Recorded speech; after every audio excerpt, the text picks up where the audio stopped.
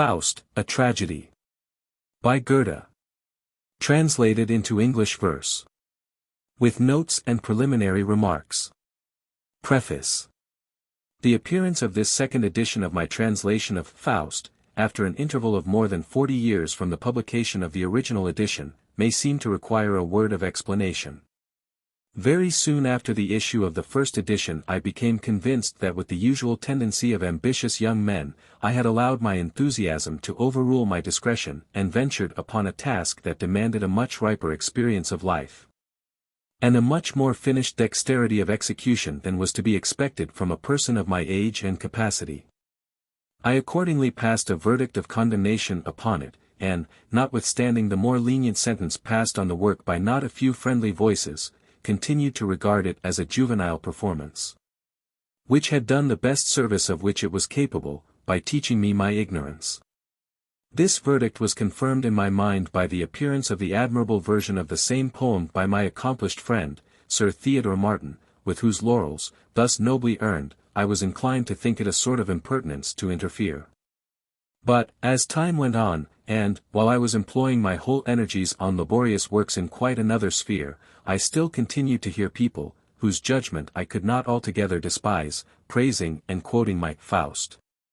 In which partial estimate they were no doubt confirmed by the approval of the late George Lewis, in his classical life of Goethe, and of the Germans generally, who, from the close intercourse I have always maintained with that people, are inclined to look on my doings in the field of their literature with a specially favorable eye.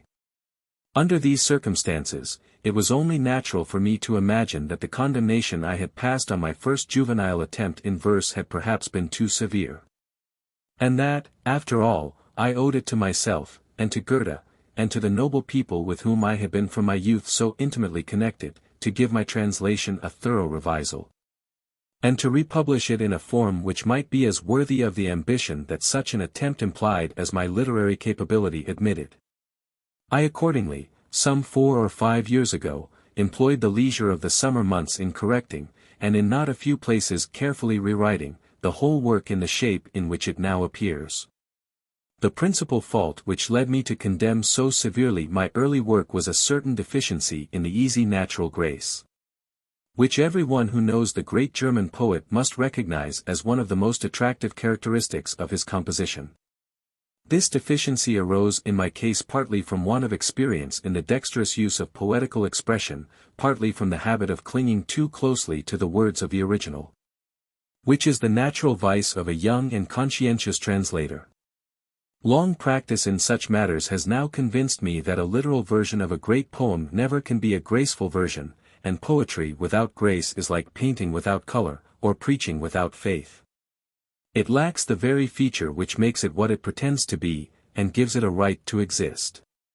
Those who wish to be minutely curious about the ipsissima verba of a great poem should read a prose translation. The mere want of the rhythmical movement never can deprive the work of its ideal character and elevating influence, and in the case of Faust this has been amply proved by the excellent translation of Mr. Hayward, which, I believe, has now reached a 12th edition. But the problem of the poetical translator is to give, not the words, but the character of the original. To transfer its spirit, its tone, its salient features, and its rhythmical attitude, into another tongue, so far as the capabilities of that other tongue render such a transference possible. This is the principle on which I have worked. It would have been easy for me to have made many passages more literal, but, in doing so, I should have sacrificed the freedom of handling, without which I am convinced that graceful ease and naturalness in rhythmical composition is impossible. There are some peculiarities in the rhythm of Faust to which it may be as well specially to call the attention of the English reader. While the fundamental meter is the octosyllabic iambic, there is a liberal use of the decasyllabic line, whenever the dignity of the subject seems to require it, and not seldom, too, I fancy, from a fine instinct which Goethe had to avert what Byron calls the fatal facility of the octosyllabic stanza. This facility the German poet counteracts also in another way, by the variety of the places to which he attaches his rhyme. The couplet being constantly varied with the quatrain, and that either in the way of the alternate lines rhyming, or the first with the fourth, and the second with the third.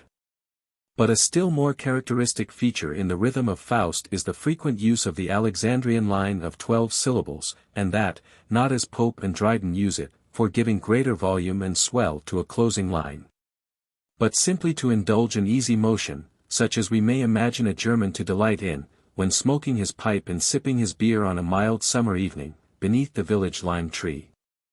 I request the English reader particularly to note this peculiarity, and generally to tune his ear to the varied flow of Goethe's easy rhythm. Otherwise he will be apt to blame the translator, who certainly is not bound to sacrifice one of the most characteristic features of his author to propitiate the favor of the most ignorant, the most uncultivated, and the most lazy section of his readers. In the strictly lyrical parts of the poem it will be found that, if not with curious minuteness, certainly in general tone and effect, I have carefully followed the movement of the original. To have done otherwise, indeed, would have been difficult for me, to whom the movement of the original, in all its changes, has long been as familiar as the responses of the church service to a devout Episcopalian. Only let the reader not expect from me any attempt to give back on every occasion the trochaic rhymes or double endings, as we call them, of the original. Such an attempt will only be made by the writer who is more anxious to gain applause by performing a difficult feat, than to ensure grace by conforming to the plain genius of the language in which he writes. J. S. B. Altnacraig, Oban. October 1, 1880. Preliminary. The story of Dr. Faustus and the Devil is one of such deep human significance, and, from the Reformation downwards, of such large European reputation, that in giving some account of its origin, character, treatment, legendary and poetical, I shall seem to be only gratifying a very natural curiosity on the part of the intelligent reader. We, who live in the 19th century, in a period of the world's intellectual development, which may be called the age of spiritual doubt and skepticism, in contradistinction to the age of faith and reverence in things traditional, which was first shaken to its center by the violent shock of the Reformation, can have little sympathy with the opinions as to spiritual beings, demoniacal agency, magic, and theosophy, that were so universally prevalent in the 16th century. We believe in the existence of angels and spirits, because the scriptures make mention of such spiritual beings, but this belief occupies a place as little prominent in our theology, as its influence is almost null in regard to actual life. In the 16th century, however, demonology and angelography were sciences of no common importance, and were, too, a fruitful root whence the occult lore of the sages, and the witch, ghost, and magic craft of the many took their rise, and spread themselves out into a tree, whose branches covered the whole earth with their shadow. From the earliest Christian fathers, to the last lingering theosophists of the 17th century, we can trace a regular and unshaken system of belief in the existence of infinite demons and angels in immediate connection with this lower world, with whom it was not only possible, but a very frequent occurrence, for men to have familiar intercourse. Psellus, the prince of philosophers, does not disdain to enter into a detailed account of the nature and influence of demons, and seems to give full faith to the very rankest old wives' fables of demons incubi et succubi, afterwards so well known in the trials for witchcraft which disgraced the history of criminal law not more than 2 centuries ago. Giordano Bruno, the poet, the philosopher, and free-thinker of his day, to whom the traditionary doctrines of the Church were as chaff before the wind, was by no means free from the belief in magic, the fixed idea of the age in which he lived. "Oh, quanta virtus," says he, in all the ebullition of his vivid fancy, "O quanta virtus est intersectionibus circulorum quam sensibus hominum occulta. Cum caput draconis in Sagittario extiverit, diacidio lapide posito in aqua, naturaliter. Spiritus ad dandum responsa venient." The comprehensive mind of Cornelius Agrippa, the companion of kings and of princes, soon sprung beyond the Kabbalistical and Platonical traditions of his youth. But not less is his famous book, De Philosophia Occulta, a good specimen of the intellectual character of the age in which he lived. The noted work, De Vanitate Scientiarum, is a child of Agrippa, not of the 16th century. The names of Cardan, Campanella, Reuchlin, Trithemium, Pomponius, Dardy, Mirangela, and many others, might be added as characteristic children of the same spirit-stirring era. All more or less uniting a strange belief in the most baseless superstitions, with deep profundity of thought, and comprehensive grasp of erudition. To understand fully the state of belief in which the intellect of the 16th century stood in regard to magic, astrology, theosophy, etc., it will be necessary to cast an eye back to the early history of Christianity in philosophy. There can, in the first place, be no doubt that the genius of the Christian religion is completely adverse to that exaggerated and superstitious belief in the power of the devil and evil spirits, which was so prevalent in the first ages of the Church, and increased to such a fearful extent in the Middle Ages. The Jewish religion, too, was founded on the great and fundamental doctrine that there is but one God, as opposed to the Hindu and Persian notion of conflicting divinities, so universally spread over the East. And all the wild waste of doctrines concerning demons, delta iota delta alpha sigma kappa alpha lambda alpha iota delta alpha iota mu omicron nu omega nu, 1 Tim. 4. 1, with which the fertility of rabbinical invention overran the fair garden of Mosaic theology, has been very properly relegated by German divines to its true source, the Babylonish captivity. Such, however, is the proneness of human reason to all sorts of superstition, that, though the New Testament scriptures expressly declare that Jesus Christ came to annihilate the power, and destroy the works of the devil, the monotheism of primitive Christianity was, in a few centuries, magnified into a monstrous system of demonological theology, little better than Oriental dualism. The declension to this superstition was so much the more easy, as there were not wanting certain passages of Scripture, f. 2, and 6. 12, 2 Thess. 2. 9, which ignorant and bigoted priests could easily turn to their own purposes, in magnifying this fancied power of the great enemy of man. A man like Del Rio would find devils within the walls of the New Jerusalem. So wonderfully sharp is his Jesuitical nose to scent out even the slightest motion of infernal agency. The Gnostic and Manichaean heresies which infested the Church during the first 5 or 6 centuries could not be without their influence in exalting the power of the principle of evil. But writers of a far more philosophical character and more sober tone than those Oriental heresiarchs cannot be exempted from the charge of having contributed fairly to the same result. Of those fathers of the Church who did not, like Arnobius and Lactantius, exclaim against all philosophy, as opposed to the simplicity of the gospel, the greater number belonged to the Alexandrian school of Neoplatonists, who, with all their sublime idealism, are known to have cherished, with a peculiar fondness, some of the most childish and superstitious notions to which philosophic mysticism has given birth. No lover of piety and virtue springing from a high and soul-ennobling philosophy, but must love and reverence the memory of such names as Proclus, Plotinus, and Jamblichus. It cannot, however, be denied that the overstrained ideas of these pure spirits went a great way to promote the growth of the prevalent superstitions with regard to theurgy and magic. The life of Plotinus seems, from the account given by Porphyry, to have been considered by himself and his admirers as an uninterrupted intercourse with spiritual intelligences, yea, with the one original spirit himself. And in the Enneads of this prince of philosophic mystics, we have already fully developed all that system of mutual sympathies and antipathies, of concords and discords, between the all-animated parts of that mighty animal the world, which so readily allowed themselves to be worked into a system of practical theurgy and magic. Jamblichus, again, was not only a mystical philosopher, who sought to arrive at union, nu omega sigma iota, with the divine being by intellectual contemplation, but a magician and theurgist, as his work on the Egyptian mysteries, and the many legends told of him by his biographers, sufficiently prove. I have been thus particular in holding forth the decidedly magical and theurgic character of the Alexandrian school of Platonists, in the 2nd and 3rd centuries, as it is easy to perceive that the revival of the Platonic, or rather Neoplatonic philosophy, on occasion of the restoration of learning in the 14th and 15th centuries, had a principal share in the formation of the theosophic and magical views of the 16th century, which it is my intention here to characterize.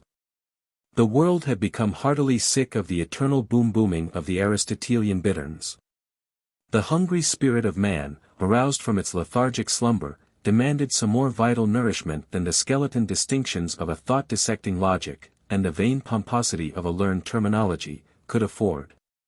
And when such men as Dante, Petrarch, and Boccaccio had taught the world to prefer the fullness of poetical life to the nakedness of scholastic speculation, no wonder that Plato, Plotinus, and Proclus, when brought into the West by the learned fugitives of Constantinople, should have received a hearty welcome, and exercised a deep-spread influence over the philosophy of the succeeding centuries. Gemistus Pletho, Bessarion, and Marsilius Ficinus, are well known as the three principal restorers of the Platonic philosophy in the 15th century, but it deserves especially to be remarked that these men were far from being pure worshippers of their great master, but mixed it up with the theurgic dreamings of Jamblichus and Porphyry, nay, even went as far back as Pythagoras and Hermes Trismegistus, and held the simple Platonic doctrines as of comparatively little consequence, unless taken in connection with the mighty system which, out of such strange materials, had been built up by the Neoplatonists.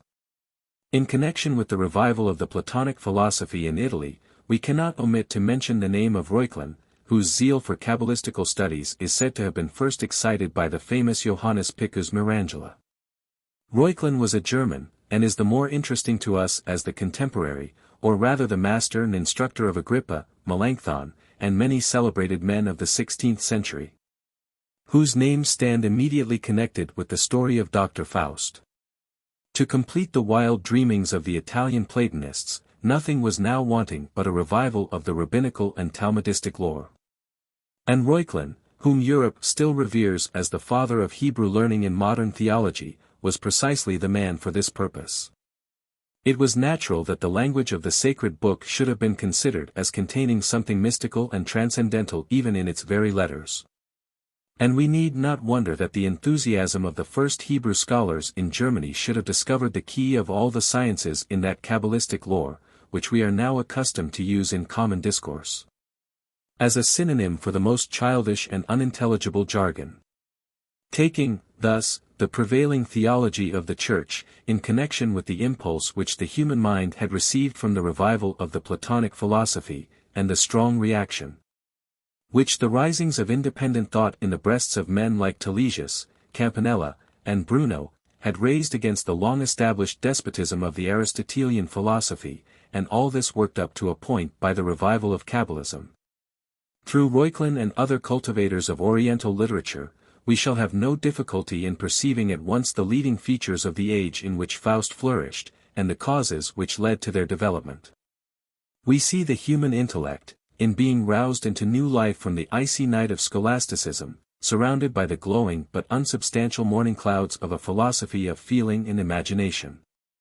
Sufficiently occupied with gazing, childlike, on the hovering shapes that teemed so richly from its new awakened being, it had no time, no wish, to enter upon the severe task of conscious manhood, that of criticizing its own powers, and defining with cautious precision, what the mind of man can know, and what it cannot know, and was thus destined, for a short season, to flounder through the misty regions of theosophy and magic, till it should learn, from experience, to find at once its starting point and its goal, in the exhaustless fullness of actual nature.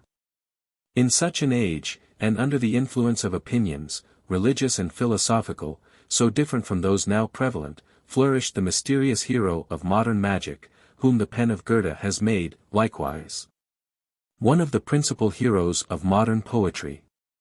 That a good deal of obscurity should have gathered around such a character, that the love of the marvelous should have united with the ignorance of the age, in magnifying juggling tricks into miracles of magic, and clouding with a poetical mistiness that which was clear and definite, is not to be wondered at. But that such a character actually existed, the tradition perpetuated from age to age on its native soil, and found, with little variation, scattered over almost every country, and clothed in almost every language of Europe, is of itself sufficient evidence. Popular legends seldom spring, like the antediluvian and prelapsarian traditions of the Talmudists, or the genealogies of old Celtic families, from mere airy nothingness. And, however contradictory and inconsistent their integrant parts may appear, they have all formed themselves around a nucleus of substantial reality. Nevertheless, as there is nothing so absurd which has not been asserted by some one of the philosophers, so there have not been wanting men of learning and investigation, who have seriously set themselves to the task of proving away the personality of the renowned Dr. Faust. But to detect a few chronological inaccuracies in the common popular legend, and to hold out to merited contempt the silliness, and even the impossibility of many things contained in it, may afford an opportunity for the display of a pedantic erudition, but can give no ground for the sweeping conclusion that the person, of whom these stories are told, did actually never exist. The monks were clever fellows, but, with all their ability, they would have found it difficult to invent such a story as Faust, so generally believed, out of mere nothing. The skeptics themselves are sensible of this. And, accordingly, the chief of them, while he denies the personality of Faust the magician, endeavors to give a probable reason for the prevalence of the story, by throwing the whole burden upon the back of Faust the printer, father-in-law of Peter Schoeffer, and fellow-workers both of Gutenberg, the famous trio, among whom the honor of the invention of printing is divided. The envy of the monks, acting on the ignorance of the age, here comes most opportunely into play, to explain how the inventor of such a novel art of multiplying books should have been generally accounted a magician. There can, indeed, be little doubt that he was so accounted by many ignorant people, and as this idea is sufficiently poetical, Klingemann has taken advantage of it in his tragedy of Dr. Faust. The main objection, however, on the face of this theory, is, that all the legends of Faust agree in placing the hero of magic fully half a century later than Faust the printer, who flourished about 1440. It is true, indeed, that some of the Volksbücher, wie der Ut Supra, ascribe to the Emperor Maximilian, what is generally told of Charles V, viz. that Dr. Faust conjured up before him the apparitions of Alexander the Great and his queen. But the other tricks, which were played before Cardinal Campeggio and Pope Adrian, agree better with the age of Charles V, than with that of Maximilian. It is quite possible, however, that Faust may have exhibited his magical skill before both these emperors, whose reigns occupied the space from 1492 to 1558, Maximilian dying in 1519. For even the date of Maximilian will never bring us back to the era when Faust the printer was in his glory. The personality of Faust, however, is not left to rest upon the mere traditionary evidence of the vulgar legend. The diligence of German antiquaries, even before Goethe's Faust gave importance to the theme, had collected many trustworthy historical testimonies in confirmation of the common belief. Dur's letter on this subject is dated 1676. And, not 7 years afterwards, appeared Newman's historical disquisition de Fausto Prestigiator. This essay I have not seen at full length, but from the epitome given of it by Haber, Bibliotheca Magica, Volume 2. p. 706, I fear that there may be but too much cause for the remark of human, that it smacks too much of the young graduate. It was certainly a very pious motive that induced Newman, a student of Wittenberg, to attempt removing from his alma mater the shame of having given birth, or even education, to such a notorious character as Dr. Faust. But truth often forces us to admit what fondest prejudice would fain deny. The next critical essay on Faust, is that of Human, just quoted, in Haber's Library of Magic, and it contains the most important of these historical testimonies to the truth of the Faustish legend, which have since been so comprehensively exhibited in one work by Dr. Stieglitz. As all the traditions agree in representing Faust as having studied at Wittenberg, and there, too, exhibited a number of magical tricks to his good friends the students, it was natural to suspect that Luther or Melanchthon should, somewhere or other, make mention of such a notorious character. And, accordingly, Stieglitz follows Horst, Zauberbibliothek, 6. 87, in asserting that Melanchthon actually does make mention of Dr. Faust in one of his epistles. But as neither of these writers cites the passage, or mentions in what particular part of Melanchthon's work it is to be found, I barely mention this circumstance on their authority. There is, however, very great probability that the testimony of Jonas Manlius, in his Collectanea, the principal one relied on both by Human and Stieglitz, is, in reality, to be considered as a testimony of Melanchthon. Manlius himself says of his Collectanea, labor hic noster collectus ex or d. Philippi Melanchthones alias clarissimus viris, and might, on this account, as human remarks, have fitly been named Melanchthoniana, or Melanchthon's table talk. But be this as it may, Manlius' testimony is most decided, and runs as follows: I was acquainted with a certain person, called Faust of Kundling, a small town in Württemberg. He was a Cracovian scholasticus, and read lectures on magic in the university there. He was a great rambler, vagabator passum, and possessed many secrets. At Venice, wishing to amuse the populace, he boasted that he would fly up to heaven. The devil accordingly wafted him up a certain height, but dashed him down again in such a plight, that he lay half dead on the ground. A few years ago, the same John Faust, on the last day of his life, was found sitting in the common inn of a certain village in the Duchy of Wittenberg. He was, indeed, a most vile blackguard, turpissimus nebulo, of a most filthy life, so much so, indeed, that he once and again almost lost his life on account of his excesses. The landlord of the inn asked him why he sat there so sad, contrary to his wont. "Be not terrified if you shall hear anything on this night," was his short answer. And at midnight the house was shaken. Next morning, near midday, as Faust did not make his appearance, the landlord entered into his chamber, and found him lying beside his bed, with his face on the ground, having been so slain by the devil. When he was yet alive, he was accompanied by a dog, which was the devil. This Faust the magician, a most vile beast, and a common sewer of many devils, cloaca multorum diabolorum, was also a great boaster, and pretended that all the victories of the imperial armies in Italy were gained by the help of his magic.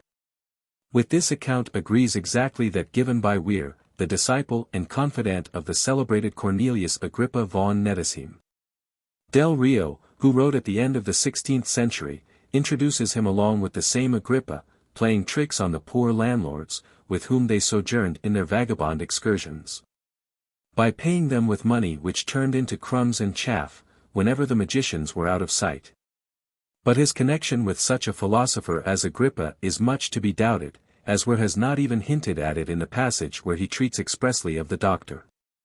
The only other contemporary writer from whom I shall quote at length, is Bigardi, whose book, Zager der Gesundheit, was published in 1539, and contains the following interesting testimony to the age and character of Faust. Which I give here from the German, as it stands in Dr. Stieglitz's essay. There is yet a celebrated character whom I would rather not have named, but since I must mention him, I will tell what I know of him in a few words. Some years ago this man passed through almost all lands, princedoms, and kingdoms, making his name known to everybody, and making great show of his skill, not in medicine only, but in chiromancy, necromancy, physiognomy, visions in crystals, and such like. And in these things he not only acquired great notoriety, but also obtained the name of a famous and experienced master. He did not conceal his name, but called himself Faust, and used to subscribe himself Philosophus Philosophorum. But of those who were cheated by him, and complained of the same to me, there is a great multitude. His promise was great like that of Thessalus in Galen's days, as also his fame like that of Theophrastus. But his deeds, as I have heard, were almost always found to be very petty and deceitful, though he was, to speak plainly, not slow at giving, and especially taking, money, as many a worthy person had cause to know. But now the matter is not to be remedied, past is past, and gone is gone. I must even leave the matter as it is, and see thou to it, that thou treat it as a good Christian ought to do. Thus far Bigardi in his honest naive language. Human cites further a long passage from Trithemium's Epistolae Familiars, describing a character altogether similar to that above described by Manlius and Bigardi. With this remarkable difference, that he is not called Dr. John Faust, as he is by Manlius, and in all the vulgar traditions, but Magister Georgius Faustus Sabellicus, Faustus Jr. I think Stieglitz has been too precipitate in concluding that difference in the name must necessarily imply a difference in the person. The vagabond wonder-workers of those days were wont to have a number of names, as the example of Paracelsus alone is sufficient to show. With regard to the denomination of Faustus Jr., this cannot certainly refer to our John Faust, with whom this George, if he was a different person, must have been contemporary. It probably relates to Faust the printer, who has also been accused of magic, or to some other Faust of the 15th century, whose fame has been now swallowed up in that of Dr. John Faust of Wittenberg. Camerarius and Gessner also make mention of Dr. Faust, but let the passages already quoted suffice to prove the historical reality of our magical hero. Joining together these historical testimonies and the popular traditions, it is not difficult to come to a pretty accurate conclusion as to the real character of Dr. Faust. He appears to have been a man of extensive learning, especially in medical and astrological, perhaps too in philological and theological, science.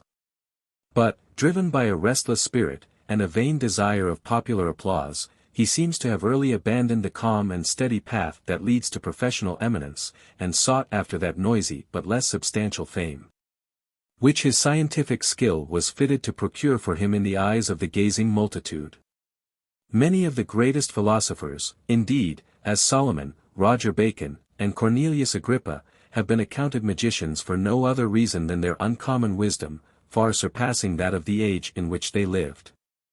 But there is too much reason to suspect that Faust's fame as a magician rests upon much more questionable grounds, and the whole account of his life and exploits leaves upon our mind the impression that he was a very clever vagabond quack, rather than a retired and contemplative philosopher.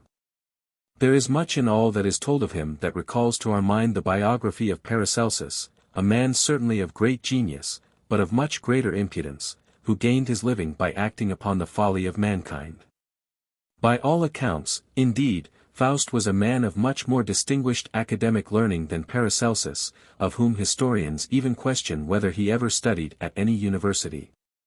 But as a vagabond, a boaster, and a wonder promiser, the one is perhaps only not superior to the other. With a little knowledge of medicine, a little classical lore, some dexterity in performing sleight-of-hand wonders, and a panoply of assurance, a clever man like Faust or Paracelsus may easily obtain a livelihood, and, what is more, an imperishable name.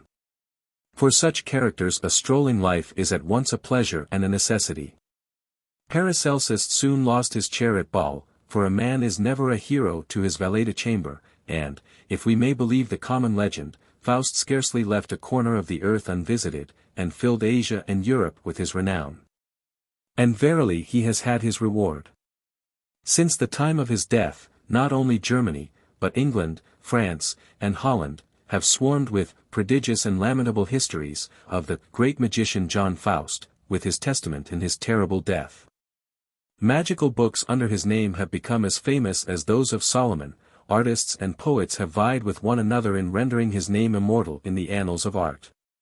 Tragedies and comedies, puppet plays and operas, ballads and novels, essays, and dissertations and commentaries, prologues and epilogues, and all the varied paraphernalia of genius and erudition, have been heaped on one another, to adorn the trophy of Dr. John Faustus, the great German quack. The wondrous exploits of Faust are endless, and it would be an endless task to recount the tithe of them.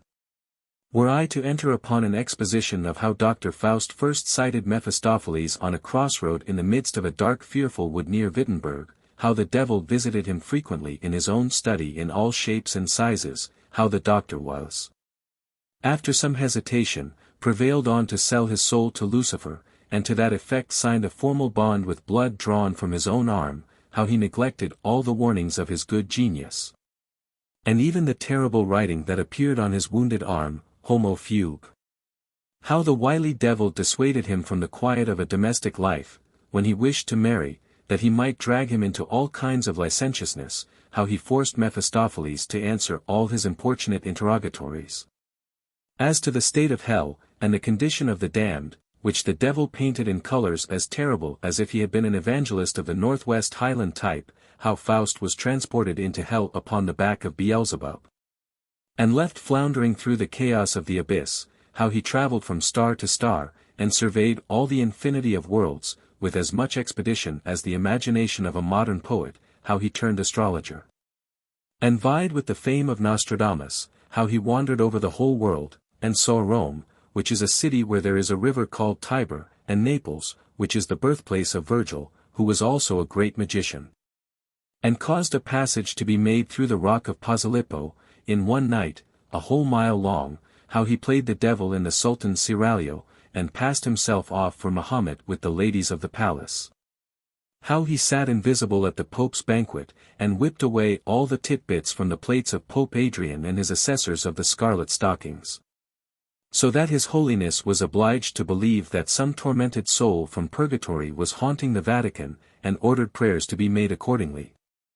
How he further showed his enmity to the Church by making secret brooches in the wine casks of the Bishop of Salzburg's cellar, and being on one occasion surprised by the butler, perched the poor wretch upon a tree, where he sprawled like a limed bird for the whole length of a frosty night. How he called up the apparition of Alexander the Great and his queen before the Emperor Charles V, who assured himself of the reality of this vision by touching the wart which history reports to have been upon the hero's neck. How in like manner he frightened the students of Erfurt by raising the ghost of Polypheme, and bewitched his good friends the students, and himself to boot, by the apparition of the beautiful Helena. How he bamboozled a boor by promising him a penny for as much hay as he could eat from his wagon, and then swallowing the whole cartload down, as easily as it had been a spoonful of sauerkraut. How he sold a fine horse for a small price to a jockey, who, delighted with the bargain, set off galloping upon this whitest of steeds, till he came to a running stream, in the middle of which, and just where the water was deepest, the animal all at once changed into a bottle of straw, and left the poor rider floundering up to the neck in the flood. How he caused horns to grow out of a certain freeborn gentleman's temples, when he was sleeping with his head out of the window, in such a manner that, when he awoke, like an ox in a stile, he could neither move backwards nor forwards. And how, finally, he at last met with the death which his shameful life merited, and was torn in pieces by the devil with such violence, that the whole house was shaken as by an earthquake.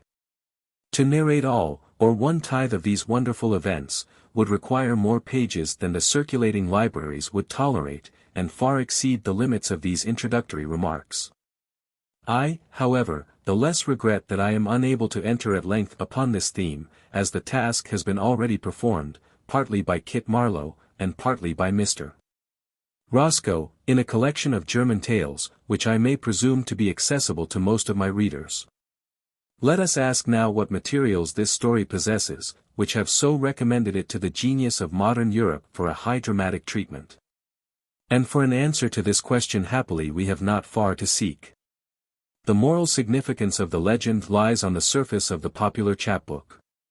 And the dramatic writer who should have omitted it altogether, would have proved himself unworthy of the noble function which he exercises. 'Tis the world-old story of the pride of knowledge, and the impatience of limitation with which that knowledge is often accompanied. Eritis sicut Deus, sciens bonum et malum.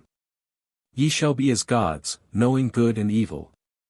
The desire to be as God, looking into the soul of things, and commanding the mystical machinery of the universe, is the rank outblossoming of an unchastened intellectual ambition, leading naturally to discontent with the common human limits of the knowable, and to a morbid intermeddling with supernatural powers and forces, in order to lift the lofty speculator out of the vulgar sphere of confined humanity. This kicking against the bars of finite knowledge is of course rebellion against the constitution of things, disownment of the divine authority which imposed these limitations, and alliance with the evil spirit, whom popular belief acknowledges as the incarnation of that spirit of impatience, pride, and presumption, out of which this rebellion springs. Here we have the real motive which gives moral dignity and human interest to the legend of Faust. The compact of the Wittenberg doctor with Mephistopheles is only a striking instance of what is constantly taking place in the thinking world before us, especially in these days of curious microscopic prying into the seeds of things, and pretentious parading of all sorts of dogmatic and negative philosophies, ambitiously engaged in the insane attempt to explain the existence of a reasonable world, independent of a reasonable cause. Knowledge puffeth up, but charity edifieth. It is the greed of knowledge, where knowledge is not possible, and the lack of love and reverence, the indispensable conditions of moral sanity, that in ages of dreamy speculation lead to the practice of magic and necromancy, and in days of nice scientific measurement, to a hollow and heartless atheism, clothing itself in the philosopher's mantle and accepted as wisdom by the unthinking. This aspect of the Faust legend, accordingly, did not escape the notice of Marlowe, who has set it forth prominently, if not profoundly, in the opening scene of his drama. A scene which bears, indeed, a striking likeness to the opening scene in Goethe's poem, in the fashion that a rough-hewn Highland hut is the same sort of thing as a neat English cottage, only in a more rude and unscientific style. A secondary element contained in the Faust legend arises out of the reaction which, in certain natures, is apt to plunge disappointed intellectual ambition into a course of sensual indulgence. The key to the invisible world being denied us, let us make what we can of the visible. If we cannot be as gods in our knowledge, at least let us be men in our enjoyments, as largely and as deeply as to our sensuous nature is allowed. And, to attain this, let us overlook all bounds of vulgar morality and petty propriety, for to acknowledge these would be only to substitute one kind of cribbing limitation for another. And limitation of any kind is what the proud heart of the intellectually ambitious will not accept. But, to scorn all limit and regulation in the exercise of our social instincts is to practice systematic selfishness. In other words, to call in the aid of the author of evil, to enable us to gratify our sensual passions in the grandest style. Which of course leads in the end to the ruin of all parties concerned, and of some who are only accidentally connected with the direct offender. This is the tragedy of Faust, as handled by the great German poet, and handled in a style which bids fair to keep it prominently in the general European eye, as long as Dante's Divine Comedy and Shakespeare's Hamlet. But there is another element in the popular legend which both Marlowe and Goethe have used, and which stands to the moral kernel of the story, pretty much as the witch atmosphere in which Macbeth moves to Macbeth's personal career. Faust is a magician, as well as a thinker, and his alliance with the powers of evil implied not merely that all sources of sensual gratification should be placed at his disposal, but specially that a power over nature should be granted him, in virtue of which, by asserting his superiority over the vulgar conditions of space and time, by which humanity is bound, his vanity might be flattered, and his person raised to a platform of public estimation with which neither Pope, nor Kaiser, nor any earthly dignity might contend. Faust, therefore, must appear as an exhibitor of magical tricks. And, as this is the vulgar and shallow element of the legend, it naturally plays the principal part both in the common chapbook, and in the dramatic adaptation of Marlowe, whose handling of the legend altogether is commonplace, and, except in some of the lighter parts of sharp repartee, certainly not worthy of his reputation as one of the heralds of Shakespeare in the early history of the great English drama. Goethe, on the other hand, has wisely given these juggling tricks a very subordinate place in his treatment of the legend, the scene in Auerbach's cellar being, I think, the only thing of the kind directly taken from the chapbook. And brought in also with great wisdom, in order to make it plain that Faust, with all his strongly sensual tendencies, was essentially an intellectual creature, who could not be seduced even by the devil into any sympathetic fellowship with the pot companions of a public beer cellar. He felt, however, strongly, at the same time, that, as in the case of Macbeth, with which he was well acquainted, some wild and grotesque atmosphere was necessary for the magic doctor to figure in when he was not occupied directly with his love adventure. So he followed our great dramatist in making the witch's cauldron as necessary to his hero's passion as it was to Macbeth's ambition. And along with this thoroughly medieval and altogether appropriate adjunct of the witch's kitchen, he contrived to bring in afterwards the wild and weird traditions of a supernatural character which attached to the famous Brocken Mountain, the central and topmost elevation of the great ridge of the Harz in northern Germany, thus rooting his poem locally in the fatherland as firmly as Walter Scott did for us in Scotland when he made the soft beauties of Tweedside, and the picturesque grandeur of the Perthshire Highlands inseparably associated with the creations of his poetic fancy. And this brings me to a fourth element in the legend with which Marlowe did not require to concern himself particularly, but which, from a great poet of Goethe's character and with Goethe's position, could not receive a perfunctory treatment. If the native home of the whole legend is in all its parts essentially German, most especially German is its connection with Wittenberg, and through it with the German university system. Not only the general speculative tendency so characteristic of our transrhenane brethren, but the special academic and scholastic hue of their learning, is vividly portrayed in this national drama. Not more native to the Cumberland Meres is Wordsworth, and to the banks of Doon is Robert Burns, than Goethe's Faust is to Göttingen, Leipzig, and Bonn. A university in Germany is socially a more powerful thing, though architecturally and aristocratically by no means so magnificent a thing as Oxford in England. The German professors are the great representatives and leaders of the national mind in all departments of thought. This is the case only to a certain limited extent in our country. The academical element, therefore, must assert a prominent place in a truly German national poem. And so it is here. The learned doctor who sells his soul to the devil was a professor, a man of books certainly, and a trainer of youth. And some of the most suggestive scenes in the poem are those in which the contrast between mere academical learning with the wisdom of deeper thought and the living experience of life is hit off with a few rapid but telling strokes. I have no desire to preoccupy the judgment of the English reader by any detailed criticism of the merits and defects of Faust as a dramatic poem. As a tale of human interest it will always be largely appreciated, even beyond the circle of strictly poetical readers. And readers of a more specially cultivated taste will not allow any small faults that might readily be pointed out, whether in the structure of the poem or in the treatment of the characters, to interfere with their enjoyment of so rare a combination of profound thought, wise observation, and deep pathos, as this famous production exhibits.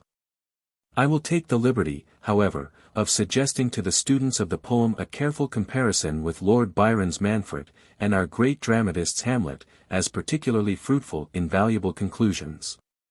All Byron's characters, as the offspring of pride and unchastened ambition, are in a certain sense Faust's, but Manfred in a particular degree.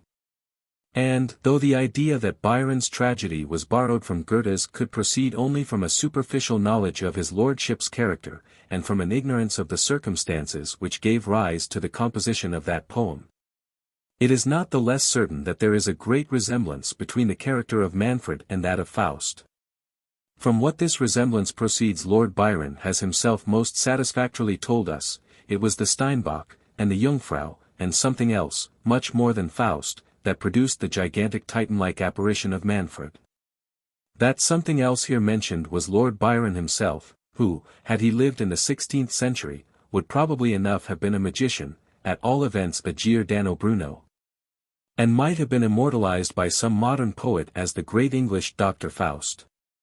How, then, does Manfred stand as compared with Faust? Exactly in the same way, we must assume, as Byron stands when contrasted with Goethe. Byron is more sublime, Goethe more human.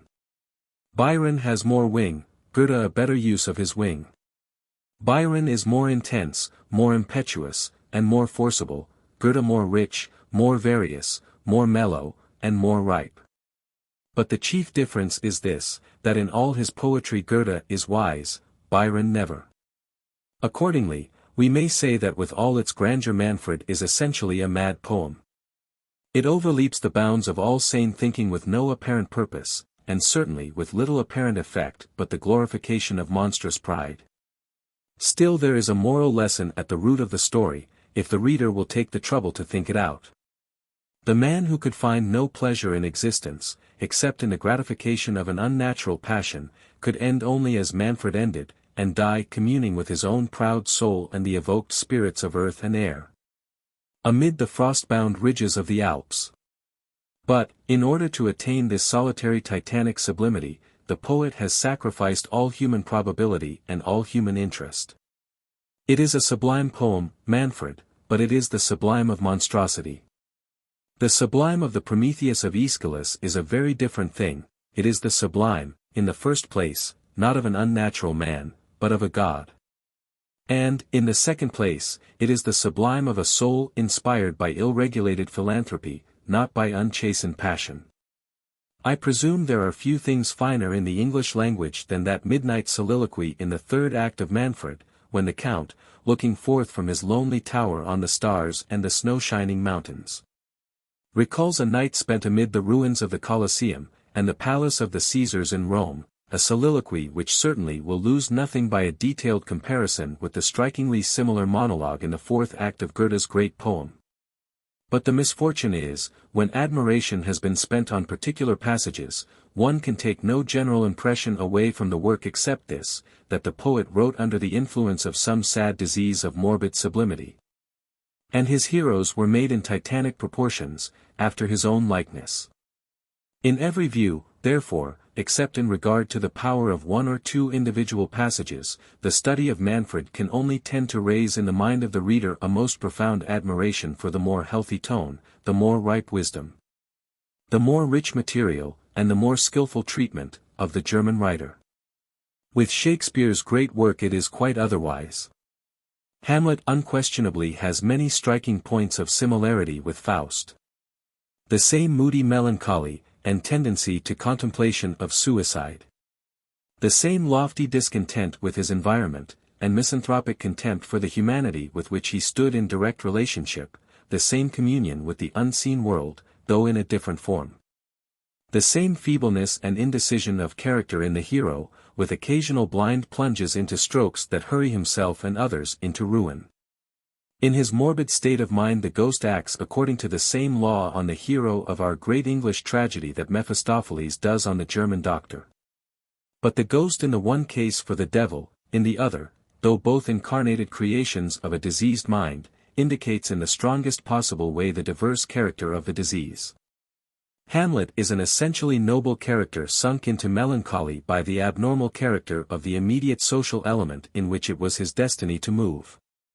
The moody contemplation of the social wrongs which were rife round about him generated the idea of revenge, or taking the moral law into his own hand, and of this rash idea of revenge the ghost is dramatically the voice and the spur. But, though plunging himself and his environment into misery by following out his bloody suggestions, Hamlet never forfeits our respect. He is never selfish, and suffers more from excessive sensibility to the sins of others than from any faults that may be placed fairly at his own door. Otherwise with Faust, he is at bottom a compound of a sentimentalist and a sensualist. And, though the metaphysical perplexities in which at the outset of his career he is found entangled, excite in the reader some emotion of pity, yet the feebleness and irresolution of his conduct afterwards, the ease with which he allows himself to be dragged by his fiendish guide through all kinds of selfish indulgence and moral meanness, cannot fail to inoculate the reader with a strong feeling of contempt. This no doubt was meant by the poet, and very properly so, as a noble character never could have fallen into the sensual trap so cunningly laid for him by the tempter. Still it is a misfortune to the piece, and imperatively demands the large compensation which it receives from the profound tragic interest with which the consummate art of the dramatist has contrived to invest the closing scenes with poor Margaret.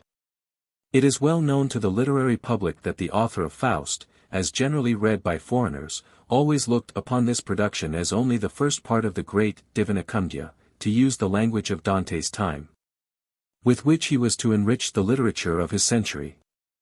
The incomplete character of the first part, indeed, is distinctly indicated in the introductory scene called the Prologue to Heaven, which contains the following lines. Though now he serve me stumblingly, the hour is nigh, when I shall lead him into light. When the tree buds, the gardener knows that flower, and fruit will make the coming season bright. To a Divine Comedy, indeed, in the large style, which should contain a vindication of the ways of God to man, a second part of Faust was as necessary as Dante's Paradiso was to his Inferno, or the Prometheus Unbound of Aeschylus to the Prometheus Bound, or the last 4 chapters of the Book of Job to the rest of the poem. And when Goethe wrote this prologue in Heaven, a piece by no means necessary to Faust as an acting play, it is impossible to imagine that he had not then distinctly purposed and dimly planned the singular poem now known as the second part of Faust. For the sake, therefore, of those readers of the great German tragedy, within the scope of whose vision the second part of Faust is, for various reasons, never likely to come, I will set down here a somewhat detailed panoramic view of that remarkable production. A few remarks, then, will enable any person of common intelligence to understand the exact relation which exists between the two works. The first act opens with a pleasing landscape scene, in the midst of which Faust is discovered reclining upon a flowery turf, weary, restless, and seeking repose. The hour is twilight, and round the weary one Ariel and other quaint and pleasant spirits are hovering in airy circles, entertaining his fancy with lovely shows, and lulling him with sweet sounds. Quite a piece of nature's most voluptuous and luxuriant beauty, such as Goethe's soul delighted to bathe in. As the spirits continue their song, accompanying the watches of the night, the dawn approaches to the ear of mortal men calmly and gently, but to the sense of spirits. The march of the hours is heard as a storm, the gigantic rock gates of the east creak fearfully. Phoebus rolls his chariot wheels in thunder, and eye and ear are startled at the strong coming of the day.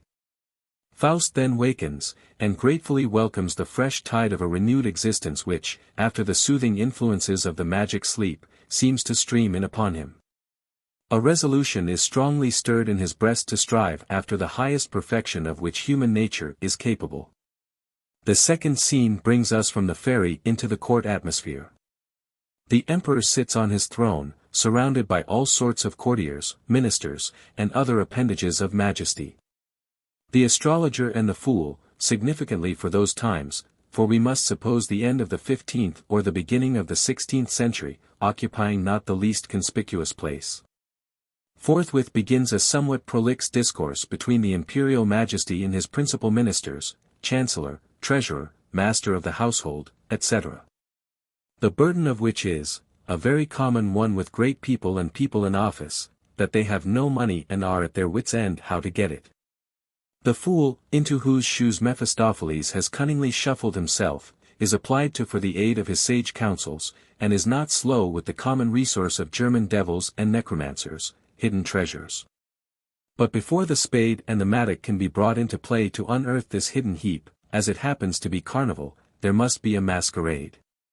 The emperor, too, has just come from Rome, whither he had gone, according to the laudable old custom of the Heinrichs and Ottos and Friedrichs, to get himself dubbed Holy Roman Emperor, and with his crown on his head. He has brought also the fool's cap. Scene third, accordingly, exhibits a rich show of foolery and masquerading of all sorts. Flower girls and gardeners, mothers and daughters, fishers, fowlers, and foresters, pulcinellos, parasites, and drunkards, poets and critics. The three Graces, Aglaia, Hegemone, and Euphrosyne, the three Fates, Atropos, Clotho, and Lachesis, the three Furies, Alecto, Magira, and Tisiphone. Fear, Hope, and Providence leading in victory, who stands on the top parapet of a tower, all this moves in motley operatic splendor before the eyes of the spectator. And the various personages, as they pass, festoon themselves, so to speak, with short speeches and moral reflections in the style of the masques of our old English dramatists, points prettily enough curled and frizzled, and agreeable enough, doubtless, to hear with music in an opera, but rather wearisome to read in a long sequence as part of a written play. Then, that Dr. Faust may have something to do in his own peculiar province of magic, for the command of which, as we know, he has sold his soul to the devil, we have a grand chariot brought upon the stage by 4 horses. And in this chariot are 2 allegorical personages, the charioteer boy, Nebenlenker, that is to say, poetry or intellectual wealth, and Plutus, the god of material wealth, a character fitly sustained by Dr. Faust himself. These 2 scatter their riches profusely among the mob of maskers, poetry pearls and spangles, which turn into moths and beetles as soon as snatched, Plutus golden guineas and silver pennies. But they are red hot, and burn the fingers of the appropriators. A general row takes place, which, however, is only the overture to a greater one, with which the masquerade concludes. Preceded and surrounded by dancing groups of fauns and satyrs, giants, nymphs, and gnomes, the emperor appears in the character of the great Pan, the all of the world, Painu. Plutus, i.e. Faustus, is now ready to close the scene with a fire trick, like to that which, on the first start of his magical career, he played off upon Brander, Siebel, Frosch, and the other worthies of Auerbach cellar. The little dwarfish gnomes take the mighty Pan by the hand and lead him to a hole in the rock, whence a fountain of fire wells out with many a freakish spurt of subterranean flame. This the universal delta alpha mu omega nu, or mighty Pan, beholds with infinite satisfaction, but lo! As he bends forward to contemplate such miracle more near, his beard unglues itself and catches fire.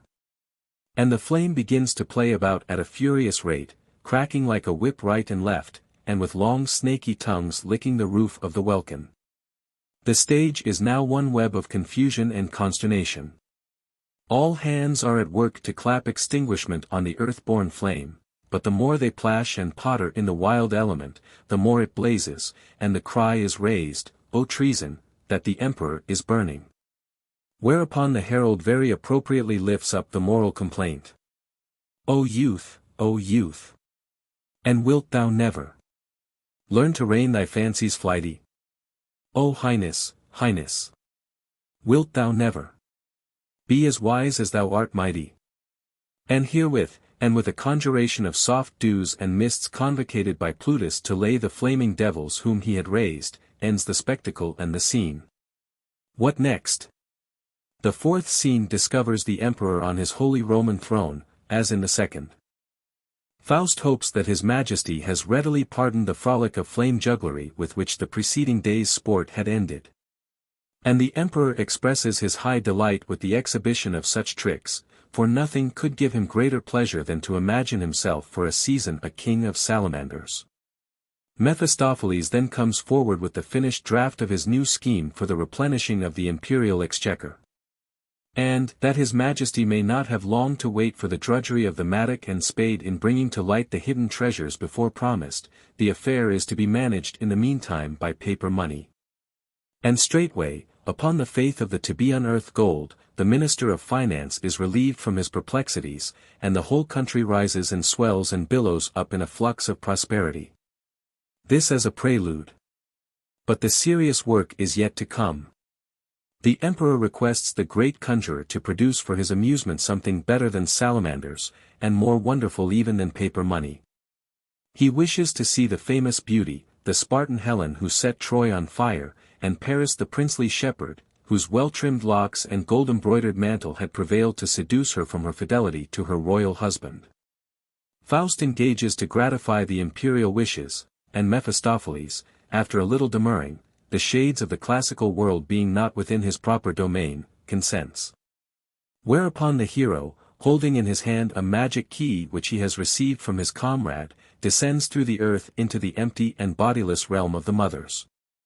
And, having abstracted from their presence a mystical tripod, ascends into the upper air, and appears before the imperial court, where, habited as a priest, he instantly invokes the shade of the famous pair, to whom Aphrodite has been so lavish of her gifts. They forthwith appear, and, environed by music and mist, exhibit their classical charms, and repeat their storied loves to the modern eye. The exhibition, of course, after the first surprise is over, produces different effects on the spectators, according to their different tastes. The court critics, like other brethren of the same carping fraternity, must have something to object, even to the Queen of Beauties. But Faust is fascinated, and, at the first glance, falls violently in love with the phantom which himself had raised. As before the vanishing form which he had seen in the magic mirror, when in the witch's kitchen, so here again he stands transfixed with wonder, gazes in ecstasy, glows with passion, and, losing all sense of propriety, raves in jealous indignation at Paris, for venturing to handle too familiarly the object of his adoration. He then rushes insanely to seize the bodiless form, but no sooner has fleshly touch troubled the spiritual essence than an explosion follows. The doctor falls down in a swoon, the fair apparitions vanish. And Mephistopheles, taking the hero on his back, leaves the scene of the luckless conjuration amid darkness and confusion. Thus ends the first act. The second act displays the old Gothic, high-vaulted, narrow chamber which we remember to have seen in the first scene of the first act of this strange drama. This chamber formerly belonged to Dr. Faust.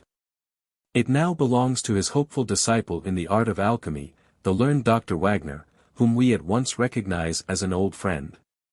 To refresh old memories further, the same young student is introduced, to whom Mephistopheles, masked in academical cap and gown, had given such admirable instructions on his first entrance to college life.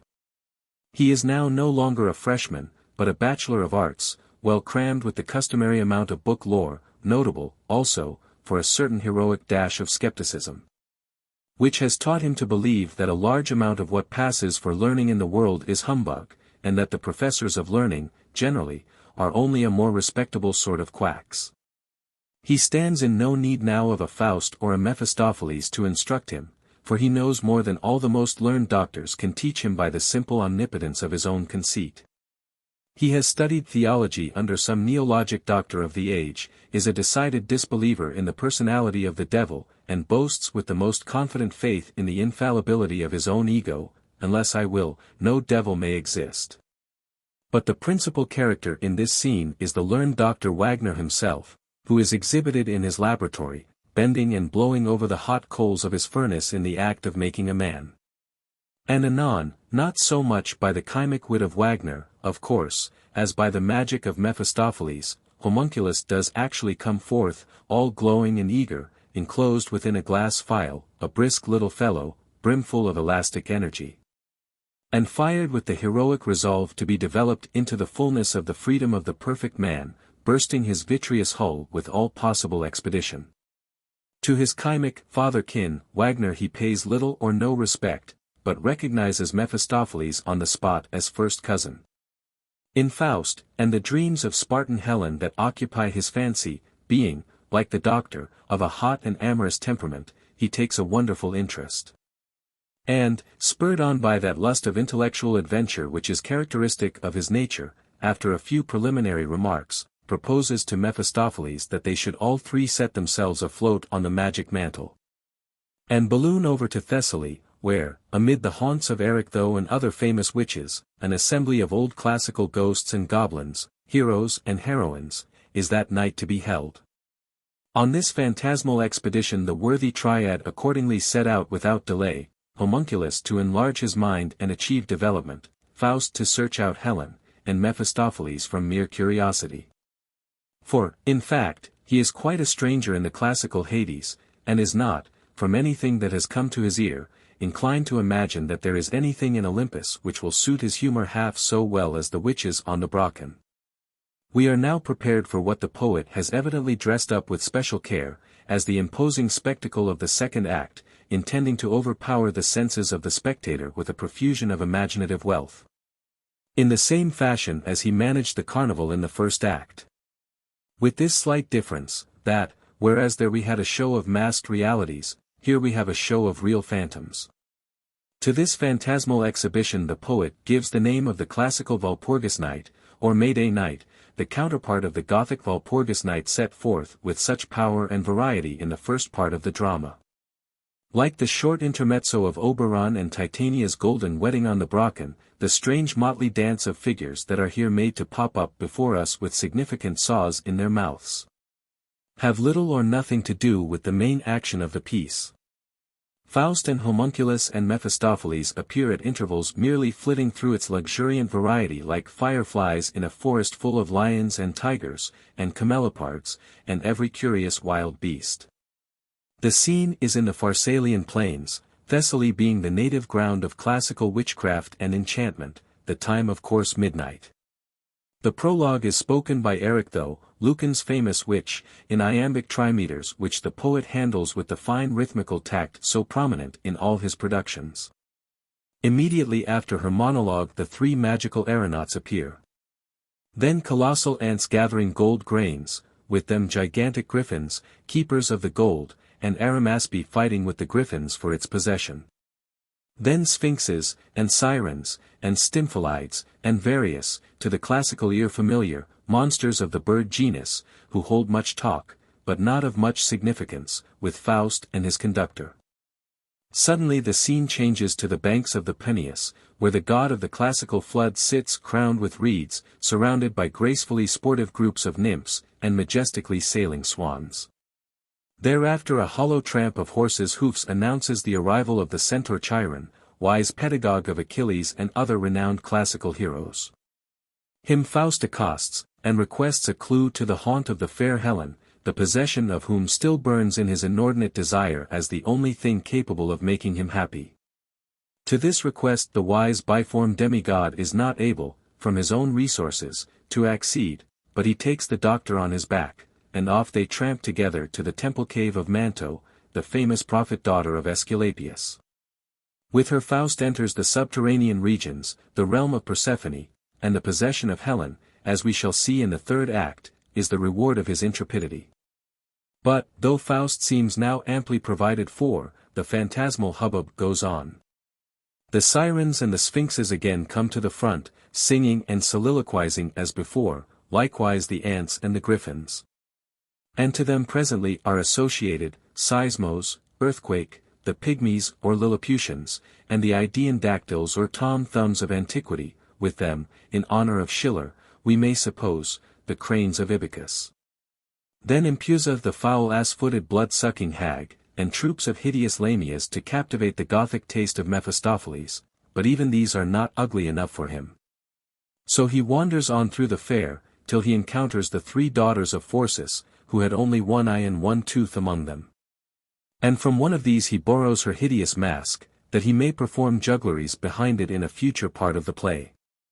Meanwhile Homunculus, in prosecution of his eager desire to be developed, has hunted out 2 philosophers, Anaxagoras and Thales. And under the guidance of the latter, he proceeds through the peopled air to the adjacent bays of the Aegean Sea, where the marine gods and demigods are holding their revels. To this water festival the scene finally changes. And forthwith a new swarm of vocal apparitions begins to buzz around us. Among whom, besides the sirens, whom we had before, Nereus and Proteus, the Telchians of Rhodes, the Cabri of Samothrace, with troops of shell-blowing Tritons, and Nereids riding on dolphins and hippocamps, are the most remarkable. With these fair apparitions, and the pleasant aquatic sports in which they are engaged, Homunculus, under the appropriate teaching of Thales, the water philosopher, seems vastly delighted. And mounting on the dolphin back of Proteus, careers about from creek to creek, seeking anxiously for a just occasion of being fully developed. This desired consummation, accordingly, happens sooner perhaps than the little man had fancied, and in an unexpected fashion. For, as he bounds along from wave to wave gallantly, on the back of the multiform sea-god, the lovely Galatea, the fairest of the daughters of Doris, suddenly presents herself to his view, all radiant with marine beauty, like a sea Venus, drawn in a shell car. To stand unmoved at such a spectacle was not possible, as we may remember, even to ponderous Polypheme in the Ovidian ballad, much less to a nimble and highly excitable homunculus. A commotion is immediately observed in the waters close to Galatea's car, the silver foam becomes red and glowing, the spark of homunculus dilates itself into a blaze, a breaking of glass and a plashing of water is heard. And a bright illumination spreads itself widely over the festal waves. Hereupon breaks in full and symphonious the song of the sirens. Hail to ocean, silver plashing. Hail to fire around it flashing. Hail to pure air's breezy pinions. Hail to deep earth's dark dominions. Blithely to the elements four. Festal notes symphonious pour. And with this erotic explosion the classical Walpurgis night ends, and the third act of the drama commences. This third act is entirely made up of another fanciful piece, exhibiting the phantasmal loves of Faust and Helen. The famous Lacedaemonian beauty appears surrounded by a chorus of Trojan captive maids in the palace of Menelaus, at Sparta. Her husband, on the way back from the weary capture of Troy, is still on the broad seas, Helen having been sent before to prepare a sacrifice in honor of his expected arrival. For this sacrifice everything had been prescribed by Menelaus, only not the victim. And, while Helen is wondering with herself what might be the cause of this omission, Mephistopheles suddenly appears in the mask of one of the Phorcyides, and, giving himself out for the old housekeeper of the palace, succeeds in filling the mind of Helen with no unreasonable fears, that she is, in fact, herself the victim destined by her death to atone for the decennial toils and troubles of the Greeks before Ilium. From the imminent danger thus impending there is no safety for the fair but to throw herself under the guidance of Mephistopheles, into the arms of Faust, who, by his accustomed magical machinery, has established himself in a grand Gothic castle. Hard by, among the ridges of Taygetus. No sooner is this resolution taken, than the scene suddenly changes from a classical palace 1,000 years before Christ, to a Gothic castle 1,000 years after Christ, where, in the midst of knights and squires, courtiers, cavaliers, and other appropriate supernumeraries, marshalled plentifully around, the thaumaturgic doctor appears as a German prince of the Middle Ages, with dignity and loyal regard, coming forward to pay his homage to the paragon of classical beauty. After a few gallant speeches gracefully made and gracefully responded to, Helen, of course, surrenders at discretion. And the scene changes to a lovely Arcadian district, with wood and water, mountain and mead, richly variegating the pastoral solitude, the abode of love. What is there enacted you may guess partly, but not altogether. You may well imagine that Faust and Helen are there depicted as enjoying all the raptures that, to transcendental lovers, in such a place, naturally belong. But you will not guess that from their phantasmal embrace a son is born, and that this son, under the name of Euphorion, is neither more nor less than impersonated poetry, the same, or a similar allegorical character that we were already introduced to in the first act, under the name of the boy charioteer. Here, in this third act, he appears brisk and nimble, tricksy as a Mercury, lovely as a Cupid, precocious, impetuous, and elastic as a Chatterton. And, like a Chatterton, he will not run and leap only in the fashion of common boys, but he bounds and skips, right and left, above and below, without reason or measure. Light and agile in every motion, more like a bird than a boy, he is tempted to believe that the air, not the earth, is his proper element, and, notwithstanding the importunate warnings of his parents, essays, like Icarus, to bestride the air, and, like Icarus, falls and perishes. This mournful catastrophe the poet gladly makes use of to dissolve the spell of Helen's phantasmal existence, and to put a finale on the unsubstantial classical courtship of Dr. Faust. The mother precipitates herself after the son, a second time to find her home in the dim halls of Proserpine. And the hero, by the direction of Mephistopheles, seizes the dropped mantle of Helen, and, wrapping himself in it, is straightway enveloped in clouds and borne aloft through far space, even back to honest Deutschland, in quest of new adventures. The fourth act is very short, merely a stepping stone to the fifth, it would appear. In the first scene Faust is exhibited in a new character. Pleasures both real and fantastical having been exhausted, he now girds his loins to work, and that neither in the moon nor in any extraterrene sphere, but even on this sorry planet, which his high-soaring spirit had so long despised. No talk of moons. This earth for mighty deeds hath scope enough, the man who dares succeeds. I've hatched a plan of manful stout adventure, and with brave heart on bold career I enter. This is a great improvement, no doubt.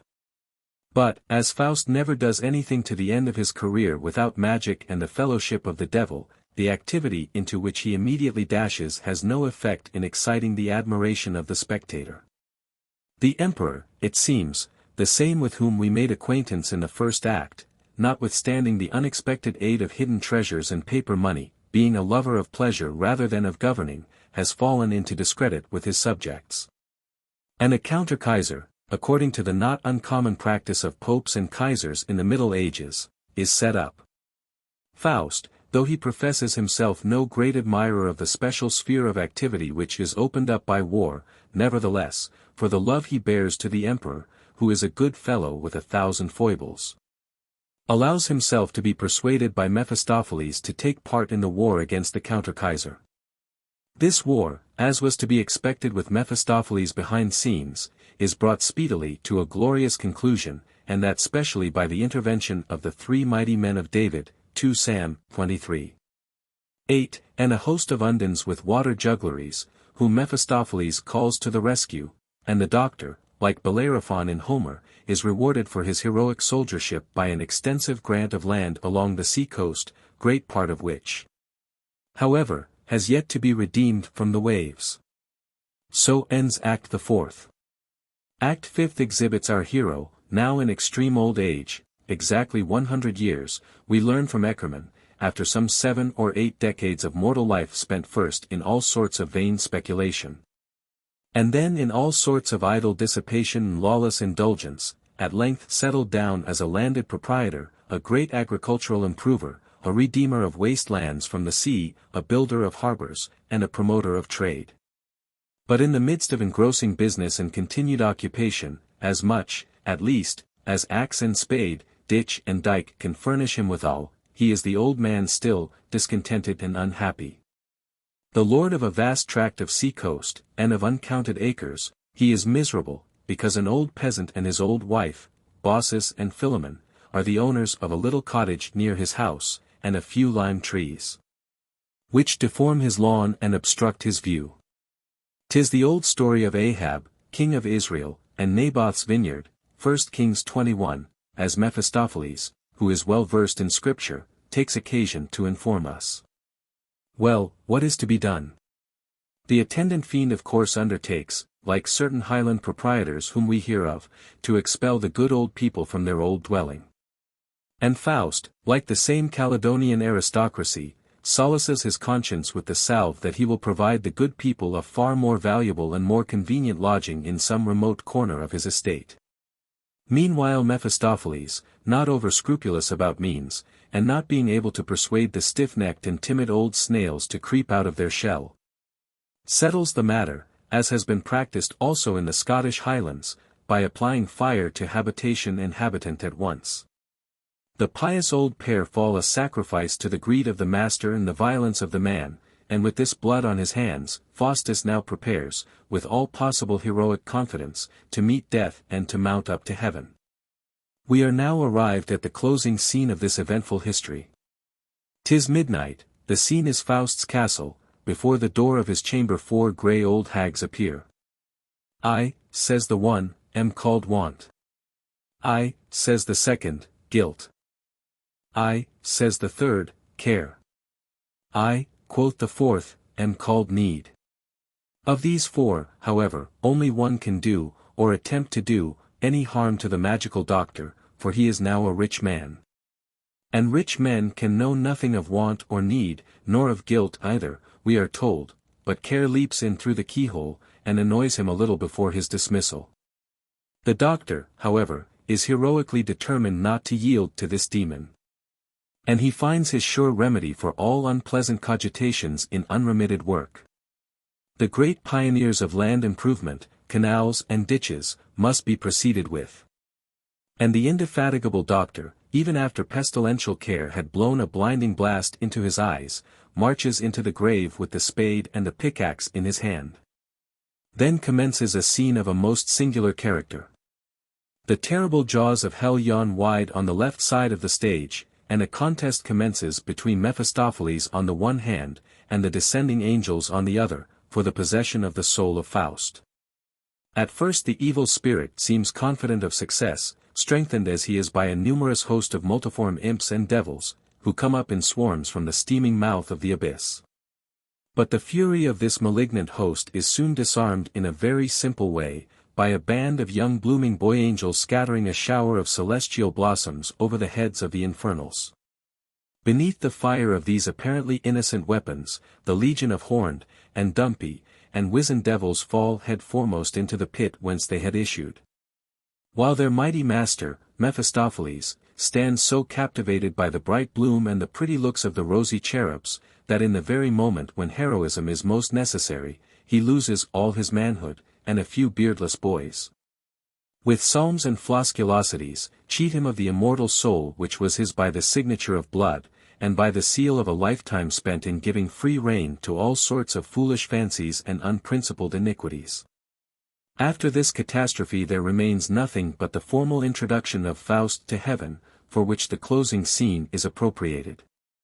The Virgin Mary, surrounded by pious anchorites and fair penitents, with fathers seraphic and ecstatic, is revealed in the heavenly glory, awaiting the arrival of redeemed souls from earth. And immediately the band of angels that had worsted Mephistopheles appear aloft in triumph, bearing the immortal part of Faust, and singing a hymn, the words of which are intended to convey the moral of the piece. A rescued spirit to the goal. we bring of earth's probation. The ever-active striving soul works out its own salvation. And when, in love and mercy strong, his God and Saviour meets him, the angel choir, to join their throng, with hearty welcome greets him. Among the throng of redeemed penitents one appears conspicuous, whose name, while she lived on earth, was Margaret. She is close by the Virgin, interceding for Faust, and ever as she mounts with the Queen of Heaven to higher stages of glory, draws the newcomer after her to share in her sempiternal blessedness. The curtain then falls, the redeemed throngs ascend, and the scene resounds with the mystical chorus. Earth and earthly things type the celestial.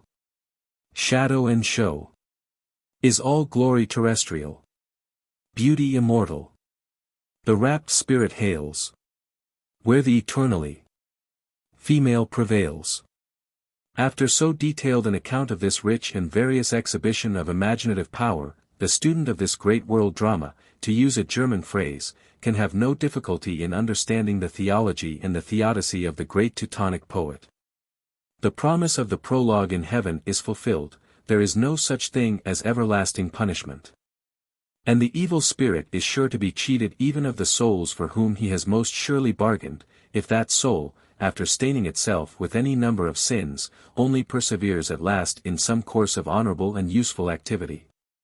This is not according to the common Protestant conception in such cases, for Protestantism, having abolished purgatory, lies under a necessity of peopling Tartarus more largely. And besides, after such a solemn compact with the evil one, and 24 years, for that is the number given in the legend, spent in unrepented indulgence of all sensualities and vanities, it was dramatically as well as theologically inconsistent to redeem such a deliberate and persistent sinner from the damnation for which he had bargained. But the hell of the medieval Catholic Church, though terrible enough in its pictorial presentation, as many an Italian cloister testifies, was more accommodating in its adaptation to the many forms of human weakness. And so, to magnify the grace of God, and make Christ all in all, after a fashion which the severe Protestant Calvinist is forced to condemn, the medieval form of the Faust legend could afford to save Faust, notwithstanding his blood-sealed transaction with the devil. And no one has a right to blame Goethe, morally and theologically, for having adopted this view of the matter. But, though the salvation of Faust, according to the feeling of orthodox medieval Christianity, is permissible, and even desirable, the manner in which, and the process by which his salvation is achieved by the German Protestant poet differs very much from the treatment it receives at the hand of the Catholic Church. In Christian theology, and in any healthy system of human ethics too, I imagine, the forgiveness of a great sinner always implies confession of guilt, and a process, sometimes painful and protracted, of repentance and amendment. But of this not a hint occurs in the second part of Faust, and so the moral instincts of man, which have been so strongly appealed to in the first part, are ignored, with a feeling of great moral dissatisfaction as the unavoidable result. So much for the ethico-theological aspect of the case. Aesthetically, and viewed as a dramatic continuation of the first part, the second part of the poem is much more at fault, and must be pronounced, with all its wealth of imaginative reproduction, and all its luxuriance of rhythmical form, a magnificent failure. If this judgment appears severe, it must be remembered that the very excellence of the first part, considered morally and dramatically, rendered a satisfactory continuation of it, even to the genius of a Goethe, both impolitic and impossible. Who would ever dream of a continuation of Hamlet? Had it pleased our great dramatic master to keep Hamlet alive amid the general catastrophe of the play, as he might lightly have done, the future fate of his hero would only have been a matter of historical curiosity. For dramatic purposes his course was finished. So with Faust. Though he remains on the stage in the pathetic closing scene, dramatically his part is played out. The "hither to me" of his fiendish companion is quite enough for the satisfaction of the moral feeling which the catastrophe has excited. All beyond this is a matter, no doubt, for metaphysical speculation and theological solution, but with which the dramatist has nothing to do. But even if there were any feeling in the breast of the spectator, causing him to look for some terrestrial continuation of the sad story which he has been witnessing. By the manner in which he has conducted this continuation, the poet has altogether cut himself off from the moral sympathy which so spontaneously flowed as a tribute to his art in the first part. The history of Faust and Margaret, notwithstanding the magical or diabolic background on which it figures, is a simple story of flesh and blood. A story which would remain equally true and equally affecting were the demon and the witches removed altogether from the scene. But now, in this second part, we are charmed by the wand of the fiendish harlequin into a region of mere fancy and phantasmagoria, into a swarming fair, so to speak, of multitudinous phantasmal figures, through the midst of which the real actors flit to and fro like a few idle civilians amid the ordered files and motley groups of some gigantic host. The primary here is buried in the secondary, the actors are lost in their environment, and the real throughout, in a most unreal fashion, confounded with the ideal. Faust, of course, and Mephistopheles, and even Wagner, peering with glittering eye through the smoke of his alchemical kitchen, are the same creatures of flesh and blood that we were made acquainted with in Part 1. Only all perhaps a little enfeebled in character, Mephistopheles a little more of the conjurer, and a little less of the devil, Faust much less of a thinker, and not a whit less of a sensualist. Wagner much less modest, and much more besotted in the disnatured studies and fanciful operations of his chemical kitchen. All this is real. But this real Faust becomes enamored of a phantom Helen. And of this monstrous embrace an ideal poetic child, incarnating, we presume, the contrary beauties of the classical and the romantic schools, is the product. Of such a strange jumble we may say truly, as Geoffrey said falsely of Wordsworth's Excursion, this will never do. Such a violation of all the principles of common sense and of good taste cannot be pardoned even to Goethe. The faults of men of genius, it has been said, are the consolation of the dunces. But whether the dunces choose to console themselves in this way or not, the fact is certain, that on the stern battlefield of public life, and no less in the flowery realms of imaginative construction, a great genius is precisely the man to make occasionally a great blunder. There may be some few great things, and some wonderful things, and not a few wise things, as who could expect otherwise from Goethe, in the second part of Faust, but it is certainly neither a great drama nor the just sequence of a great drama. I am inclined to compare it with the rich fanciful work familiar to the students of art, in the so-called loggie, or galleries of Raphael, in the Vatican. In the first part of Faust, Goethe is a great dramatist. In the second part he is an arabesque painter. It is no small matter to compose poetical arabesques, as our poet has done so luxuriantly in the classical Walpurgis Night, and other parts of this piece. And a very natural affair, too, one may remark, in the circumstances of the present composition. It is rare, perhaps impossible, in the history of literary manifestation, that a poet should commence a great poem in the fervor of youth, continue it through the firmness of middle life, and finish it in the serenity of an advanced old age.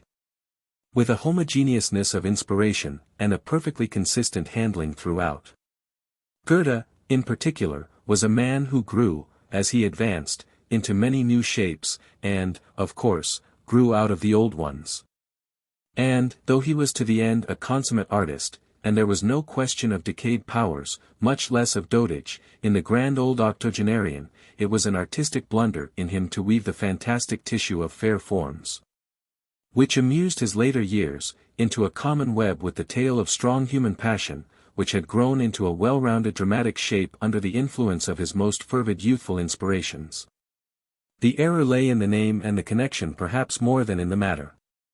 A classical Walpurgis Night, or a love adventure with a resuscitated Helen of Troy, might have formed a very pleasing exhibition as a masque or show for an academical celebration, as at Oxford, for instance, in commemoration season, while, as a second part of Faust, it falls flat.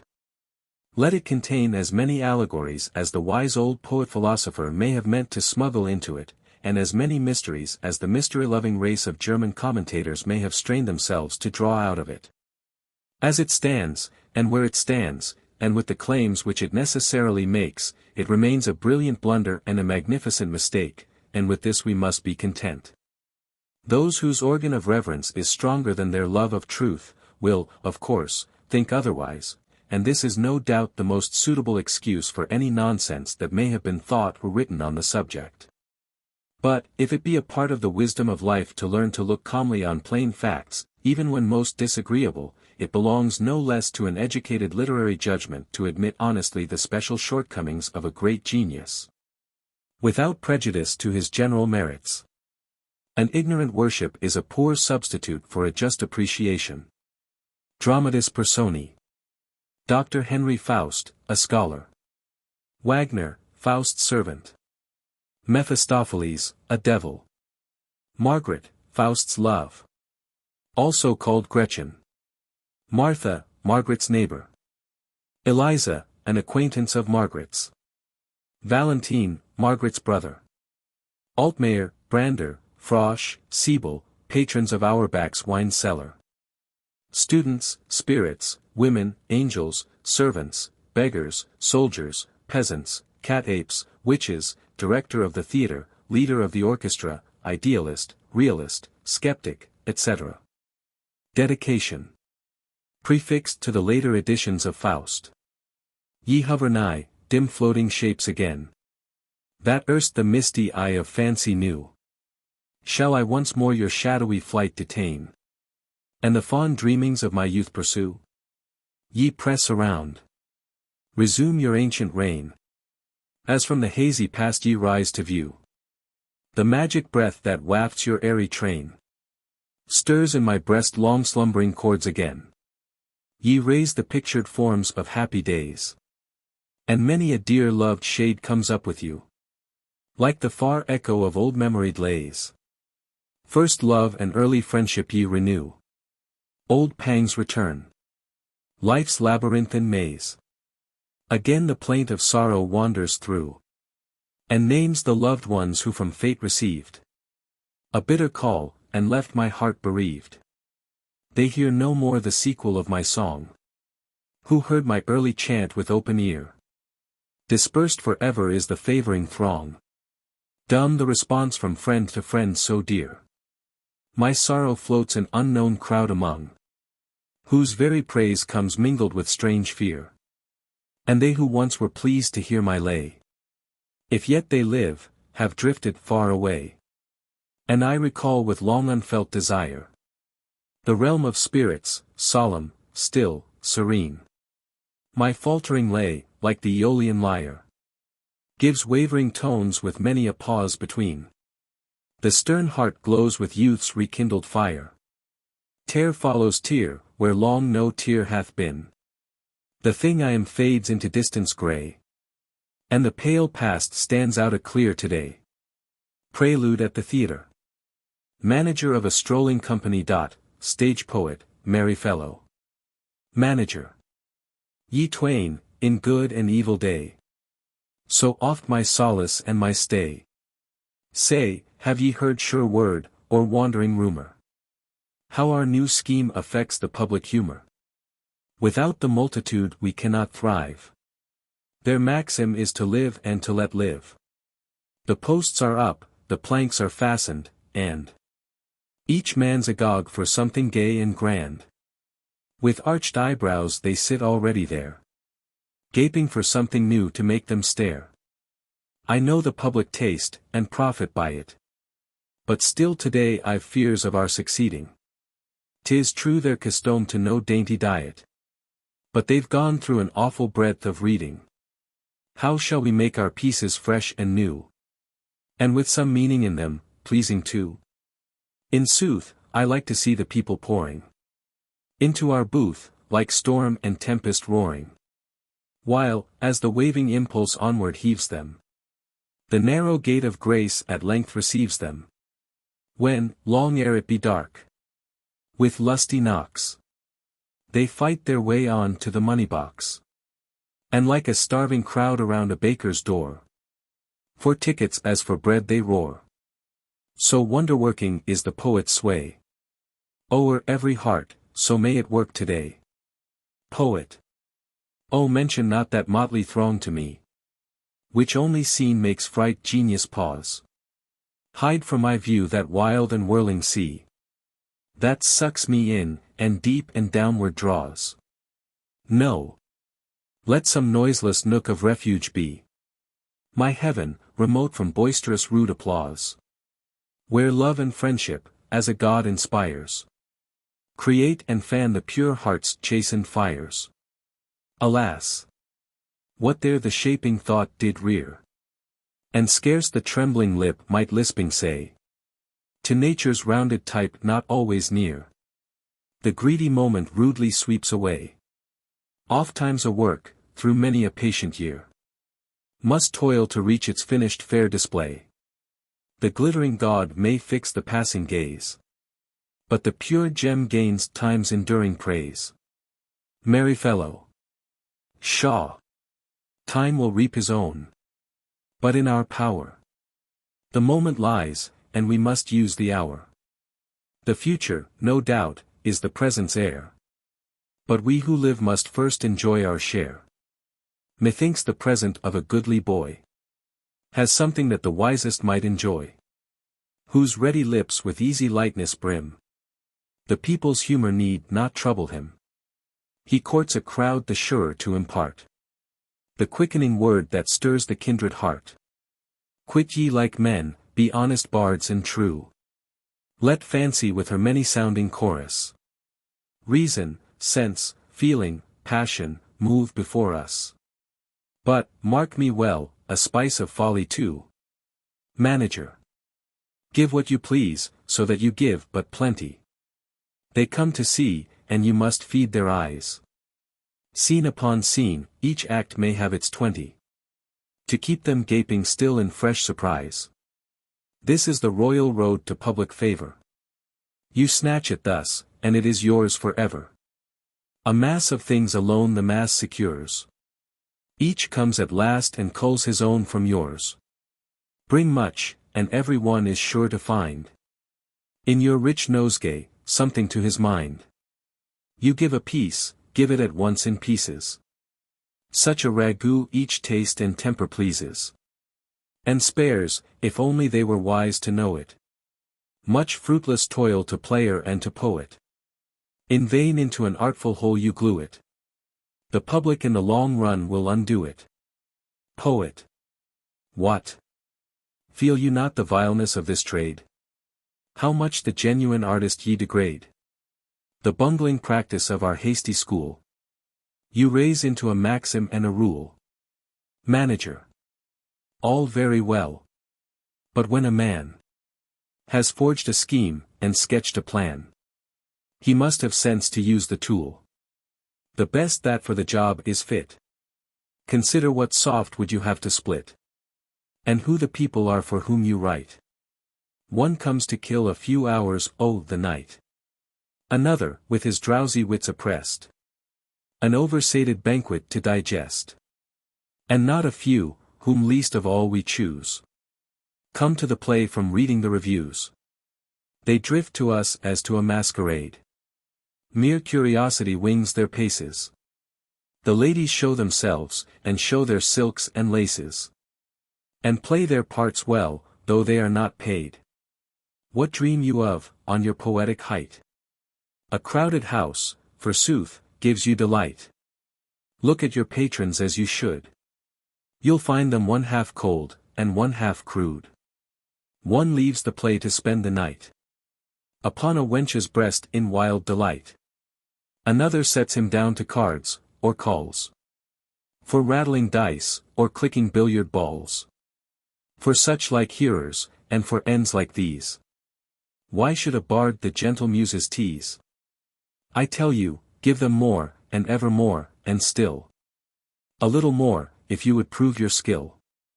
And since they can't discern the finer quality, confound them with broad sweep of triviality. But what's the matter, pain or ravishment? Poet. If such your service, you must be content with other servants who will take your pay. Shall then the bard his noblest right betray? The right of man, which nature's gift imparts, for brainless plaudits basely jest away. What gives him power to move all hearts, each stubborn element to sway?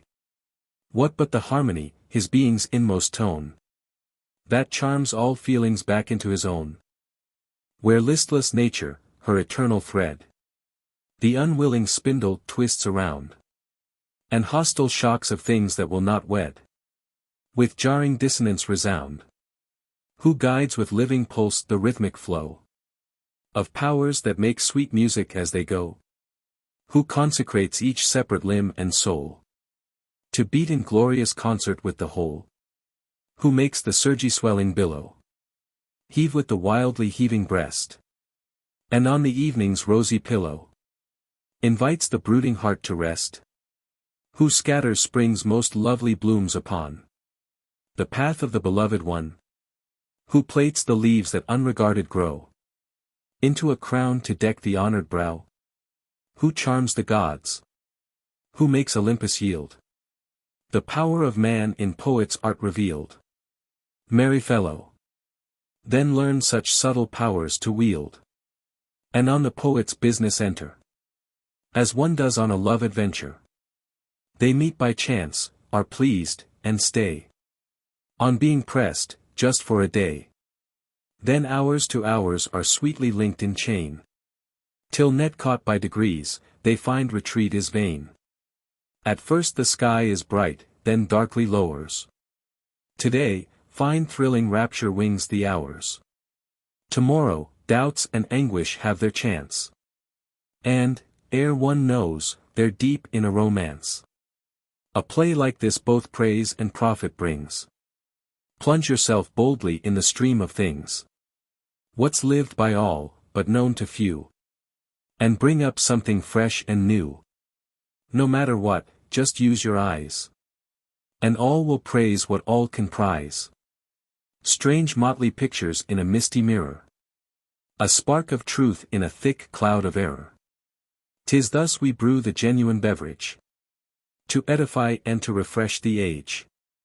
The bloom of youth in eager expectation, with gaping ears drinks in your revelation. Each tender sentimental disposition sucks from your art's sweet woe-begone nutrition. Each hears a part of what his own heart says, while over all your quickening scepter sways. These younglings follow where you bid them go, lightly to laughter stirred, or turn to woe. They love the show, and with an easy swing follow the lordly wafture of your wing. Your made-up man looks cold on everything, but growing minds take in what makes them grow. Poet, then give me back the years again, when mine own spirit too was growing, when my whole being was a vein of thronging songs within me flowing. Then slept the world in misty blue, each bud the nascent wonder cherished, and all for me the flowerets grew, that on each meadow richly flourished. Though I had nothing then, I had a treasure, the thirst for truth, and in illusion pleasure. Give me the free, unshackled pinion, the height of joy, the depth of pain, strong hate, and stronger love's dominion. Oh, give me back my youth again. Merry fellow, the fire of youth, good friend, you need, of course, into the hostile ranks to break. Or, when the loveliest damsels hang by force, with amorous clinging, from your neck. When swift your winged steps advance, to where the racer's prize invites you. Or, after hours of wheeling dance, the nightly deep carouse invites you. But to awake the well-known lyre, with graceful touch that tempers fire, and to a self-appointed goal, with tuneful rambling on to roll. Such are your duties, aged sirs, nor we less honor pay for this, nor stint your fee. Old age, not childish, makes the old, but they are genuine children of a mellower day. Manager, enough of words, 'tis time that we're come to deeds, while you are spinning fine airy phrases, fancy-free. We might have made some good beginning. What stuff you talk of being in the vein? A lazy man is never in the vein. If once your names are on the poet's roll, the muses should be under your control. You know our want, a good stiff liquor, to make their creeping blood flow quicker. Then brew the brust without delay. What was not done today, tomorrow we'll leave undone for greater sorrow. Don't stand, and stare, and block the way, but with a firm, set purpose lay hold of your bright thoughts as they rise to view, and bid them stay. Once caught, they will not lightly run away, till they have done what in them lies to do. Among the sons of German play, each tries his hand at what he may. Therefore be brilliant in your scenery, and spare no cost on your machinery. Let sun and moon be at your call, and scatter stars on stars around. Let water, fire, and rocky wall, and bird and beast and fish abound. Thus in your narrow booth meet forth the wide creation's flaming girth, and win your progress, pondered well, from heaven to earth, from earth to hell. Prologue in heaven. The Lord, the heavenly hosts, afterwards Mephistopheles. Raphael. The sun doth chime his ancient music, mid brothered spheres contending song, and on his fore-appointed journey, with pace of thunder rolls along. Strength drink the angels from his glory, though none may throughly search his way.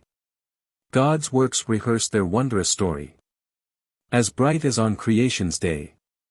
Gabriel. And swift beyond conceiving, the pomp of earth is wheeled around, alternating Elysian brightness with awful gloom of night profound. Up foams the sea, a surging river, and smites the steep rock's echoing base. And rock and sea, unwearied ever, spin their eternal circling race. Michael. And storm meets storm with rival greeting, from sea to land, from land to sea, while from their war a virtue floweth, that thrills with life all things that be. The lightning darts his fury, blazing, before the thunder's sounding way. But still thy servants, Lord, are praising the gentle going of thy day. All the three strength drink the angels from thy glory, though none may search thy wondrous way. Thy works repeat their radiant story, as bright as on creation's day. Mephistopheles. Sith thou, O Lord, approachest near, and how we fare wouldst fain have information, and thou of old wert glad to see me here. I stand today amid the courtly nation. Pardon. No words of fine address I know, nor could, though all should hoot me down with sneers. My pathos would move laughter, and not tears. Wert thou not weaned from laughter long ago? Of suns and worlds I've naught to say. I only see how men must fret their lives away. The little God, oh, the world jogs and jogs on, the same as when from ruddy clay he took his name. And, sooth to say, remains a riddle, just as much as when you shaped him from the dust. Perhaps a little better he had thriven, had he not got the show of glimmering light from heaven. He calls it reason, and it makes him free to be more brutish than a brute can be. He is, methinks, with reverence of your grace, like one of the long-legged race of grasshoppers that leap in the air, and spring, and straightway in the grass the same old song they sing. 'Twere well that from the grass he never rose. On every stubble he must break his nose. The Lord. Hast thou then nothing more to say? And art thou here again today, to vent thy grudge in peevish spite against the earth, still finding nothing right? Mephistopheles. True, Lord, I find things there no better than before. I must confess I do deplore man's hopeless case, and scarce have heart myself to torture the poor miserable elf. The Lord. Dost thou know Faust? Mephistopheles. The doctor. The Lord. I, my servant. Mephistopheles. Indeed. And of his masters will observant. in fashion quite peculiar to himself. His food and drink are of no earthly taste. A restless fever drives him to the waste. Himself half seems to understand how his poor wits have run astrand. From heaven he asks each loveliest star. Earth's chiefest joy must jump to his demand. And all that's near, and all that's far, soothes not his deep-moved spirit's war. The Lord, though for a time he blindly grope his way, soon will I lead him into open day. Well knows the gardener, when green shoots appear, that bloom and fruit await the ripening year. Mephistopheles, what wager you? You yet shall lose that soul. Only give me full license, and you'll see how I shall lead him softly to my goal. The Lord, as long as on the earth he lives, thou hast my license full and free. Man still must stumble while he strives. Mephistopheles, my thanks for that. The dead for me have little charm, my humor seeks the bloom of lusty life, with plump and rosy cheeks. For a vile corpse my tooth is far too nice. I do just as the cat does with the mice. The Lord, so be it, meanwhile, to tempt him thou art free. Go, drag this spirit from his native fount, and lead him on, canst thou his will surmount, into perdition down with thee. But stand ashamed at last, when thou shalt see an honest man, mid all his strivings dark, finds the right way, though lit but by a spark. Mephistopheles, well, well, short time will show, into my net I'll draw the fish, and then I've won my bet. And when I've carried through my measure, loud blast of trump shall blaze my glory. Dust shall he eat, and that with pleasure, like my cousin the snake in the rare old story. The Lord, and thou mayst show thee here in upper sky, unhindered, when thou hast a mind. I never hated much thee or thy kind. Of all the spirits that deny, the clever rogue sins least against my mind. For, in good sooth, the mortal generation, when a soft pillow they may haply find, are far too apt to sink into stagnation. And therefore man for comrade wisely gets a devil, who spurs, and stimulates, and whets. But you, ye sons of heaven's own choice, in the one living beautiful rejoice.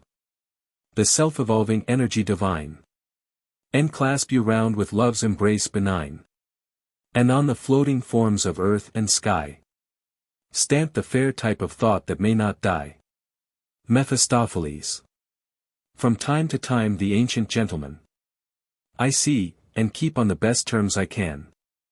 In a great lord 'tis surely wondrous civil, so face to hold talk with the devil. Faust, Act I, Scene I. Night. Faust discovered sitting restless at his desk, in a narrow high-vaulted Gothic chamber. Faust, there now, I've toiled my way quite through law, medicine, and philosophy. And, to my sorrow, also the theology, with much ado. And here I stand, poor human fool, as wise as when I went to school. Master, I, doctor, title duly. An urchin brood of boys unruly. For 10 slow creeping years and a mo. Up and down, and to and fro. I lead by the nose, and this I know, that vain is all our boasted lore. A thought that burns me to the core. True, I am wiser than all their tribe. Doctor, master, priest, and scribe. No scruples nor doubts in my bosom dwell. I fear no devil, believe no hell. But with my fear all joy is gone. All rare conceit of wisdom won. All dreams so fond, all faith so fair, to make men better than they are. Nor gold have I, nor gear, nor fame, station, or rank, or honored name. Here like a kennelled cur I lie. Therefore the magic art I'll try. From spirit's might and mouth to draw. Mayhap, some key to nature's law. That I know more, with solemn show. May sweat to teach what I do not know. That I may ken the bond that holds the world, through all its mystic folds. The hidden seeds of things explore. And cheat my thought with words no more. O might thou shine, thou full moon bright. For the last time upon my woes. Thou whom, by this brown desk alone, so oft my wakeful eyne have known. Then over books and paper rose on me thy sad familiar light. Oh, that beneath thy friendly ray, on peaky summit I might stray. Round mountain caves with spirits hover, and flit the glimmering meadows over. And from all fevered fumes of thinking free, bathe me to health within thy dewy sea. In vain still pines my prisoned soul within this cursed dank dungeon hole, where dimly finds even heaven's blessed ray. Through painted glass, its struggling way, shut in by heaps of books up-piled, all worm-gnawed and dust-besoiled, with yellowed papers, from the ground to the smoked ceiling, stuck around, caged in with old ancestral lumber. Cases, boxes, without number. Broken glass, and crazy chair. Dust and brittleness everywhere. This is thy world, a world for a man's soul to breathe in. And ask I still why in my breast my heart beats heavy and oppressed. And why some secret unknown sorrow freezes my blood, and numbs my marrow.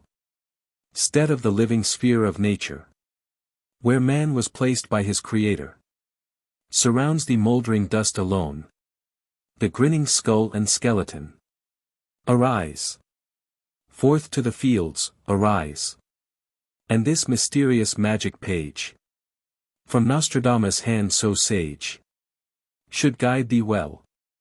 Thy raptured eyes shall then behold what force compels the tuneful spheres to chime together, when, taught by nature's mightiest spells, thine innate spring of soul upwells, as speaks one spirit to another.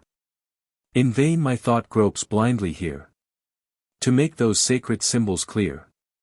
Ye unseen powers that hover near me, answer, I charge ye, when ye hear me. He opens the book, and sees the sign of the macrocosm. Ha! What ecstatic joy this page reveals! At once through all my thrilling senses flowing, young holy zest of life my spirit feels. In every vein, in every nerve, new glowing. Was it a God whose finger drew these signs? That, with mild pulse of joy, and breath of rest, smoothed the tumultuous heaving of my breast, and with mysterious virtue spread the lines of nature's cipher bare to mortal sight. Am I a God? So wondrous pure the light within me. In these tokens I behold the powers by which all nature is besold.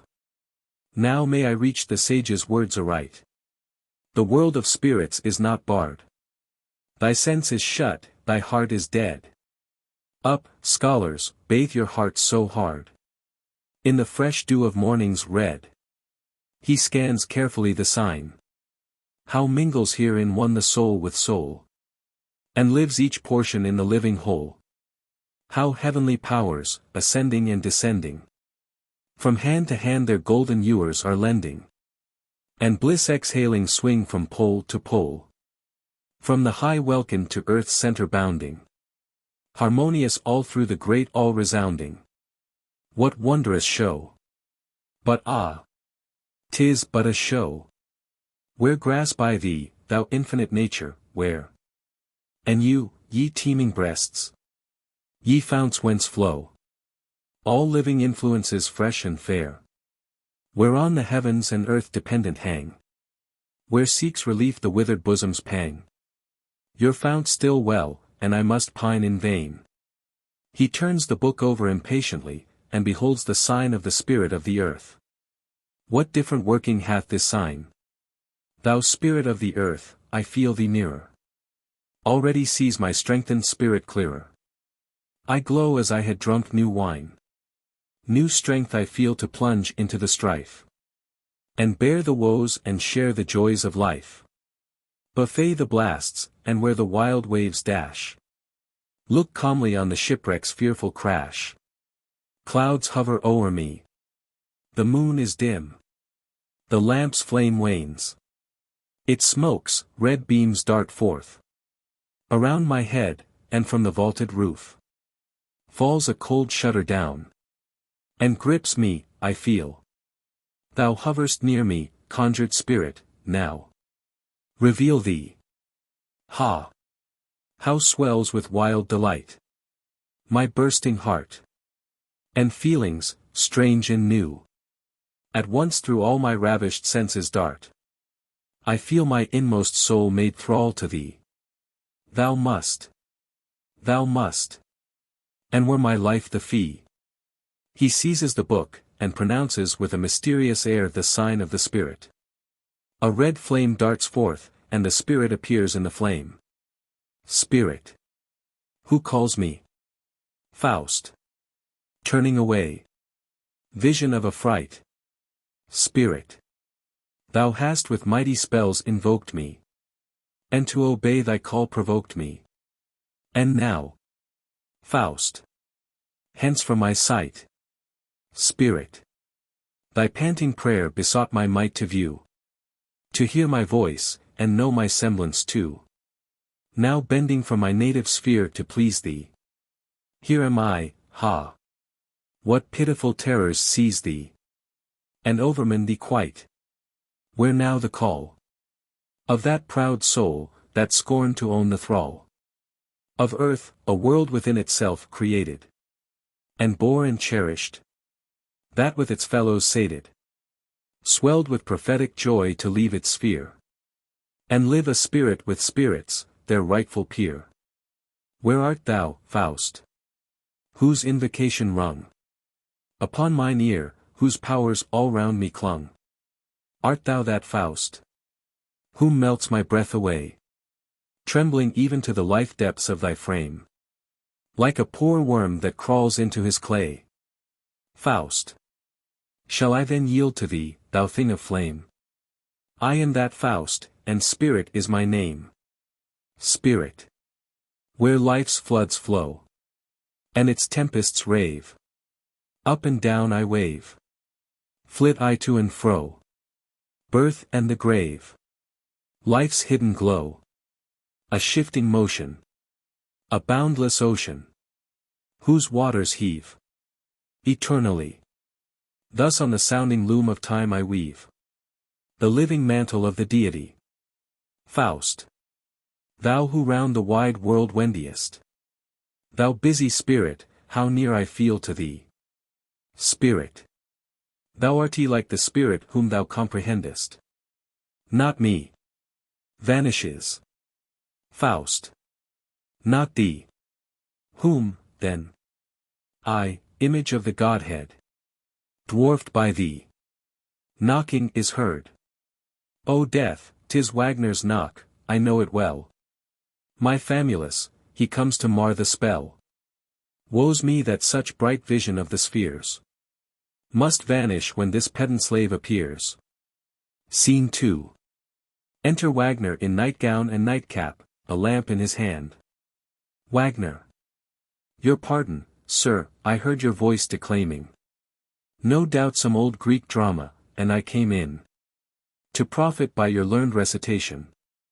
For in these days the art of declamation is held in highest estimation. And I have heard asserted that a preacher might wisely have an actor for his teacher. Faust. Yes, when our parsons preach to make grimaces, as here and there a not uncommon case is. Wagner. Alack!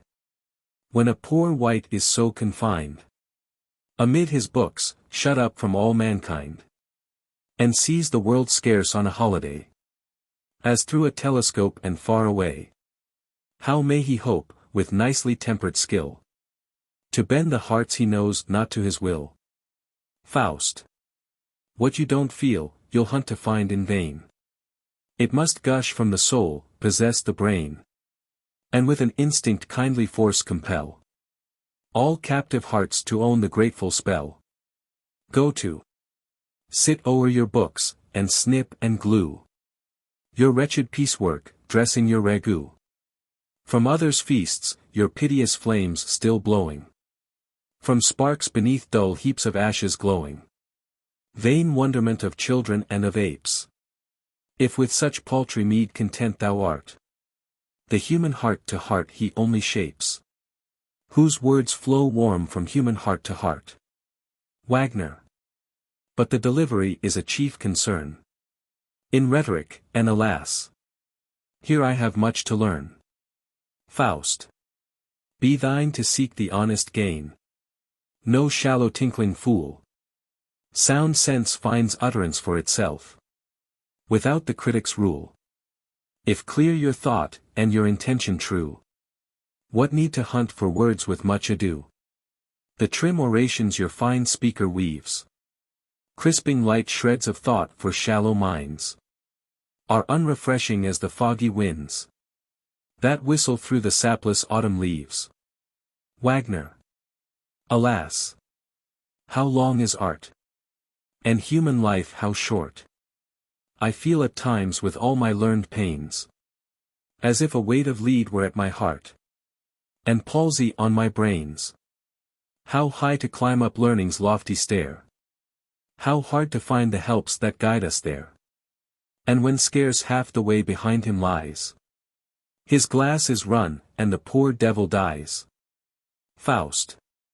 The parchment roll is that the holy river, from which one draught shall slake the thirst forever. The quickening power of science only he can know, from whose own soul it gushes free. Wagner.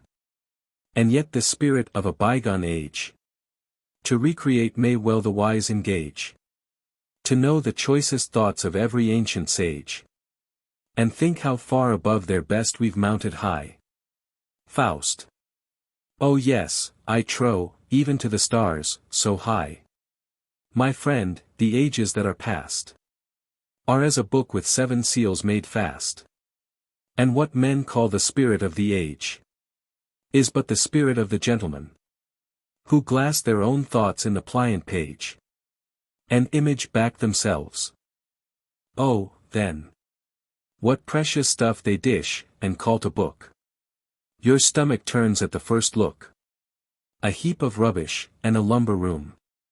At best some great state farce with proclamations, pragmatic maxims, protocols, orations, such as from puppet mouths do fitly come. Wagner. But then the world, the human heart and mind, somewhat of this to know are all inclined. Faust. Yes. As such knowledge goes. But what man dares to call the child by the true name it bears?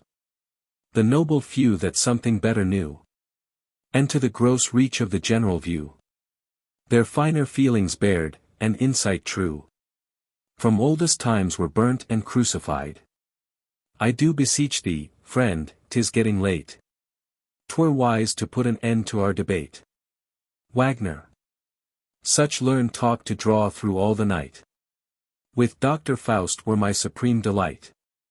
But on the morrow, being Easter, I your patience with some questions more may try. With zeal I've followed learning's lofty call.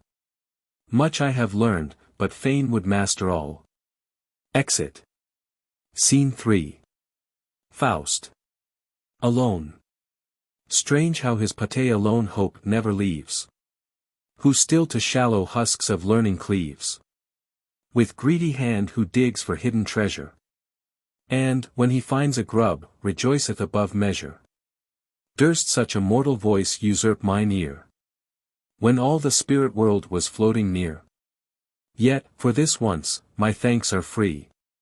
Thou meanest of earth's sons, to thee thy presence drew me back from sheer despair, and shock too keen for mortal nerve to bear. Alas!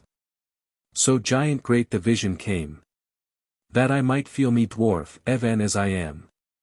I, God's own image that already seemed to gaze where truth's eternal mirror gleamed. And, clean divested of this cumbering clay, basked in the bliss of heaven's vivific ray. I, more than cherub, with fresh pulses glowing, who well nigh seemed through nature's deep veins flowing, like a pure God, creative virtue knowing. What sharp reproof my hot presumption found! One word of thunder smote me to the ground. Alas! 'Tis true. Not I with thee and thine may dare to cope. The strength indeed was mine to make thee own my call, but not to chain thee to the charmed spot. When that blessed rapture thrilled my frame, I felt myself so small, so great. But thou didst spurn me back with shame into this crazy human state. Where find I aid? What follow? What eschew? Shall I that impulse of my soul obey? Alas! Alas! But I must feel it true. The pains we suffer and the deeds we do are clogs alike in the free spirit's way.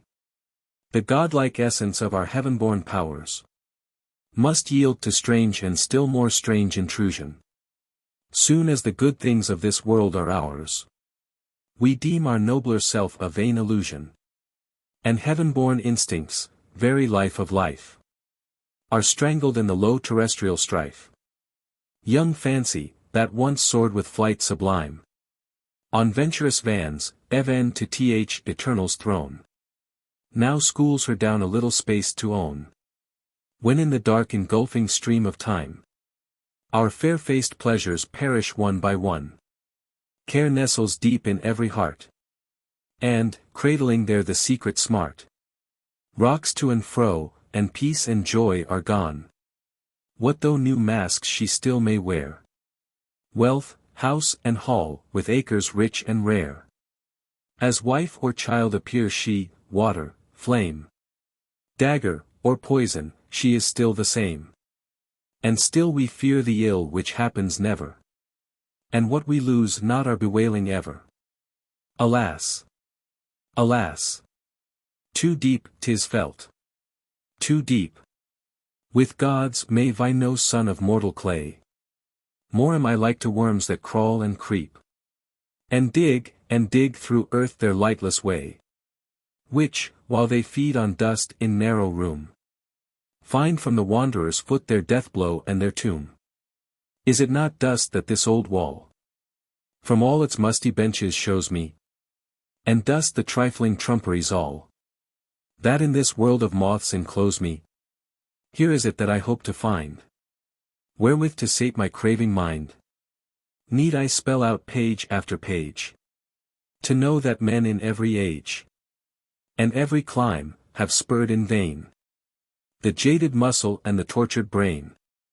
And here and there, with centuries between, one happy man belike hath been. Thou grinning skull, what wouldst thou say? Save that thy brain, in chase of truth, like mine, with patient toil pursued its floundering way, by glimmering lights that through dim twilight shine. Ye instruments, in sooth, now laugh at me, with wheel, and cogwheel, ring, and cylinder. At nature's door I stood, ye should have been the key. But though your ward be good, the bolt ye cannot stir. Mysterious nature may not choose to unveil her secrets to the stare of day. And what from the mind's eye she stores away, thou canst not force from her with levers and with screws. Thou antique gear, why dost thou cumber my chamber with thy useless lumber? My father housed thee on this spot, and I must keep thee, though I need thee not. Thou parchment roll that hast been smoked upon, long as around this desk the sorry lamplight shone. Much better had I spent my little gear, than with this little to sit mouldering here. Why should a man possess ancestral treasures, but by possession to enlarge his pleasures? The thing we use not a dead burden lies, but what the moment brings the wise man knows to prize. But what is this? There in the corner. Why, Does that flask play the magnet to mine eye? And why within me does this strange light shine? As the soft nightly moon through groves of somber pine. I greet thee, matchless phial. And with devotion I take thee down, and in thy mellow potion I reverence human wit and human skill. Fine essence of the opiate dew of sleep. Dear extract of all subtle powers that kill. Be mine the first fruits of thy strength to reap. I look on thee, and soothed is my heart's pain. I grasp thee, straight is lulled my racking brain. And wave by wave my soul's flood ebbs away. I see wide oceans swell invite my wistful eyes. And at my feet her sparkling mirror lies. To brighter shores invites a brighter day. A car of fire comes hovering o'er my head. With gentle wafture. Now let me pursue. New flight adventurous, through the starry blue.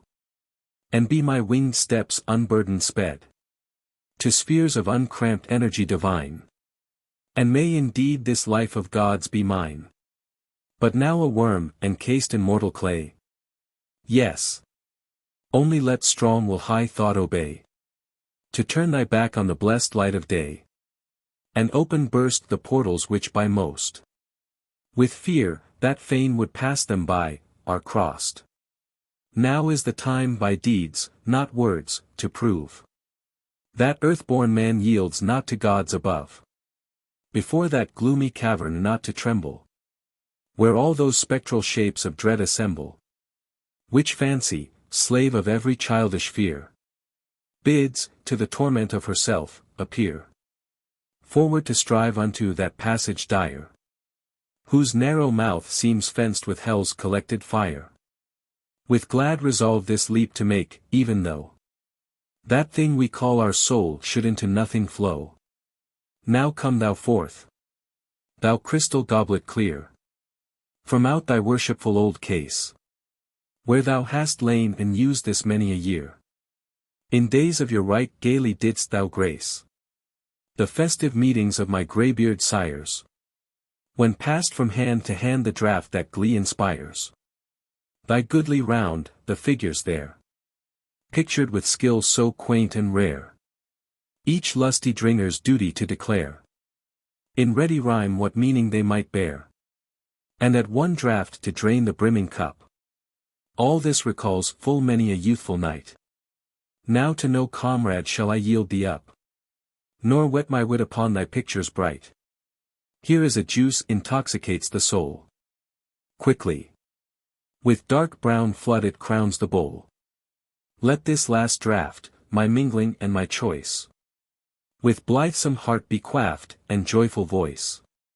A solemn greeting to the rising morn. A sound of bells is heard, and distant choir singing. Choir of angels.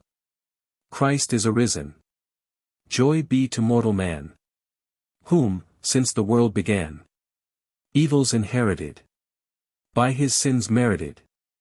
Through his veins creeping. Sin-bound are keeping. Faust. What sweet soft peals, what notes, so clear and pure. Draw from my lips the glass perforce away. Thus early do the bells their homage pay.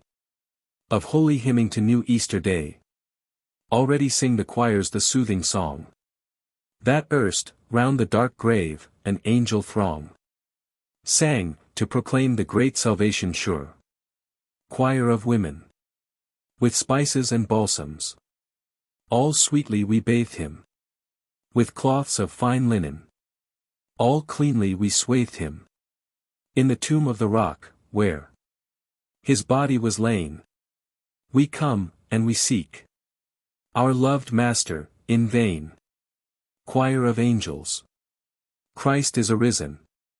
Praised be his name. Whose love shared with sinners their sorrow and shame. Who bore the hard trial of self-denial. And, victorious, ascends to the skies whence he came. Faust. What seek ye here, ye gently swaying tones? Sweet seraph music mid a mortal's groans. Soft-natured men may own that soothing chaunt. I hear the message, but the faith I want. For still the child to faith most dear was miracle, nor I may vaunt to mount, and mingle with the sphere whence such fair news floats down to mortal ear. And yet, with youthful memories fraught, this strain hath power to call me back to life again. A time there was when heaven's own kiss on solemn Sabbath seemed to fall on me. The minster bell boomed forth no human bliss, and prayer to God was burning ecstasy. A dim desire of inarticulate good drove me o'er hill and dale, through wold and wood. And, while hot tears streamed from mine eyes, I felt a world within me rise. This hymn proclaimed the sports of youthful days, and merry-makings when the spring began. Now memory's potent spell my spirit sways, and thoughts of childhood ruled the full-grown man. Oh! Sound thou on, thou sweet celestial strain. The tear doth gush, earth claims her truant son again. Choir of the disciples, by death untimely, though laid in the lowly grave, soars he sublimely now, whence he came us to save. He on his Father's breast, fountain of life and light.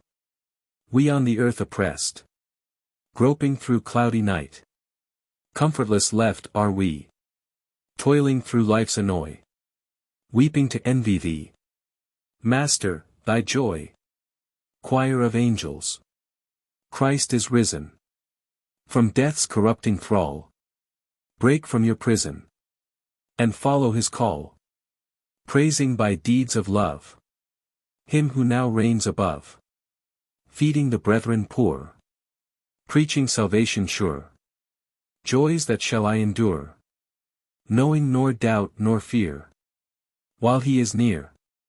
End of Act First. Act 2. Scene I. Before the gate of the town. Motley groups of people crowding out to walk. Some journeymen.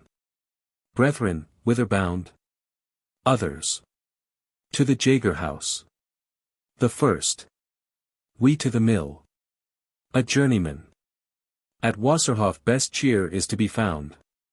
A second. But then the road is not agreeable.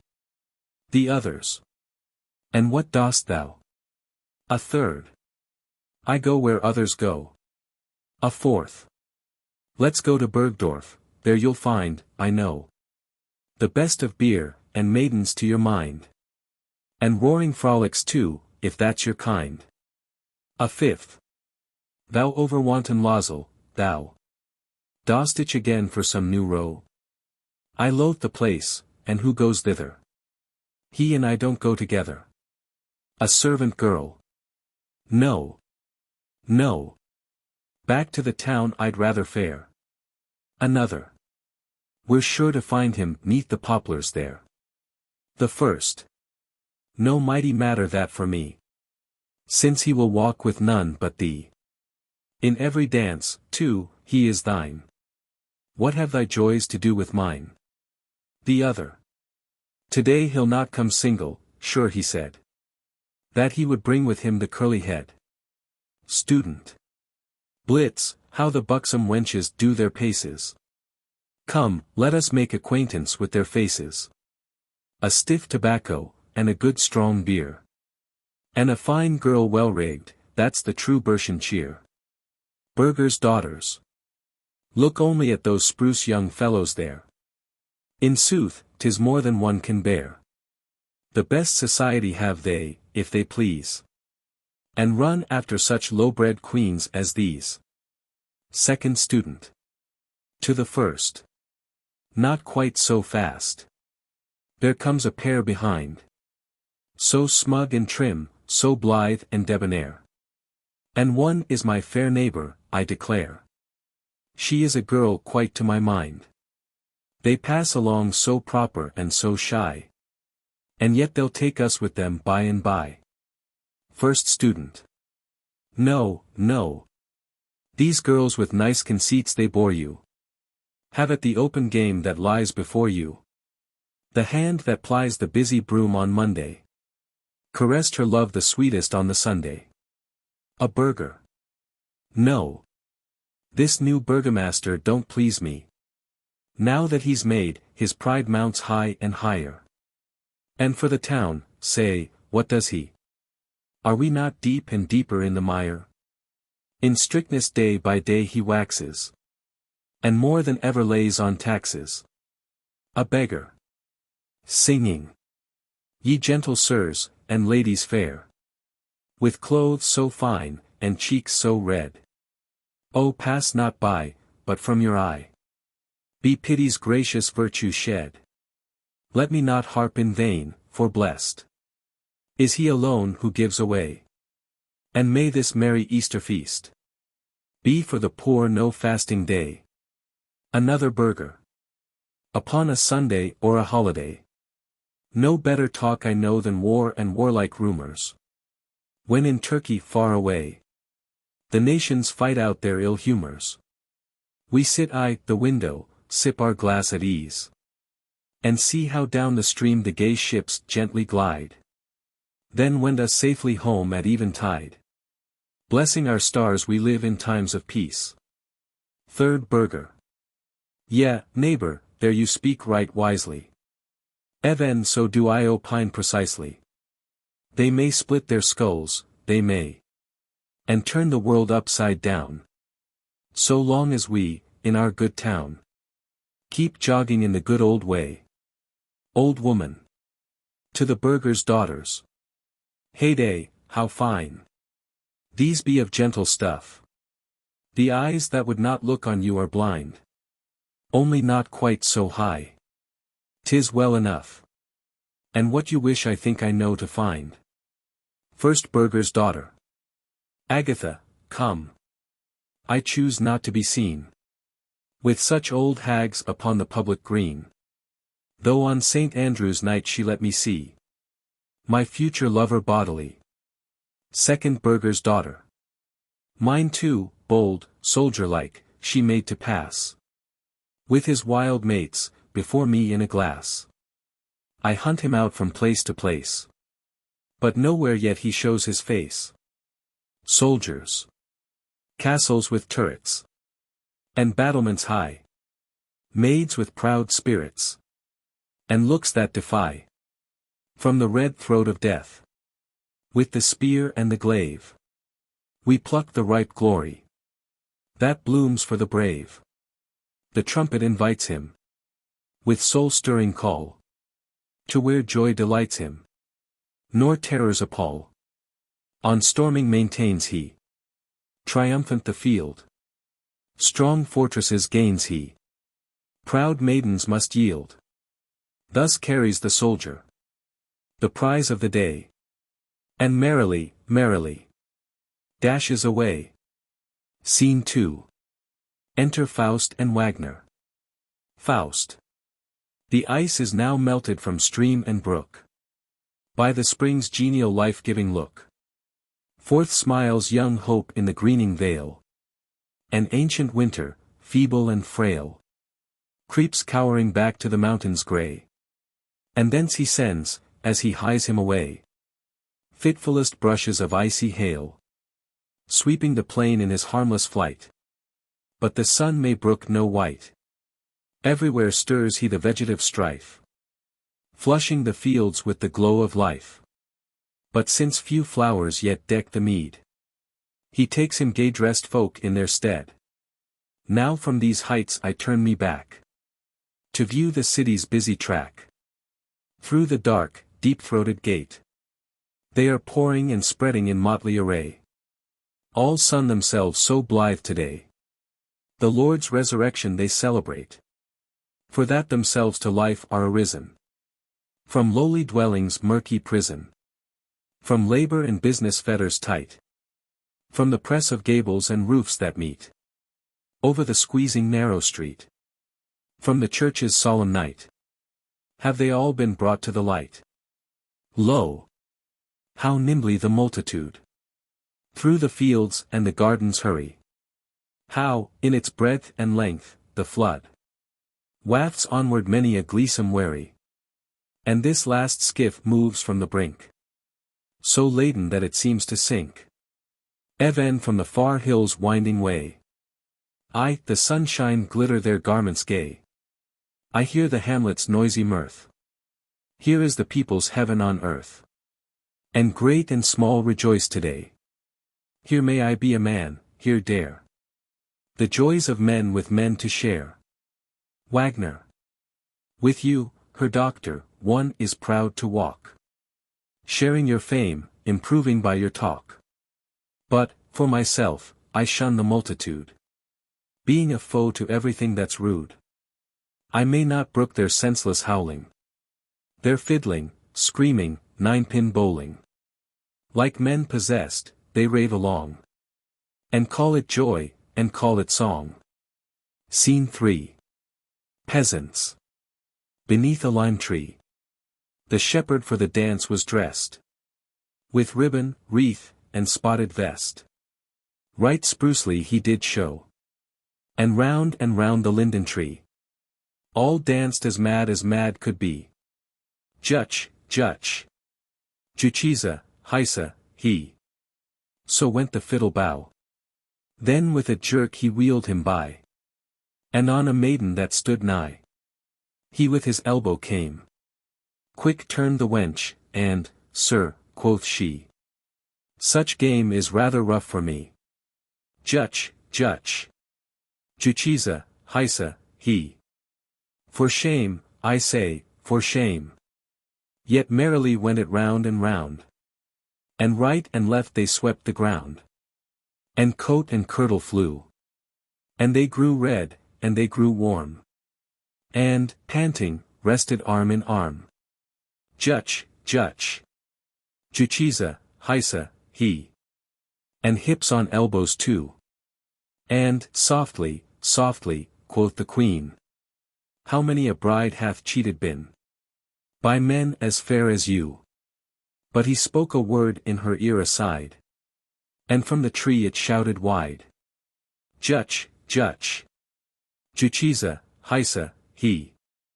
With fife and fiddle too. An old peasant. Her doctor, 'tis most kind in you. And all here prize the boon, I'm sure, that one so learned should condescend to share the pastimes of the poor. Here, take this pitcher, filled even now with cooling water from the spring. May God with grace to slake your thirst bless the libation that we bring. Be every drop a day to increase your years in happiness and peace. Faust. Your welcome offering I receive, the draught, by kind hands given, with grateful heart be quaffed. The people collect round him in a circle. Old peasant. Soothly, her doctor, on this tide, your grace and kindness passes praise. Good cause had we whilom to bless the name of Faust in evil days. Here stand there not a few whose lives your father's pious care attest, saved from fell fever's rage, when he set limits to the deadly pest. You were a young man then, and went from hospital to hospital. Full many a corpse they bore away, but you came scatheless back from all.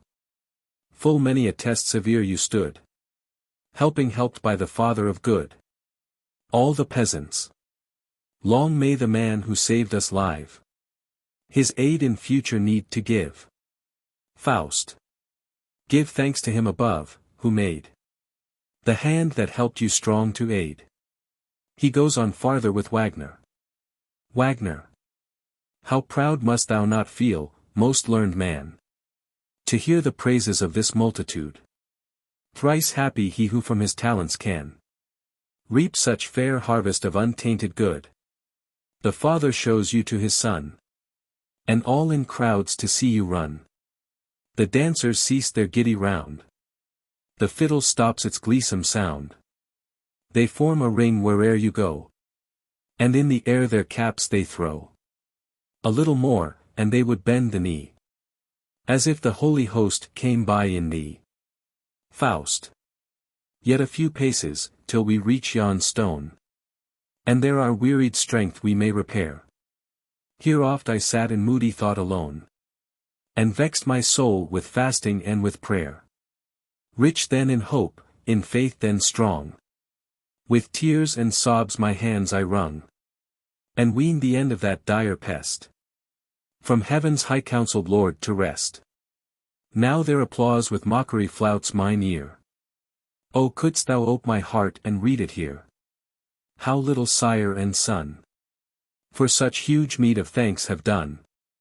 My father was a grave old gentleman, who o'er the holy secrets of creation, sincere, but after his peculiar plan, brooded, with whimsied speculation. Who, with adepts in painful groping spent his days, within the smoky kitchen pent, and, after recipes unnumbered, made the unnatural mixtures of his trade. The tender lily and the lion red, a suitor bold, in tepid bath were wed, with open fiery flame well baked together, and squeezed from one bride chamber to another. Then, when the glass the queen discovered, arrayed in youthful glistening pride, here was the medicine, and the patient died. But no one questioned who recovered.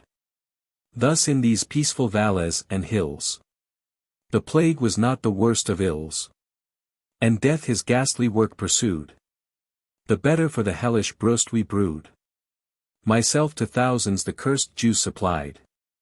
They pined away, and I must live to hear the praise of mercy in the murderer's ear. Wagner. How can you with such whims be grieved? Surely a good man does his part, with scrupulous care to use the art, which from his father he received. When we, in youth, place on our sire reliance, he opes to us his stores of information. When we, as men, extend the bounds of science, our sons build higher upon our foundation. Faust. O happy he who yet hath hope to float above this sea of crude distempered thought. What we know not is what we need to know, and what we know, we might as well let go. But cease. Cheat not the moment of its right, by curious care and envious repining. Behold how fair, in evening's mellow light, the green embosomed cottages are shining. The sun slants down, the day hath lived his date, but on he hies to tend another sphere. Oh, that no wing upon my wish may wait, to follow still and still in his career, upborne on evening's quenchless beams to greet the noiseless world illumined at my feet. Each peaceful vale, each crimson flaming peak, each silver rill whose tinkling waters seek the golden flood that feeds the fruitful plain. Then savage crags, and gorges dark, would reign my proud careering course in vain. Even now the sea spreads out its shimmering bays, and charms the sense with ecstasy of gaze. Yet seems the god at length to sink. But, borne by this new impulse of my mind, I hasten on, his quenchless ray to drink. The day before me, and the night behind. The heavens above me, under me the sea. A lovely dream. Meanwhile the god is gone. Alas! The soul, in winged fancy free, seeks for a corporal wing, and findeth none. Yet in each breast, 'tis deeply graven, upward and onward still to pant. When over us, lost in the blue of heaven, her quavering song the lark doth chaunt. When over piny peaks sublime, the eagle soars with easy strain, and over lands and seas the crane steers homeward to a sunnier clime. Wagner. I too have had my hours of whim, but feeling here runs over reason's brim. Forest and field soon tire the eye to scan, and eagle's wings were never made for man. How otherwise the mind and its delights? From book to book, from page to page, we go. Thus sweeten we the dreary winter nights, till every limb with new life is aglow. And chance we but unroll some rare old parchment scroll, all heaven stoops down, and finds a lodgment in the soul. Faust. Thou know'st but the one impulse, it is well. Tempt not the yearning that divides the heart. Two souls, alas, within my bosom dwell.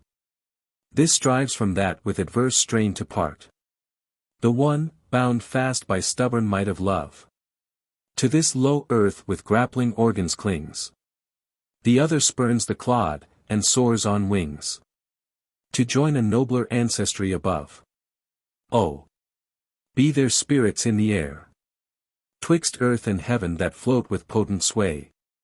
Drop from your sphere of golden glowing day, and waft me hence new varied life to share. Might I but own a mantle's fold enchanted, to climes remote to bear me on its wing. More than the costliest raiment I should vaunt it, more than the purple robe that clothes a king. Wagner. Invoke not rash the well-known spirit throng, that stream unseen the atmosphere along, and dangers thousandfold prepare. Weak men from every quarter to ensnare. From the keen north in troops they float, with sharpest teeth and arrow-pointed tongues. From the harsh east they bring a blasting drought, and feed with wasting greed upon thy lungs. When from the arid south their sultry powers, they send hot fires upheaping on thy crown. The west brings forth his swarms with cooling showers, to end in floods that sweep thy harvests down. Quick-eared are they, on wanton mischief bent, and work our will with surer bait to ply us. They show as fair as heaven's own couriers sent, and lisp like angels when they most belie us. But let us hence. The air is chill. The cold grey mists are creeping down the hill. Now is the time to seek the bright fireside. Why standest thou with strange eyes opened wide? What twilight spectre may thy fancy trouble? Faust. Seest thou that swarthy dog sweeping through corn and stubble? Wagner. I saw him long ago, not strange he seemed to me. Faust. Look at him well, what should the creature be? Wagner. He seems a poodle who employs his snout, now here, now there, to snuff his master out. Faust. Dost thou not see how nigher still and nigher his spiral circles round us wind? And, ere I not, he leaves behind his track a train of sparkling fire. Wagner. A small black poodle is all I see. Surely some strange delusion blinds thee. Faust. Methinks soft magic circles winds he about, a snare for thee and me. Wagner. I see him only doubtful springing round, having two strangers for his master found. Faust. He draws him closer, now he comes quite near. Wagner. A dog, be sure, and not a ghost, is here. He growls, and looks about in fear, and crouches down, and looks to you, and wags his tail, what any dog will do. Faust. Come hither, poodle. Wagner. 'Tis a drollish brute. When you stand still, then stands he mute. But when you speak, he springs as he would speak to you. He will bring back what you let fall, and fetch your stick out of the water. Faust. You are quite right. There's no such matter. No trace of ghost, a dog well trained, that's all. Wagner. A well-trained dog may well engage the favor of a man most sage. This poodle well deserves your recognition. Few students learn so much from good tuition. Exeunt, going in through the gate of the city. Scene 4. Faust's study. Faust. Entering with the poodle. Now field and meadow lie behind me, hushed 'neath the veil of deepest night, and thoughts of solemn seeming find me too holy for the garish light. Calm now the blood that wildly ran, asleep the hand of lawless strife. Now wakes to life the love of man, the love of God now wakes to life. Cease, poodle. Why snuff'st and snifflest thou so, running restless to and fro? Behind the stove there lie at rest. And take for bed my cushion the best. And as without, on our mountain ramble, we joyed to see thy freakish gambol. So here, my hospitable care, a quiet guest, and welcome share. When in our narrow cell confined, the friendly lamp begins to burn. Then clearer sees the thoughtful mind, with searching looks that inward turn. Bright hope again within us beams, and reason's voice again is strong. We thirst for life's untroubled streams, for the pure fount of life we long. Quiet thee, poodle. It seems not well to break, with thy growling, the holy spell of my soul's music, that refuses all fellowship with bestial uses. Full well we know that the human brood, what they don't understand condemn, and murmur in their peevish mood at things too fair and good for them. Belike the cur, as curs are they, thus growls and snarls his bliss away. But, alas! Already I feel it well. No more may peace within this bosom dwell. Why must the stream so soon dry up? And I lie panting for the cup that mocks my lips. So often why drink pleasure's shallow fount, when scarce yet tasted, dry? Yet is this evil not without remede. We long for heavenly food to feed our heaven-born spirit, and the heart, now bent on things divine, to revelation turns, which nowhere worthier or purer burns than here in our New Testament. I feel strange impulse in my soul, the sacred volume to unroll, with honest purpose, once for all, the holy Greek original into my honest German to translate. He opens the Bible and reads. In the beginning was the Word, thus here. The text stands written, but no clear meaning shines here for me, and I must wait. A beggar at dark mystery's gate. Lamed in the start of my career. The naked word I dare not prize so high. I must translate it differently, if by the Spirit I am rightly taught. In the beginning of all things was thought. The first line let me ponder well, lest my pen outstrip my sense. Is it thought wherein doth dwell all creative omnipotence? I change the phrase, and write, the course of the great stream of things was shaped by force. But even here, before I lift my pen, a voice of warning bids me try again. At length, the Spirit helps my need. I write, in the beginning was the deed. Wilt thou keep thy dainty birth? Poodle, use a gentler mirth. Cease thy whimpering and howling, and keep for other place thy growling. Such a noisy inmate may not my studious leisure cumber. You or I, without delay, restless cur, must leave the chamber. Not willingly from thee I take the right of hospitality. But if thou wilt my quiet break, seek other quarters, thou hast exit free. But what must I see? What vision strange? Beyond the powers of nature's range? Am I awake, or bound with a spell? How wondrously the brute doth swell! Long and broad uprises he, in a form that no form of a dog may be. What spectre brought I into the house?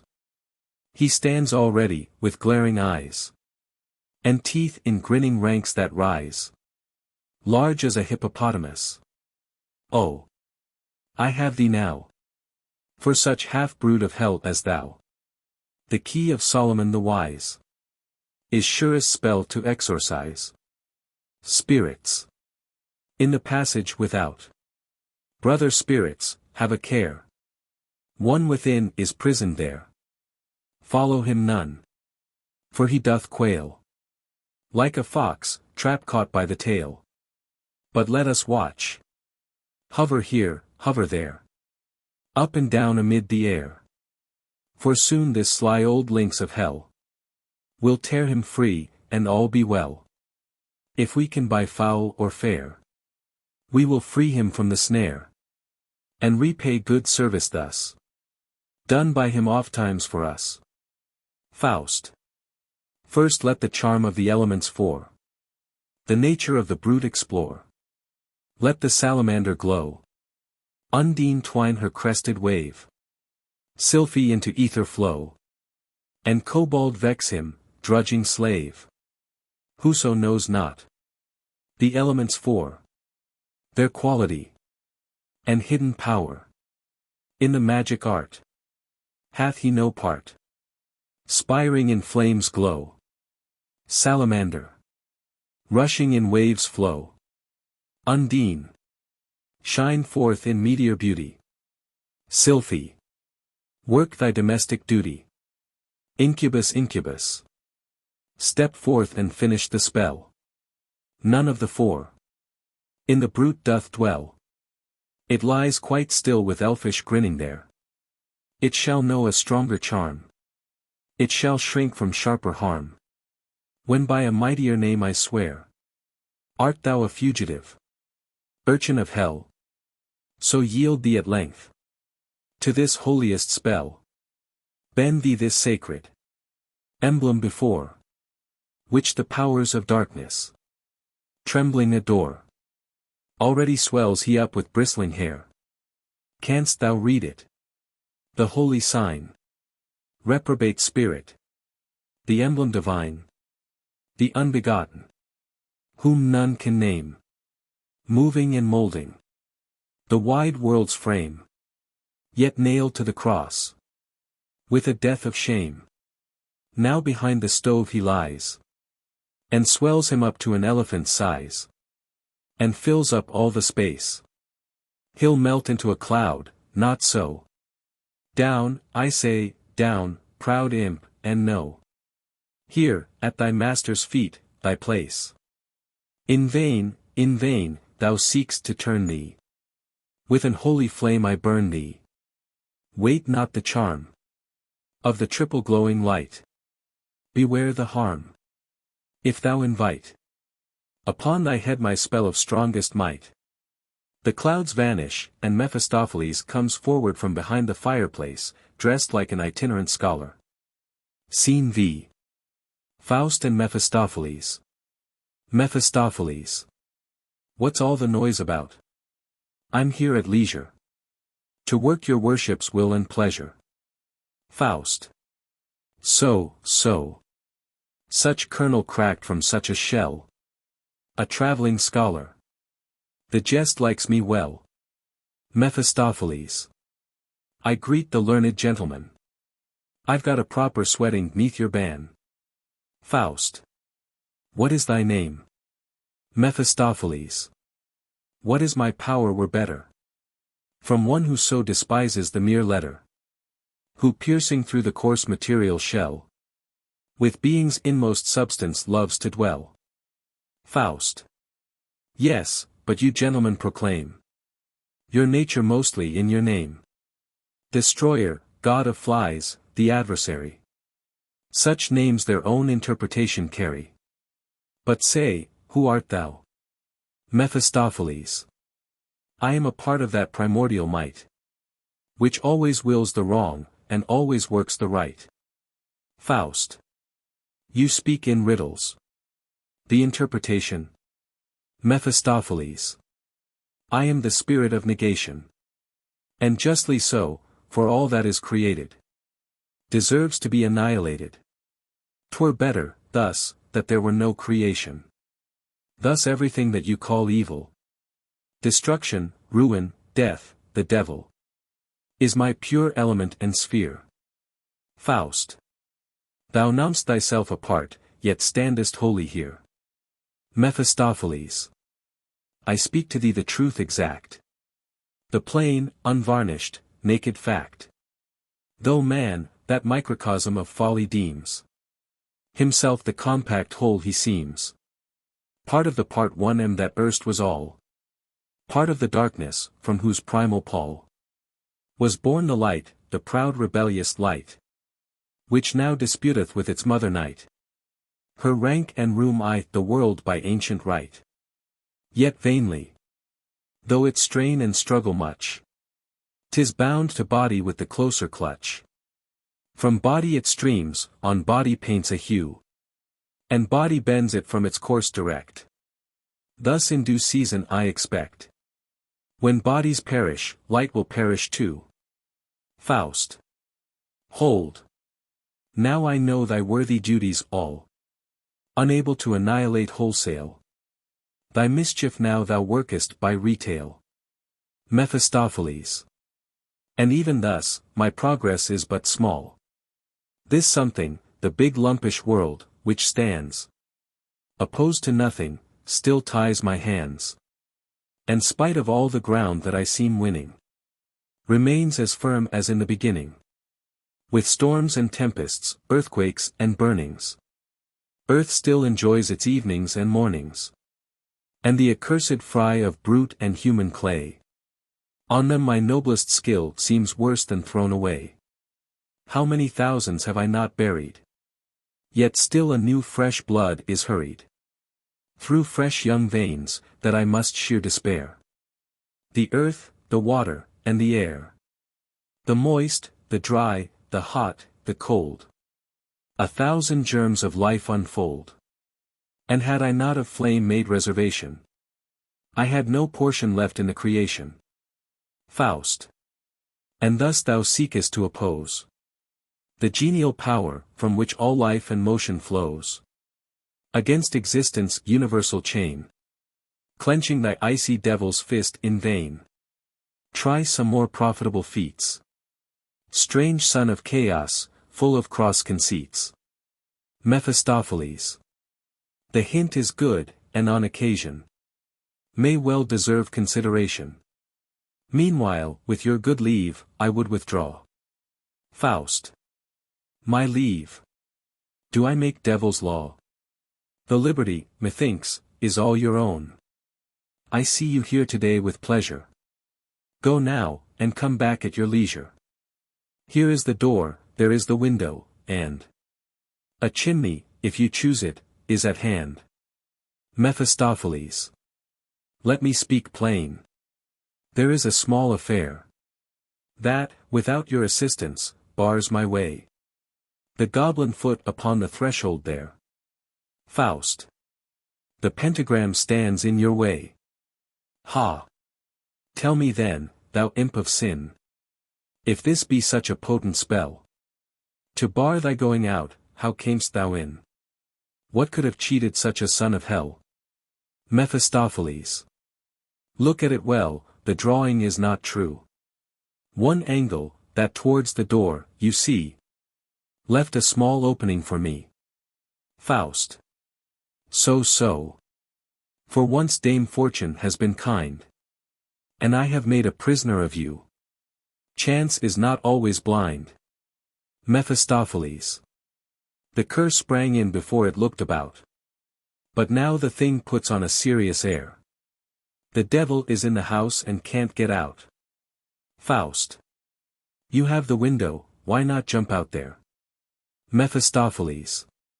It is a law which binds all ghosts and sprites. Wherever they creep in, there too they must creep out. I came in at the door, by the door I must go out. Faust. So. Then hell too has its laws and rights. Thus might one profit by the powers of evil, and make an honest bargain with the devil. Mephistopheles. The devil, sir, makes no undue exaction, and pays what he has promised to a fraction. But this affair requires consideration. We'll leave it for some future conversation. For this time, I beseech your grace, let me be gone. I've work to do. Faust. Stay but 1 minute, I've scarce seen your face. Speak, you should know the newest of the new. Mephistopheles. I'll answer thee at length some other day. At present, I beseech thee, let me loose. Faust. I laid no trap to snare thee in the way. Thyself didst thrust thy head into the noose. Whoso hath caught the devil, hold him fast. Such lucky chance returns not soon again. Mephistopheles. If 'tis your pleasure so, I will remain. But on condition that the time be past.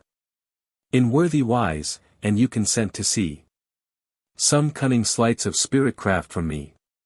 Faust. Thy fancy jumps with mine. Thou mayst commence. So that thy dainty tricks but please the sense. Mephistopheles. Thou shalt, in this 1 hour, my friend, more for thy noblest senses gain, than in the year's dull formal train. From stale beginning to stale end. The songs the gentle spirits sing thee, the lovely visions that they bring thee, are not an empty juggling show. On thine ear sweet sounds shall fall. Odorous breezes round thee blow. Taste, and touch, and senses all, with delicious tingling glow. No lengthened prelude need we hear. Sing, spirit imps that hover near. Spirits. Vanish ye murky. Old arches away. Through the cloud curtain, that blinds heaven's ray. Mild and serenely, look forth the queenly eye of the day. Star now and starlet, be more benign, and purer suns now, softlier shine. In beauty ethereal, a swift-moving throng of spirits aerial are waving along, and the soul follows on wings of desire the fluttering garlands that deck their attire. Cover the meadows, cover the bowers, where lovers with lovers breathe rapturous hours. Bower on bower, the shoots of the vine with the leaves of the fig tree, their tendrils entwine. Clusters of ripe grapes, bright blushing all, into the winepress heavily fall. From fountains divine, bright rivers of wine come foaming and swirling o'er gems of the purest, sparkling and pearling. They flow and they broaden in bright vista seen to deep-bosomed lakes, lightly fringed with the green, where leafy woods nod in their tremulous sheen. On light-soaring pinions, the birds cut the gale through the breezy dominions. As sunward they sail on swift wings to the isles of the blest, on the soft swelling waves that are cradled to rest, where we hear the glad spirits in jubilee sing, as o'er the green meadows fleet bounding they spring, with light airy footing, a numberless throng, like meteors shooting the mountains along. Some there are flinging their breasts to the seas, others are swinging in undulant ease, lovingly twining life's tissue divine, where pure stars are shining in beauty benign. Mephistopheles. He sleeps. Well done, ye airy urchins. I remain your debtor for this lullaby, by which so bravely ye have sung asleep. This restless spirit, who, with all his wit, is not yet quite the man with cunning cast, to hook the devil and hold him fast. Around him let your shapes fantastic flit, and in a sea of dreams his senses steep. But now this threshold's charm to disenchant. The tooth of a rat is all I want. Nor need I make a lengthened conjuration. I hear one scraping there in preparation. The lord of the rats and of the mice, of the flies, and frogs, and bugs, and lice, commands you with your teeth's good saw the threshold of this door to gnaw. Forth come, and there begin to file, where he lets fall this drop of oil. Ha! There he jumps. That angle there. With thy sharp teeth I bid thee tear. Which jutting forward, sad disaster, unwilling prisoner keeps thy master. Briskly let the work go on. One bite more and it is done. Exit. Faust. Awakening from his trance. Once more the juggler pleasure cheats my lip. Gone the bright spirit dream, and left no trace. That I spake with the devil face to face. And that a poodle dog gave me the slip. Scene 6. Faust study as before. Faust. Mephistopheles. Faust. Who's there to break my peace once more? Come in. Mephistopheles. 'Tis I. Faust. Come in. Mephistopheles. Thou must repeat it thrice. Faust. Come in. Mephistopheles. Thus with good omen we begin. I come to give you good advice. And hope we'll understand each other. The idle fancies to expel. That in your brain make such a pother. At your service behold me here. Of noble blood, a cavalier. A gallant youth rigged out with grace. In scarlet coat with golden lace. A short silk mantle, and a bonnet. With a gay cock's feather on it. And at my side a long sharp sword. Now listen to a well-meant word. Do thou the like, and follow me. All unembarrassed thus and free. To mingle in the busy scenes of life, and know what living means. Faust. Still must I suffer, clothe me as you may. This narrow earthly life's encumbrancy. Too old I am to be content with play. Too young from every longing to be free. What can the world hold forth for me to gain? Abstain, it saith, and still it saith, abstain. This is the burden of the song. That in our ears eternal rings. Life's dreary litany lean and long. That each dull moment hoarsely sings. With terror wake I in the morn from sleep. And bitter tears might often weep. To see the day, when its dull course is run. That brings to fruit not one small wish, not one. That, with capricious criticizing. Each taste of joy within my bosom rising. Ere it be born, destroys, and in my breast. Chokes every thought that gives existence zest. With thousand soulless trifles of an hour. And when the dark night shadows lower. I seek to ease my aching brain. Upon a weary couch in vain. With throngs of feverish dreams possessed. Even in the home of sleep I find no rest. The God, that in my bosom dwells. Can stir my being's inmost wells. But he who sways supreme our finer stuff. Moves not the outward world, hard, obdurate, and tough. Thus my existence is a load of woes. Death my best friend, and life my worst of foes. Mephistopheles. And yet methinks this friend you call your best. Is seldom, when he comes, a welcome guest. Faust. Oh! Happy he to whom, in victory's glance. Death round his brow the bloody laurel wins. Whom, mid the circling hurry of the dance. Locked in a maiden's close embrace he finds. Oh! Would to God that I had sunk that night. In tranceful death before the spirit's might. Mephistopheles. Yet, on a certain night, a certain man was slow. To drink a certain brown potation out. Faust. It seems, 'tis your delight to play the scout. Mephistopheles. Omniscient am I not, but many things I know. Faust. If, in that moment's wild confusion. A well-known tone of blithesome youth. Had power, by memory's dear delusion. To cheat me with the guise of truth. Then curse I all whatever the soul. With luring juggleries entwines. And in this gloomy dungeon hole. With dazzling flatteries confines. Cursed be, for all the high opinion. The soul has of its own dominion. Cursed all the show of shallow seeming. Through gates of sense fallacious streaming. Cursed be the hollow dreams of fame. Of honor, glory, and a name. Cursed be the flattering goods of earth. Wife, child, and servant, house and hearth. Accursed be mammon, when with treasures. To riskful venture he invites us.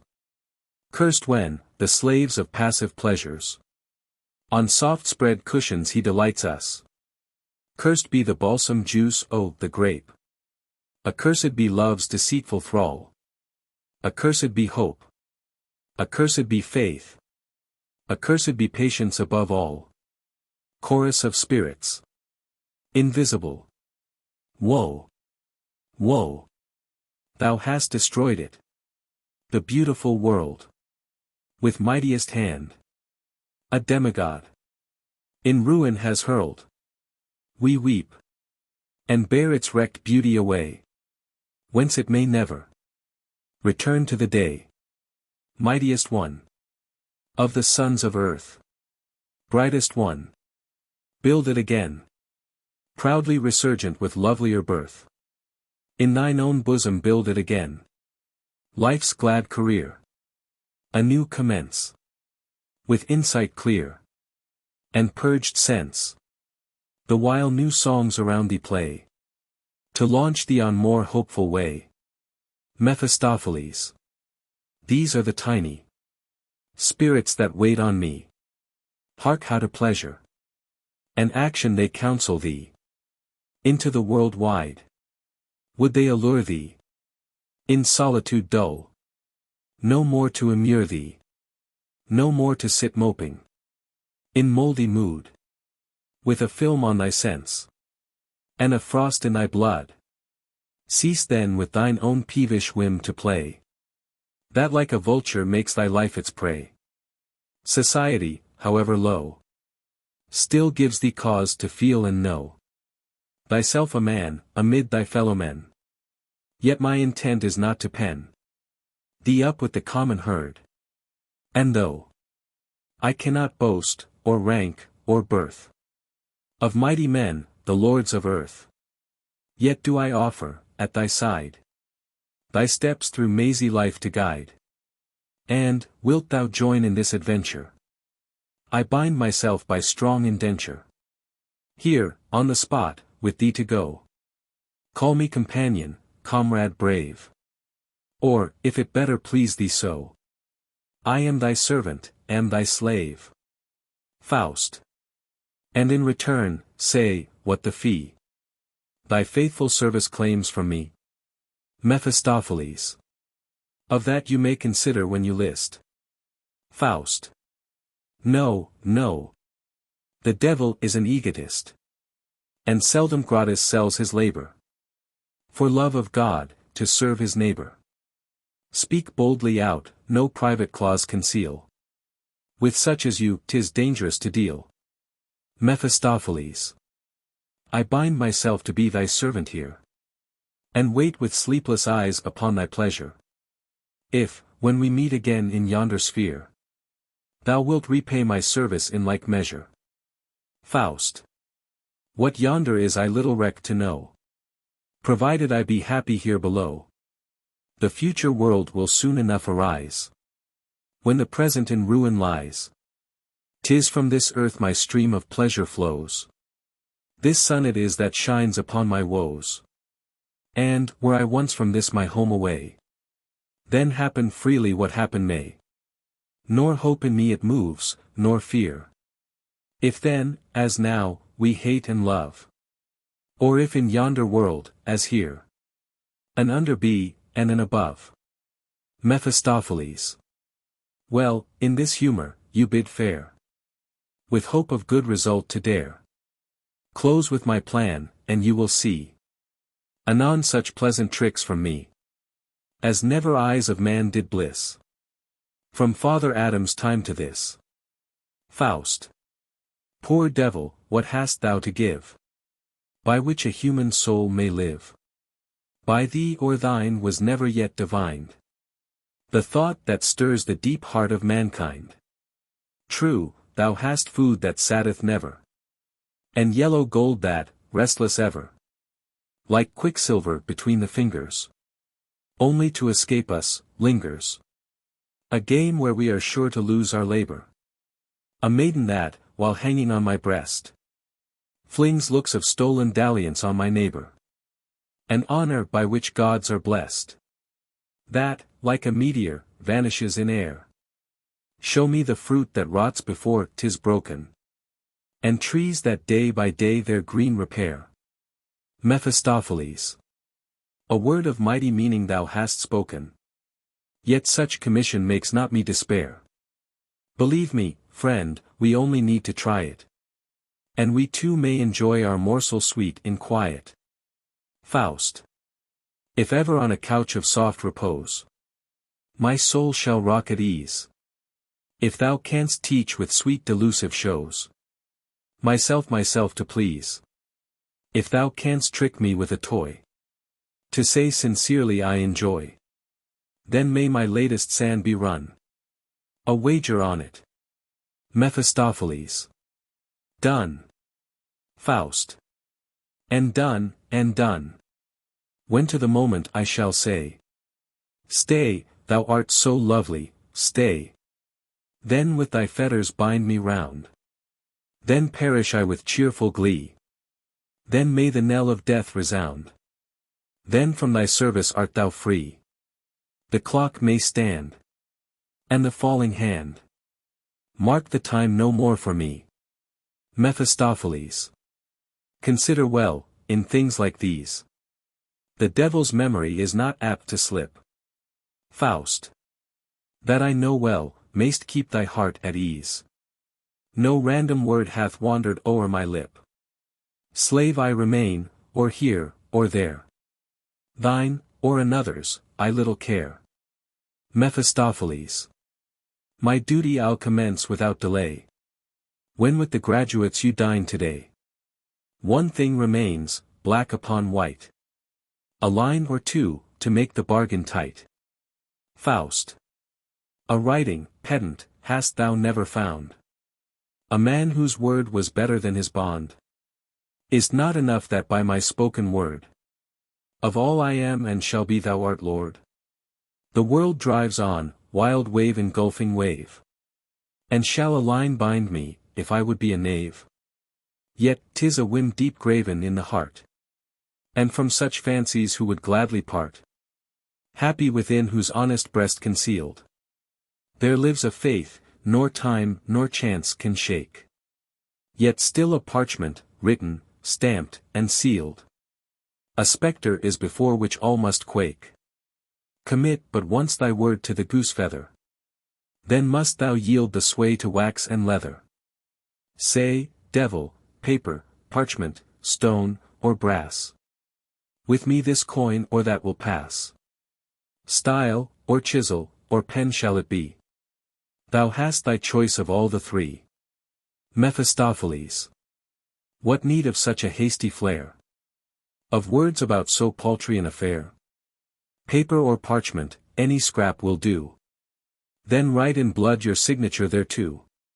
Faust. If this be all, there needs but small delay. Such trifles shall not stand long in my way. Mephistopheles. While Faust is signing the paper, blood is a juice of most peculiar virtue. Faust. Only no fear that I shall e'er demur to the bond as signed, my whole heart swears, even to the letter that the parchment bears.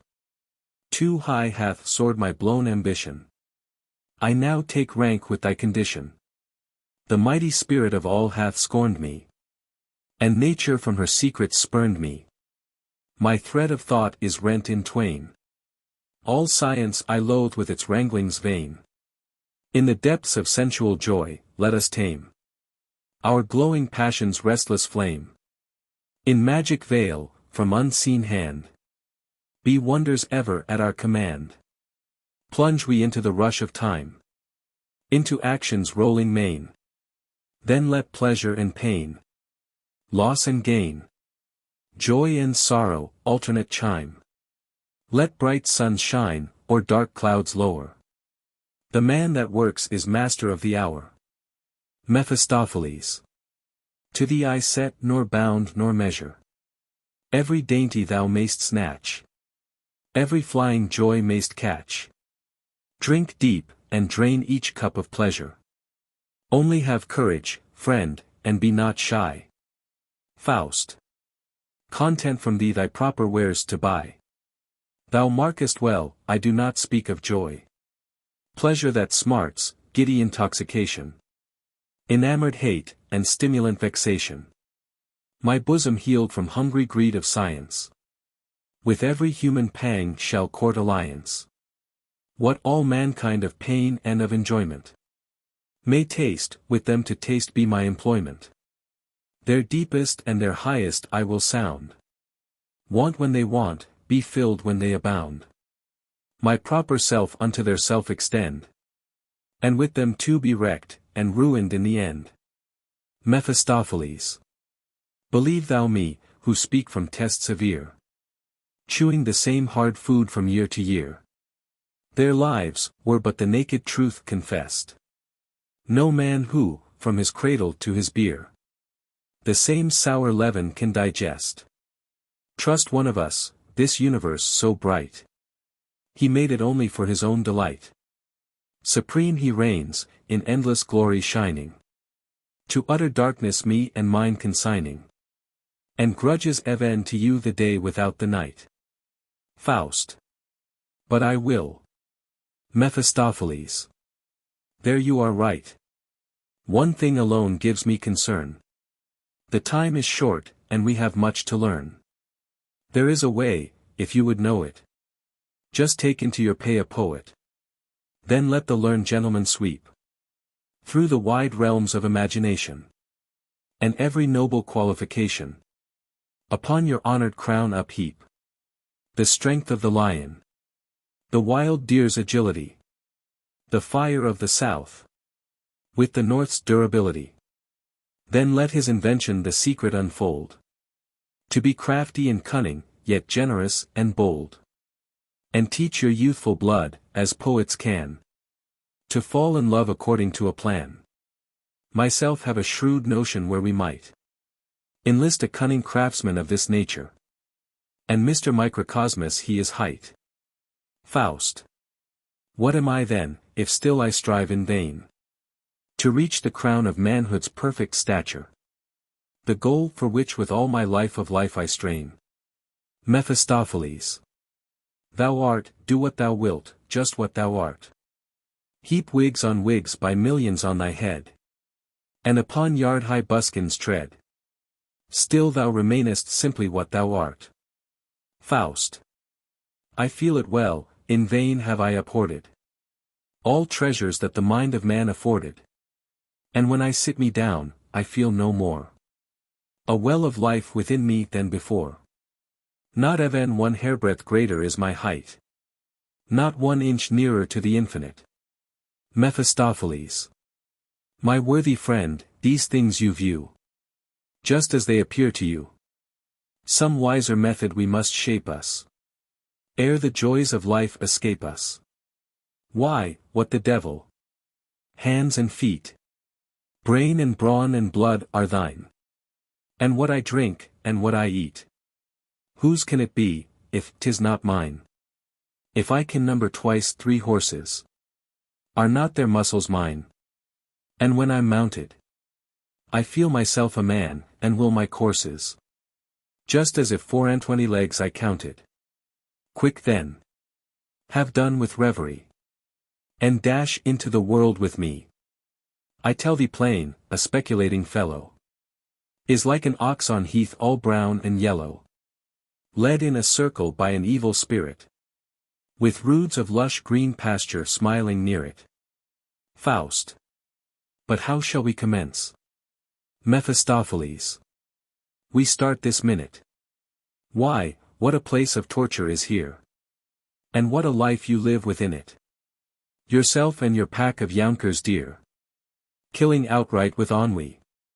Leave that to honest neighbor Paunch. Thrashing of straw is not for thee. Besides, into the best of all your knowledge, you know 'tis not permitted you to launch with chicken-hearted boys at college. Even now, methinks, I hear one on the stair. Faust. Send him away, I cannot bear. Mephistopheles. Poor boy. He's waited long, nor must depart without some friendly word for head and heart. Come, let me slip into your gown, the mask will suit me well. As for the teaching task, he puts on Faust's scholastic robes. Leave that to me. I only ask a quarter of an hour, and you make speed, and have all ready for our journey's need. Exit. Mephistopheles. Solus. Continue thus to hold it not. Man's highest power, his power of thought. Thus let the father of all lies with shows of magic blind thine eyes. And thou art mine, a certain prize. To him hath fate a spirit given, with rainless impulse ever forwards driven, whose hasty striving overskips the joys that flow from mortal lips. Him drag I on through life's wild chase, through flat unmeaning emptiness. He shall cling and cleave to me, like a sprawling child in agony. And food and drink, elusive hovering nigh, shall shun his parched lips, and cheat his longing eye. He shall pine and pant and strain for the thing he may not gain. And, though he ne'er had sold him to do evil, he would have damned himself without help from the devil. Scene 7. Enter a student. Student. I am but fresh arrived today, and come my best respects to pay to one whose name, from Boer to Kaiser, none, without veneration, mention. Mephistopheles. I feel obliged by your attention. You see a man than other men no wiser. Have you made inquiry elsewhere? Student. Beseech you, sir, be my adviser. I come with money to spend and spare, with fresh young blood, and a merry heart, on my college career to start. My mother sent me, not without a tear, to get some needful schooling here. Mephistopheles. A better place you could not find. Student. To speak the truth, 'tis not much to my mind. Within these narrow cloister walls, these antiquated Gothic halls, I feel myself but ill at ease. No spot of green the first see, no trees. And, mid your formal rows of benches, I almost seem to lose my senses. Mephistopheles. That all depends on custom. Don't you see how a young babe at first is slow to know its mother's breast, but soon with joy it strains the milky boon. So you anon will suck nutrition from wisdom's breasts with blessed fruition. Student. I yearn to do so even now. But, in the first place, tell me how. Mephistopheles. My help is yours, or great or small. But choose your faculty, first of all. Student.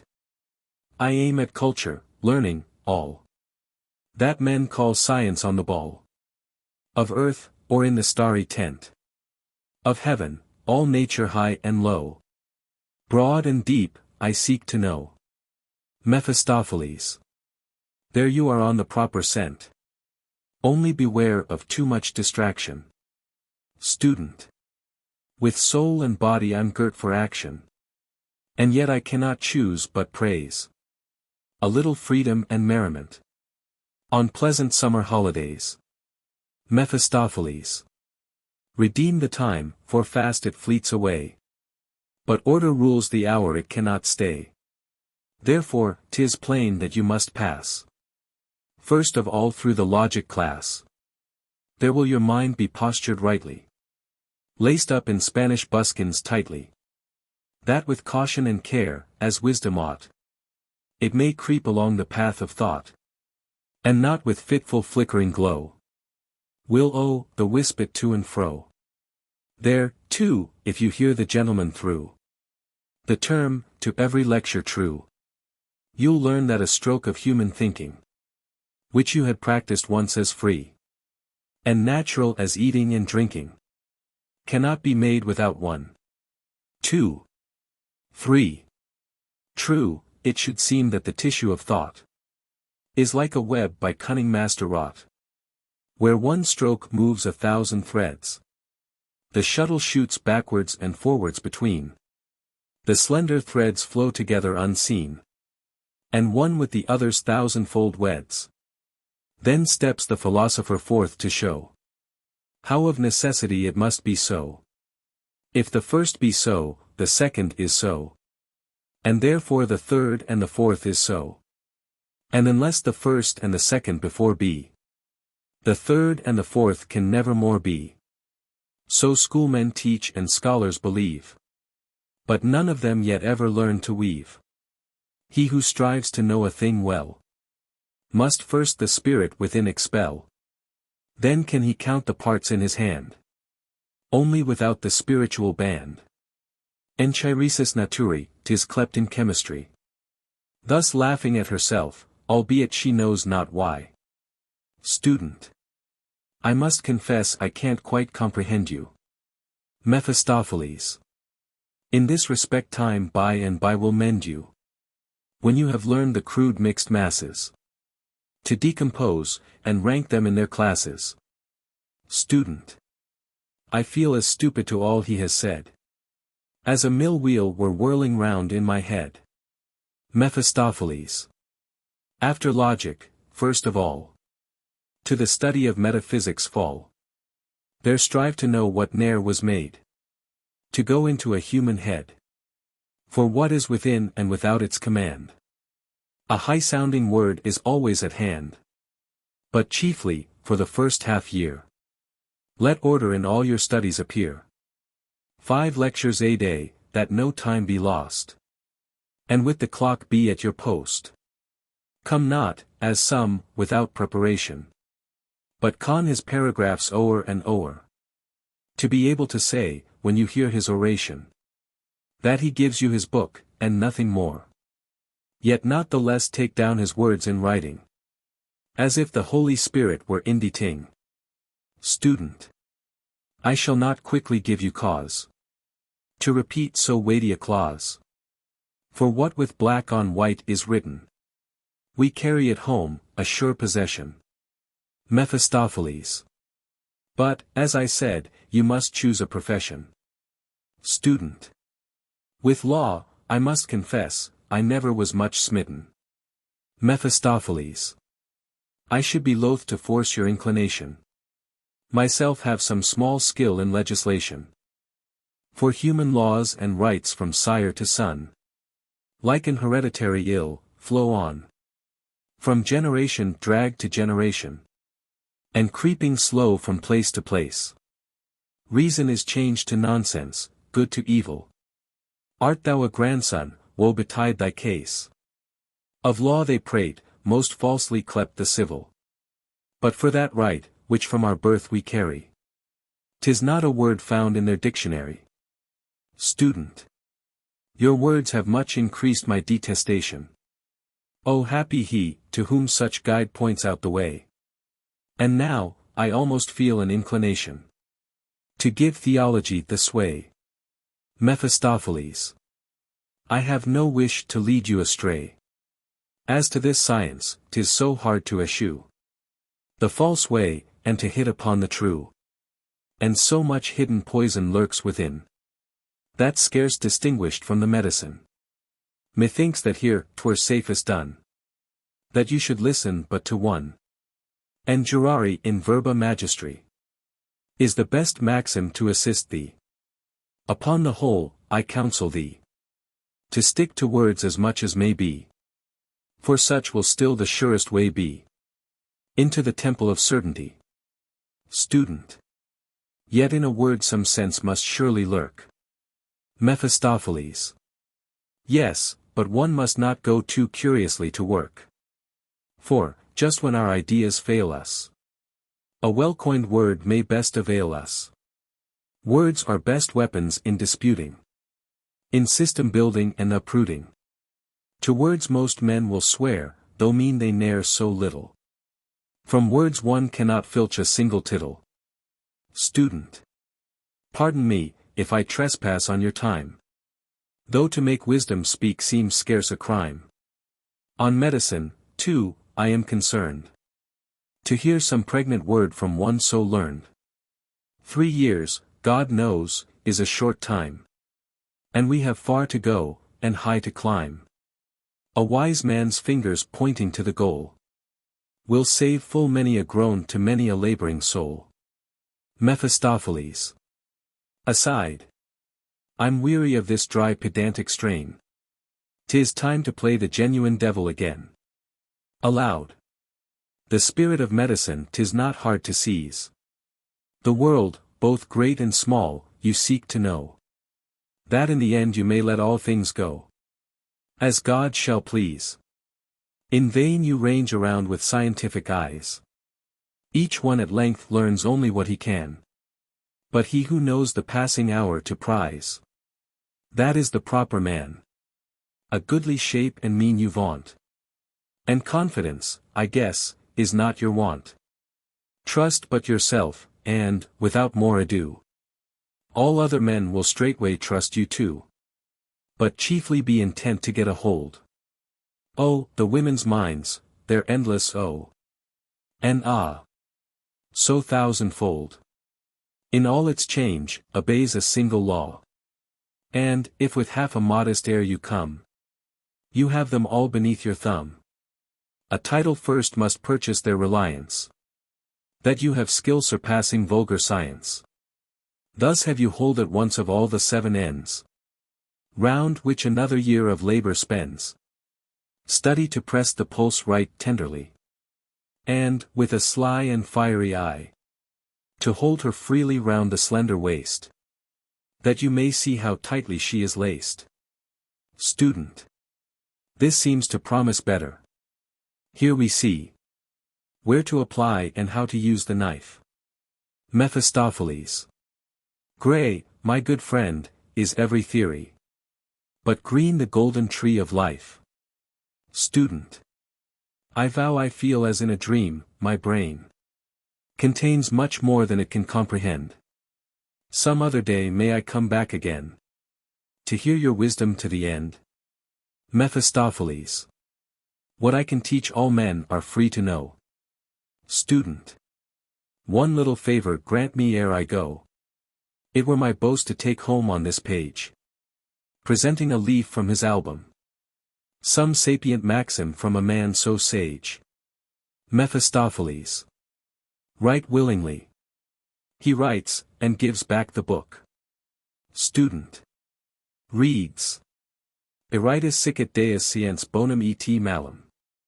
He closes the book reverently, and takes his leave. Mephistopheles. Follow the ancient saw, and my cousin, the famous old serpent. Right soon shalt thou have cause, at thy godlike knowledge to tremble. Enter Faust. Faust. Now, whither bound? Mephistopheles. Where'er it pleases you. The world, both great and small, we view. Oh! How it will delight, entrance you, the merry reel of life to dance through. Faust. My beard, I am afraid, is rather long, and without easy manners, gentle breeding, I fear there is small chance of my succeeding. I feel so awkward mid the busy throng, so powerless and so insignificant. And what all others have I seemed to want? Mephistopheles. Bah! Never fear. The simple art of living is just to live right on without misgiving. Faust. But how shall we commence our course? I see nor coach, nor groom, nor horse. Mephistopheles. We only need your mantle to unfold, and it shall waft us on the wind. Who makes with me this journey bold? No bulky bundle busks behind. A single puff of inflammable air, and from the ground we nimbly fare. Lightly we float. I wish the best of cheer to Dr. Faustus on his new career. End of Act 2. Act 3. Scene I. Auerbach's wine cellar. Leipzig. A bout of merry fellows. Frosh. Will no one sing? None crack a joke? I'll teach you to make saucy faces. Like old wet straw today you smoke. While bright as flame your wonted blaze is. Brander. The blame lies with yourself, for you have given us today no fun nor frolic to enliven us. Frosh. Throwing a glass of wine over his head. There hast thou both. Brander. Double swine. Frosh. You asked a joke, I gave it you in wine. Sibyl. Out at the door with all who dare to quarrel. Give all your pipes full play. This is no place to snarl. Up. Hollow. Ho. Altmayer. Woe's me. The devil and his crew are here. Some cotton, ho. He makes my eardrum crack. Sibyl. Roar on. For, when the vault loud echoes back, the deep bass notes come thundering on the ear. Frosh. Right, right. Out with each saucy fellow. A. Terra Larida. Altmayer. A Terra Larida. Frosh. Our throats are now quite mellow. Sings. The Holy Roman Empire now. How does it hold together? A clumsy song, fie. A political song. A scurvy song. Thank God, with each tomorrow. The Roman Empire can give you small sorrow. For me, I deem I'm wealthier and wiser. For being neither Chancellor nor Kaiser. Yet even we must have a head to rule us. Let's choose a pope in drinking well to school us. Come, well you know the qualification. That lifts a man to consideration. Frosh. Sings. Mount up, Lady Nightingale. Greet my love 10,000 times. Sibyl. No, sir, not once, I'll hear no more of this. Frosh. But you shall hear, a greeting and a kiss. He sings. Ope the door in silent night. Ope and let me in, I pray. Shut the door, the morn is bright. Shut it, love, I must away. Sibyl. Yes. Sing and sing. Belaud her, and berhyme. I'll have my laugh at that, all in good time. She jilted me right rarely. Soon. She'll make thee sing to the same tune. 'Twere fit a kobold with his love should bless her. On some cross road to cocker and caress her. Or that some old he-goat, that tramps away from merry Blocksberg on the 1st of May, should greet her passing with a lusty bow. An honest man of genuine flesh and blood is for the wench by far too good. Batter her doors, her windows shiver. That's all the serenade I'd give her. Brander. Striking the table. Gentlemen, here. Only attend to me. You'll see that I know how to live. If love-sick people here there be, to honor them, I'm bound to give a song brimful of the most melting passion. I'll sing a ditty of the newest fashion. Give ear. And with full swell sonorous, let each and all ring forth the chorus. He sings. In a pantry hole there lived a rat. On bacon and on butter. It had a paunch as round and fat as Dr. Martin Luther. The cook placed poison in its way. It felt as straightened all the day, as if it had love in its body. Chorus. Shouting. As if it had love in its body. Brander. It ran within, it ran without. And sipped in every puddle. And scratched and gnawed, but bettered not the fever of its noddle. With many a twinge it tossed and tossed. Seemed ready to give up the ghost. As if it had love in its body. Chorus. As if it had love in its body. Brander. It left its hole for very pain. Into the kitchen crawling. And snuffling there with might and main. Upon the earth lay sprawling. The cook she laughed when she saw it die. It squeaks, quoth she, with its latest sigh. As if it had love in its body. Chorus. As if it had love in its body. Sibyl. How the hard-hearted boys rejoice. As if it were a trade so choice. To teach the rats and mice to die. Brander. Rats find great favor in your eyes. Altmaier. The oily paunch. The bald pate. He has eyes of sorrow for the creature. For why? He could not fail to see in the swollen rat his own best feature. Scene 2. Enter Faust and Mephistopheles. Mephistopheles. First thing of all I bring you here. Into a company of jolly cheer. That you may learn how men contrive. Without much thought or care to live. These fellows feast their lives away. In a continual holiday. With little wit and much content. Their narrow round of life is spent. As playful kittens oft are found. To chase their own tails round and round. So live they on from day to day. As long as headache keeps away. And by no anxious thought are crossed. While they get credit from the host. Brander. These gentlemen are strangers, in their face. One reads they lack the breeding of the place. They're not an hour arrived, I warrant thee. Frosh. There you are right, Leipzig's the place, I say. It is a little Paris in its way. Sibyl. What, think you, may the strangers be? Frosh. Leave that to me, I'll soon fish out the truth. Fill me a bumper till it overflows.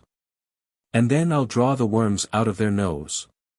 As easily as 'twere an infant's tooth. To me they seem to be of noble blood. They look so discontented and so proud. Brander. Quack doctors both. Altmaier, what think you? Altmaier. 'Tis like. Frosh. Mark me. I'll make them feel the screw. Mephistopheles. To Faust. They have no nose to smell the devil out. Even when he has them by the snout. Faust. Be greeted, gentlemen. Sibyl. With much respect return we the salute. Softly, eyeing Mephistopheles from the one side. What? Does the fellow limp upon one foot? Mephistopheles. With your permission, we will make so free as to intrude upon your company. The host's poor wines may keep us in sobriety. But we at least enjoy your good society. Altmaier. Our wine is good, and, for to speak the truth, your mother fed you with too nice a tooth. Frosh. When left you Rippock? You must have been pressed for time. Supped you with Squire Hans by the way? Mephistopheles. We had no time to stay. But when I last came by, I was his guest. He spoke much of his cousins, and he sent to you and all full many a compliment. He makes a bow to Frosh. Altmaier. Softly. You have him there, he understands the jest. Sibyl. He is a knowing one. Frosh. I'll sift him through anon. Mephistopheles. As we came in, a concert struck my ear. Of skillful voices in a chorus pealing. A gleesome song must sound most nobly here. Re-echoed freely from the vaulted ceiling. Frosh. Perhaps you have yourself some skill. Mephistopheles. Oh no. Had I the power, I should not want the will. Altmaier. Give us a song. Mephistopheles. 1,000, willingly. Sibyl. Only brand new, I say, no threadbare strain. Mephistopheles. We are but just come from a tour in Spain. The lovely land of wine and melody. He sings. There was a king in old times that had a huge big flea. Frosh. Ha, ha. A flea, he seems a man of taste. A flea, I wis, is a most dainty guest. Mephistopheles. Sings again. There was a king in old times that had a huge big flea, as if it were his own son. He loved it mightily. He sent out for the tailor to get it a suit of clothes. He made my lord a dress coat. He made him a pair of hose. Brander. Be sure that Monsieur le Tailor be told to take his measure most exact and nice. And as upon his head he puts a price, to make the hose without or crease or fold. Mephistopheles. In velvet and in silk clad, he strutted proudly then, and showed his star and garter. With title gentleman, prime minister they made him, with cross and ribbon gay. And then all his relations at court had much to say. This caused no small vexation. At court, I tell you true, the queen and all her ladies were bitten black and blue, and yet they durst not catch them, nor crack them when they might. But we are free to catch them, and crack them when they bite. Chorus. Shouting. But we are free to catch them, and crack them when they bite. Frosh. Bravo, bravo, his voice is quite divine. Siebel. Such fate may every flea befall. Brander. Point your nails and crack 'em all. Altmayer. A glass to liberty. Long live the vine. Mephistopheles. I'd drink to liberty with right good will, if we had only better wine to drink. Siebel. You might have kept that to yourself, I think. Mephistopheles. I only fear our host might take it ill. Else should I give to every honored guest, from our own cellar of the very best. Siebel. Oh, never fear, if you but find the wine. Our host shall be content, the risk be mine. Frosh. Give me a flowing glass, and praise you shall not want, so that your sample, mark me, be not scant. I cannot judge of wine, unless I fill my mouth and throat too with a goodly swill. Altmayer. Softly. I see the gentlemen are from the Rhine. Mephistopheles. Give me a gimlet here, I'll show you wine. Brander. What would the fellow bore? Has he then wine casks at the door? Altmayer. There, in the basket, you will find a store of tools, which our good landlord sometimes uses. Mephistopheles. Taking the gimlet to Frosh. Now every man may taste of what he chooses. Frosh. How mean you that? Can you afford? Mephistopheles. No fear of that, my cellar is well stored. Altmayer. To Frosh. Aha. I see you smack your lips already. Frosh.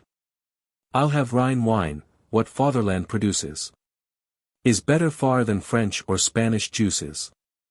Mephistopheles. Boring a hole in the edge of the table where Frosh is sitting. Fetch me some wax, to make the stoppers ready. Altmayer. He means to put us off with jugglery. Mephistopheles. To Brander. And you, sir, what? Brander. Champagne for me. And brisk and foaming let it be. Mephistopheles bores, meanwhile one of the party has got the stoppers ready, and closes the holes. Brander. To foreign climes a man must sometimes roam, in quest of things he cannot find at home. For Frenchmen Germans have no strong affection, but to their wines we seldom make objection. Siebel. While Mephistopheles is coming round to him. I have no taste for your sour wines today. I wish to have a swig of good Tokay. Mephistopheles. Boring. That you shall have, and of the very best. Altmayer.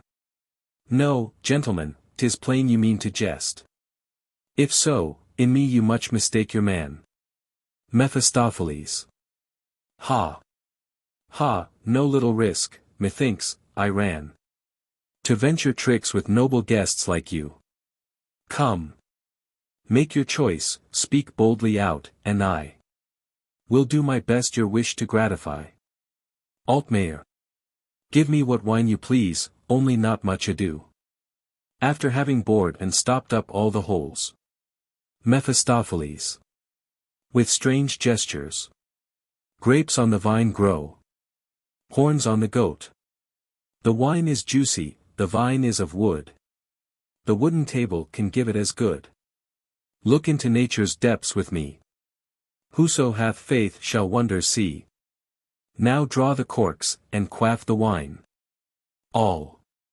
Drawing the corks, and quaffing the outstreaming liquor each as he had desired. O blessed stream, O fount divine. Mephistopheles. Drink on. Only be cautious in your hurry. They drink freely. All. Singing. No king of cannibals today. More bravely rules the drinking bout.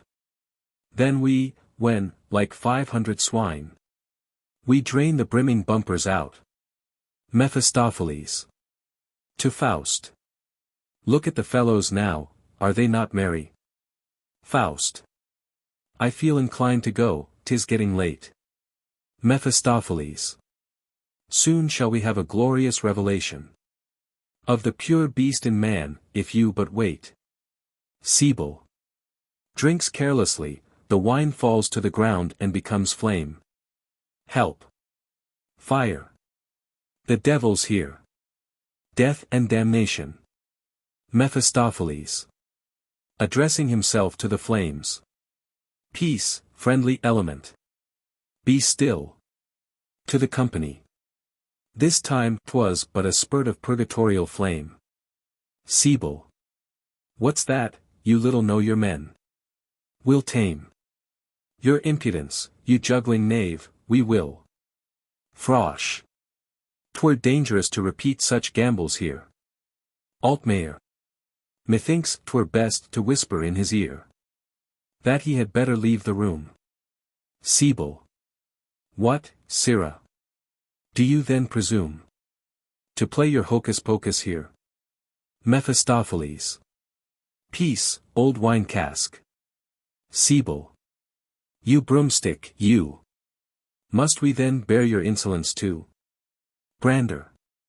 Wait. Wait. It shall rain blows anon.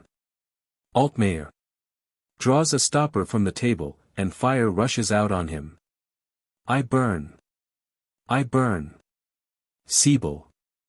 There's witchcraft in his face. The fellow's an outlaw.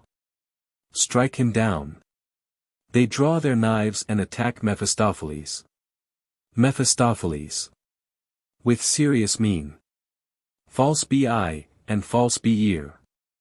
Change the sense, and change the place. Now be there, and now be here. They look as thunderstruck, and stare at one another. Altmayer. Where am I? In what lovely land? Frosh. Vineyards. Can it be so? Sibyl. And grapes too quite at hand. Brander. And here beneath this shady tree. This noble vine, these blushing clusters see. He seizes Sibyl by the nose. The rest seize one another in the same manner, and lift up their knives. Mephistopheles. As above. Let error now their eyes unclose. The devil's joke to understand. He vanishes with Faust. The fellows start back from one another. Sibyl. What's the matter? Altmayer. How now? Frosh. Was that your nose? Brander. To Sibyl. And yours is in my hand. Altmayer. It was a stroke shot through my every limb. Give me a chair, I faint. My eyes grow dim. Frosh. Now tell me only what has been the matter. Sibyl. Where is the fellow? Could I catch him here? His life out of his body I should batter. Altmayer. I saw him just this instant disappear. Riding upon a wine cask, I declare. I feel a weight like lead about my feet. Turning to the table. I wonder if his D wine still be there. Siebel. There's not a single drop, 'twas all a cheat. Frosh. And yet methinks that I was drinking wine. Brander. And I could swear I saw a clustered vine. Altmayer.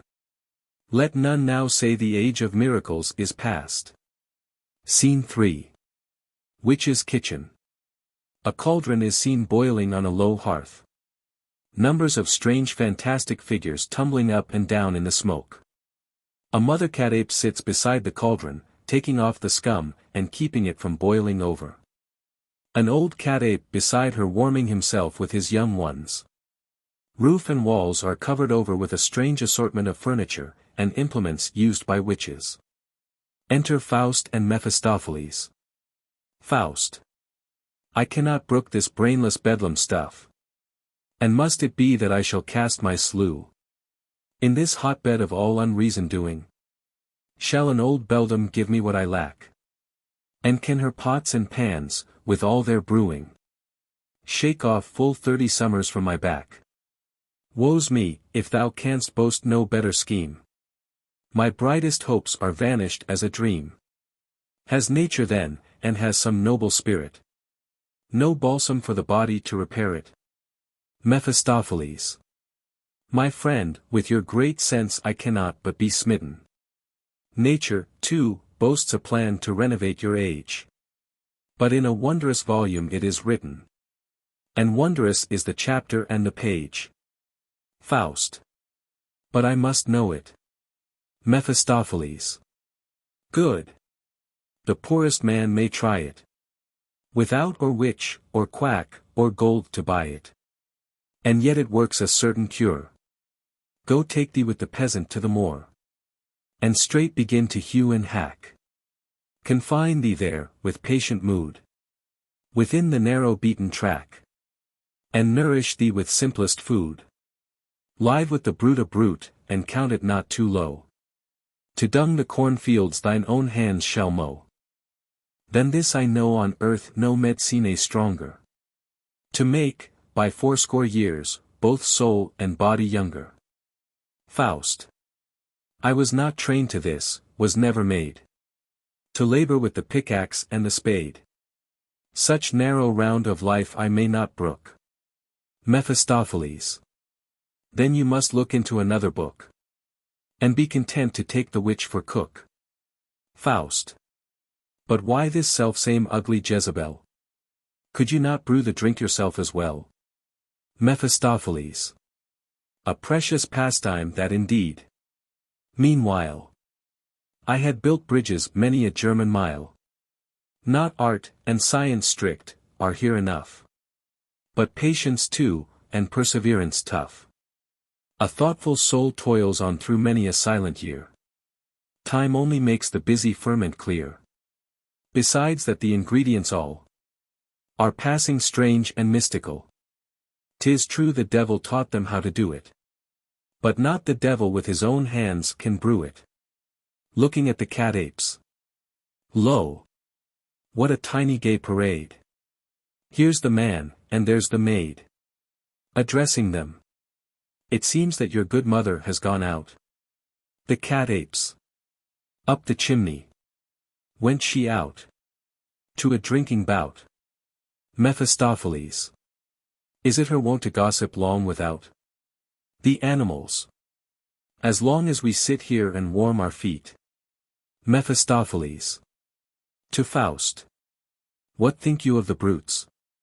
Are they not neat? Faust. I never saw such tasteless would-be drolls. Mephistopheles. Pooh! Pooh! I know no greater delectation on earth than such a merry conversation. To the brutes. Now let us hear, you pretty dolls. What are you stirring there in the pot? The brutes. Soup for beggars, hissing and hot. Thin and watery, that's the stew. Mephistopheles. Your customers will not be few. The father cat-ape. Comes up and fawns upon Mephistopheles. Come rattle the dice. Make me rich in a trice. Come, come, let me gain. My case is so bad. It scarce could be worse. Were I right in my purse, I'd be right in my brain. Mephistopheles. How happy would the apish creature be to buy a ticket in the lottery. Meanwhile the young cat-apes have been playing with a large globe, and roll it forwards. The father cat-ape. Such is the world. So doth it go. Up and down. To and fro. Like glass it tinkles. Like glass it twinkles. Breaks in a minute. Has nothing within it. Here it sparkles. There it darkles. I am alive. My dear son, I say. Keep out of the way. If you don't strive, you will die, you will die. It is but of clay. And in pieces will fly. Mephistopheles. What make you with the sieve? The father cat-ape. Bringing down the sieve. When comes a thief, on the instant we know him. He runs off to the mother cat-ape, and lets her look through the sieve. Look through the sieve. Seest thou the thief? And fearest to show him? Mephistopheles. Coming near the fire. And this pot? Father cat-ape and his wife. The silly sot. He knows not the pot. And he knows not the kettle, the sot. Mephistopheles. You ill-bred urchin, you. The father cat-ape. Come, sit thee down. We'll give thee a crown. And a scepter too. He obliges Mephistopheles to sit down, and gives him a long brush for a scepter. Faust. Who, while Mephistopheles was engaged with the animals, had been standing before a mirror, alternately approaching it and retiring from it. What see I here? What heavenly image bright? Within this magic mirror, chains my sight. O love, the swiftest of thy pinions lend me, that where she is in rapture I may bend me. Alas! When I would move one step more near, to breathe her balmy atmosphere, she seems to melt and disappear, and cheats my longing eye. Oh, she is fair beyond all type of human. Is't possible, can this be simple woman? There lies she, on that downy couch reposing, within herself the heaven of heavens enclosing. Can it then be that earth a thing so fair contains? Mephistopheles. Of course, for when a god has vexed his brains for 6 long days, and, when his work is done, says bravo to himself, is it a wonder he should make one fair thing without a blunder? For this time give thine eyes their pleasure. I know how to procure you such an one, whence thou mayst drink delight in brimming measure. And blessed the man, for whom fate shall decide to lead home such a treasure as his bride. Faust continues gazing on the mirror. Mephistopheles stretches himself on the armchair, and, playing with the brush, goes on as follows. Here, from my throne, a monarch, I look down. My scepter this, I wait to get my crown. The animals, who had in the interval been wheeling about with strange antic gestures, bring a crown to Mephistopheles, with loud shouts. Oh, be but so good, with sweat and with blood, your crown to glue, as monarchs do. They use the crown rather roughly, in consequence of which it falls into 2 pieces, with which they jump about. Oh sorrow and shame! 'Tis broken, no doubt. But we'll make a name when our poem comes out. Faust. Gazing on the mirror. Woe's me! Her beauty doth my wits confound. Mephistopheles. Pointing to the brutes. And even my good brain is whirling round and round. The brutes. And if we well speed, as speed well we ought, we are makers indeed. We are moulders of thought. Faust. As above. I burn, I burn.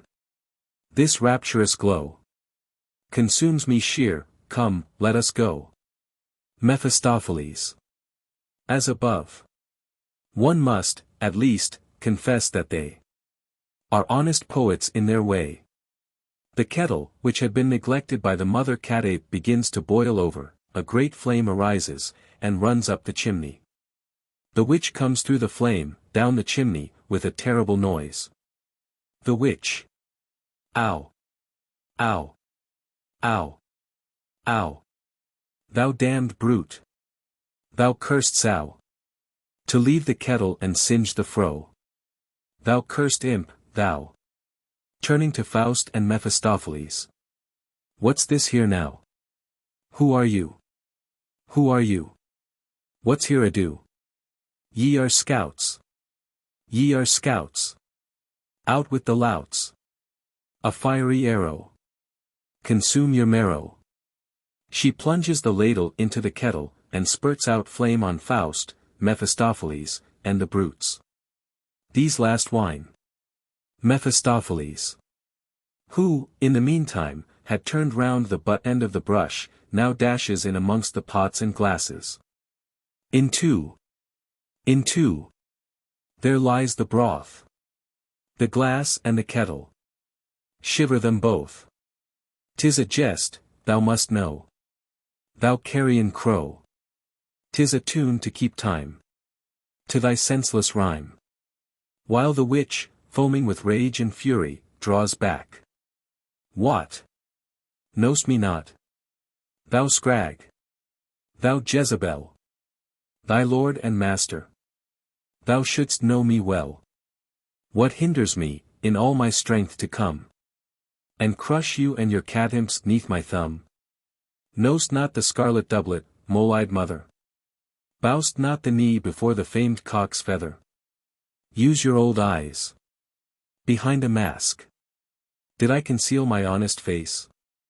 And when I come here must I ask a special introduction to your grace? The witch. O my liege lord! Forgive the rough salute. I did not see the horse's foot. And where to have you left your pair of ravens? Mephistopheles. For this time you may thank the heavens that you have made so cheap an escape. 'Tis some time since I saw your face, and things since then have moved apace. The march of modern cultivation, that licks the whole world into shape, has reached the devil. In this wise generation, the northern phantom is no longer seen, and horns and tail and claws have been. And for my hoof, with which I can't dispense, in good society 'twould give great offense. Therefore, like many a smart sprig of nobility, I use false calves to trick out my gentility. The witch. Dancing. Heyday. It almost turns my brain to see Squire Satan here again. Mephistopheles. Woman, you must not call me by that name. The witch. And wherefore not? I see no cause for shame. Mephistopheles. That name has had its station long assigned with Mother Bunch. And yet I cannot see. Men are much better for the want of me. The wicked one is gone, the wicked stay behind.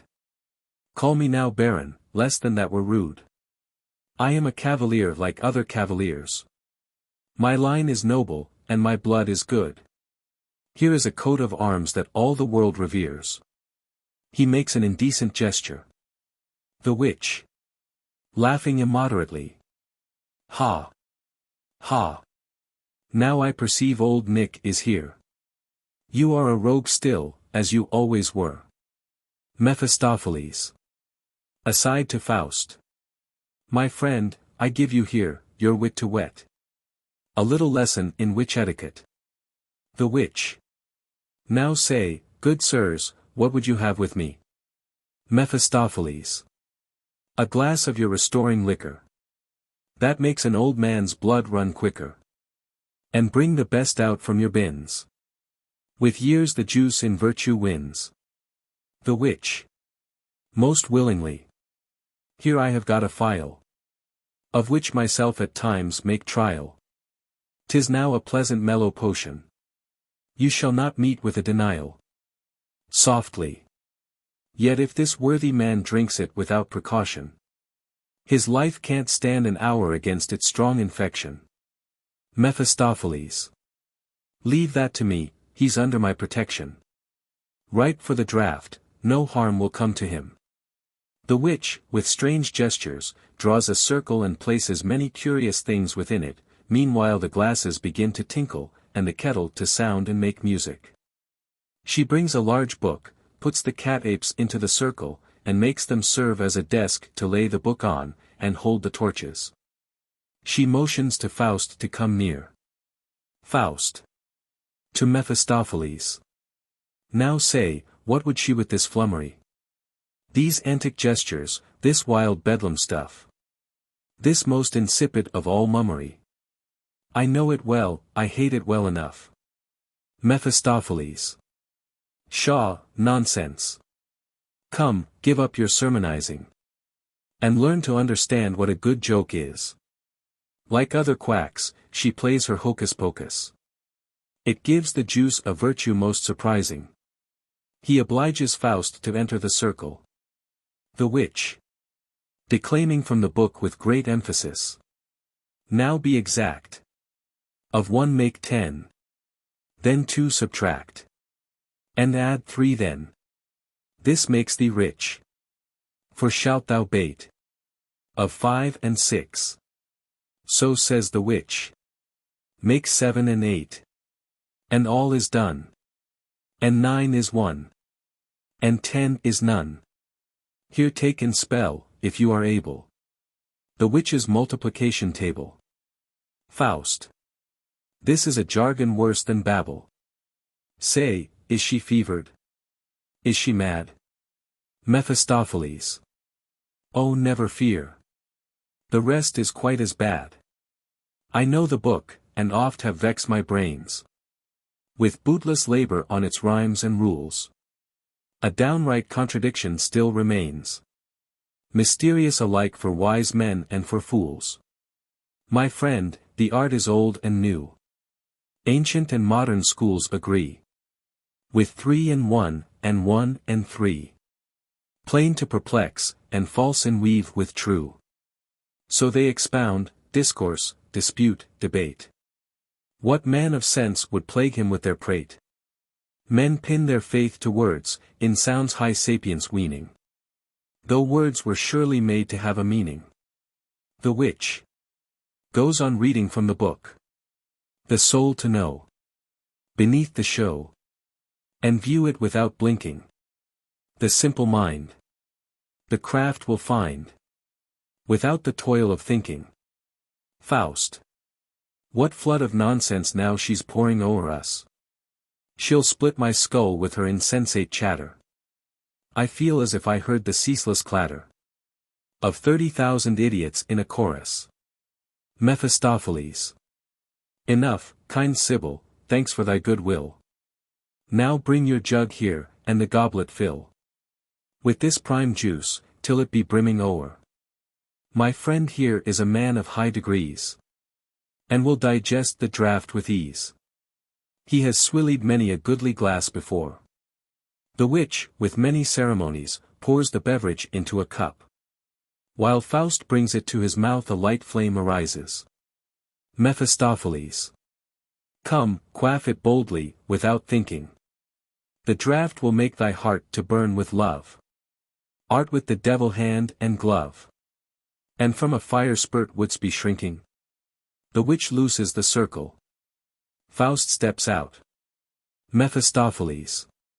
Come quickly out, you must not rest. The witch. I hope the swig will wonders work on thee. Mephistopheles. And you, if you have aught to beg of me. Upon Walpurgis night make your request. The witch. Here is a song. At times sung, you will find. It hath a wondrous working on your mind. Mephistopheles. To Faust. Come, yield thee now to my desire. Be meek for once, and own the bridle. You must keep quiet, and let yourself perspire.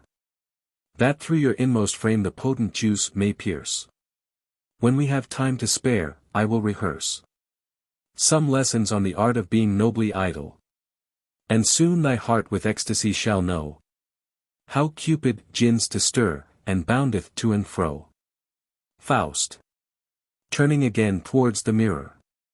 Indulge me with one glance, one moment spare. It was a virgin form surpassing fair. Mephistopheles. No. No. With my good aid thou soon shalt see the paragon of women bodily. Aside. Anon, if this good potion does its duty, he'll see in every wench the Trojan beauty.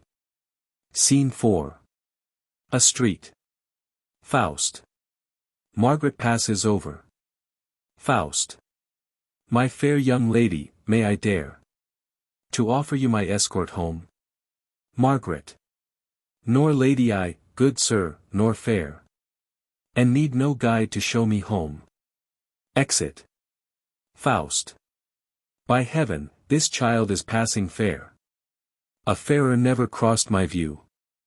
Of such a modest gentle air, yet with a dash of pertness too, and girlish innocent conceit. Her lips so red, her cheeks so bright. Forget I could not, if I might. How she casts down her lovely eyes. Deep graven in my heart it lies. And how so smartly she replied. And with a sharp turn stepped aside. It was most ravishingly sweet. Enter Mephistopheles. Faust. Hark. You must get the girl for me. Mephistopheles. Which one? Faust. She's just gone by. Mephistopheles. What? She's only now come from confession, where she received a full remission. I slinked close by the box, and heard the simple damsel's every word. 'Tis a most guileless thing, that goes for very nothing to the priest. My power does not extend to those.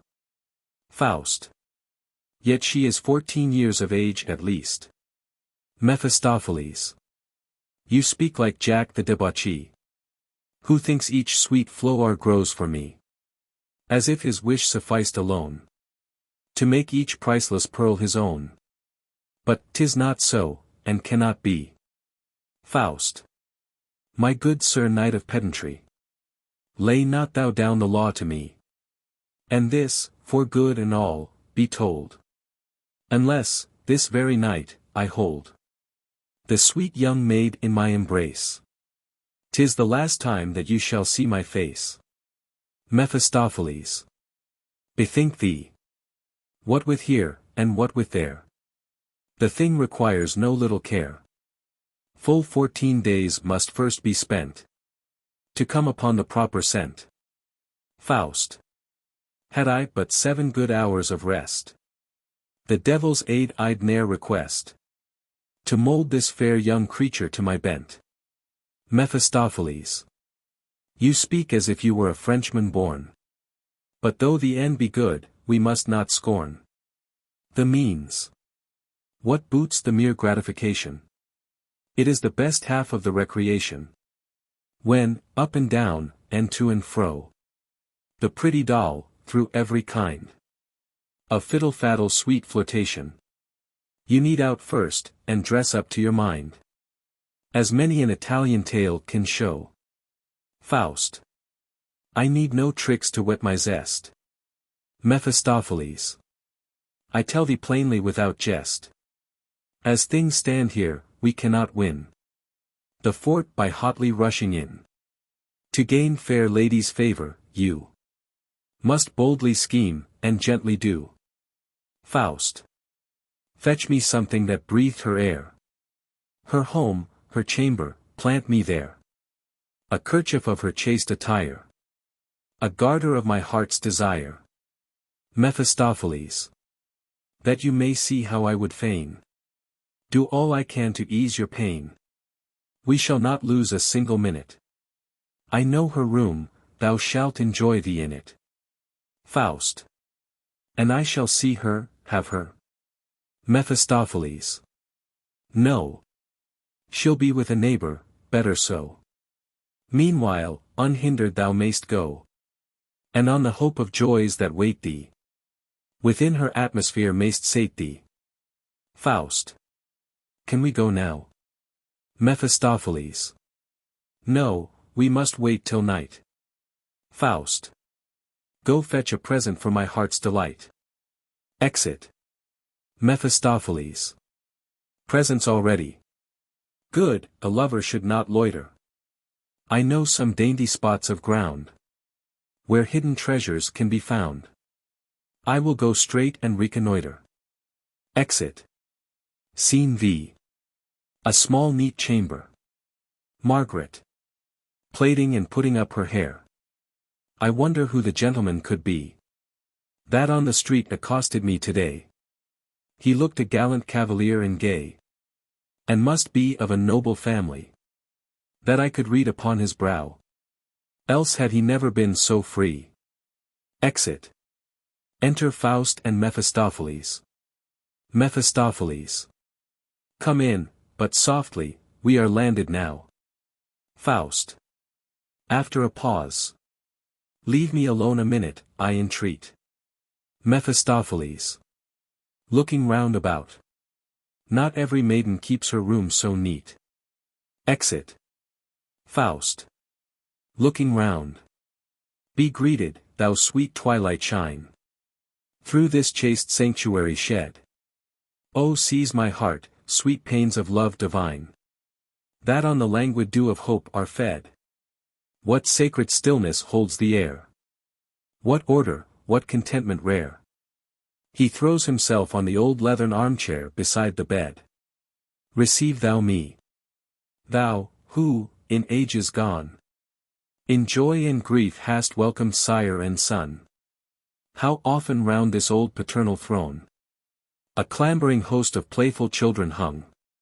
Belike that here my loved one too hath clung to her hoar grandsire's neck, with childish joy. Thankful received the yearly Christmas toy. And with the full red cheeks of childhood pressed upon his withered hand a pious kiss. I feel, sweet maid, mine inmost soul possessed by thy calm spirit of order and of bliss. That motherly doth teach thee day by day. That bids thee deck the table clean and neat. And crisps the very sand strewn at thy feet. Sweet hand. Sweet, lovely hand. Where thou dost sway. The meanest hut is decked in heaven's array. And here. He lifts up the bed curtain. O heaven, what strange o'ermastering might thrills every sense with fine delight. Here might I gaze unwearied day and night. Nature. In airy dreams here didst thou build the mortal hull of the angelic child. Here she reposed, her tender bosom teeming with warmest life, in buoyant fullness streaming. And here, with pulse of gently gracious power, the heaven-born bud was nursed into a flower. And thou? What brought thee here? Why now back shrinks thy courage from the prize it sought before? What wouldst thou have? Thy heart within thee sinks. Poor wretched Faust! Thou know'st thyself no more. Do I then breathe a magic atmosphere? I sought immediate enjoyment here. And into viewless dreams my passion flows. Are we the sport of every breath that blows? If now she came, and found me gazing here, how for this bold-faced presence must I pay? The mighty man, how small would he appear? And at her feet, a suppliant, sink away. Mephistopheles. Coming back. Quick. Quick. I see her, she'll be here anon. Faust. Yes, let's be gone. For once and all be gone. Mephistopheles. Here is a casket, of a goodly weight. Its former lord, I ween, bewails its fate. Come, put it in the press. I swear she'll lose her senses when she sees it there. The trinkets that I stowed within it, Were bait meant for a nobler prey. But child is child, and play is play. Faust. I know not, shall I? Mephistopheles. Can you doubt a minute? Would you then keep the dainty pelf? Like an old miser, to yourself? If so, I would advise you, sir, to spare your squire the bitter toil, and with some choicer sport the hour beguile. Then looking lustfully at her, I scratch my head and rub my hands that you. He puts the casket into the cupboard, and locks the door again. Come, let's away. With this sweet piece of womanhood may do, as will may sway. And you stand there, and gape and stare, as if you looked into a lecture room, and therewithal the twin grey spectres bodily saw. Physics and metaphysics. Come. Exeunt. Enter Margaret, with a lamp. Margaret. It is so sultry here, so hot. She opens the window. And yet so warm without, 'tis not. I feel, I know not how, oppressed. Would to God that my mother came. A shivering cold runs o'er my frame.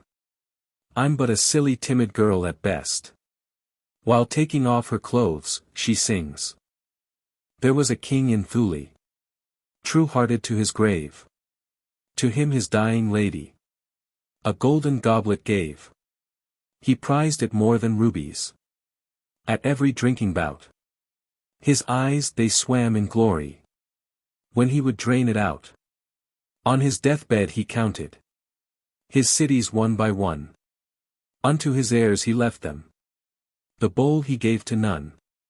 He sat amid his barons, and feasted merrily within his father's castle, that beetles o'er the sea. There stood the old carouser, and drank his life's last glow. Then flung the goblet over into the sea below. He saw it fall, and gurgling sink deep into the sea. His eyes they sank in darkness. No bumper more drank he. She opens the cupboard to put in her clothes, and sees the casket. How came the pretty casket here? No doubt I locked the press when I went out.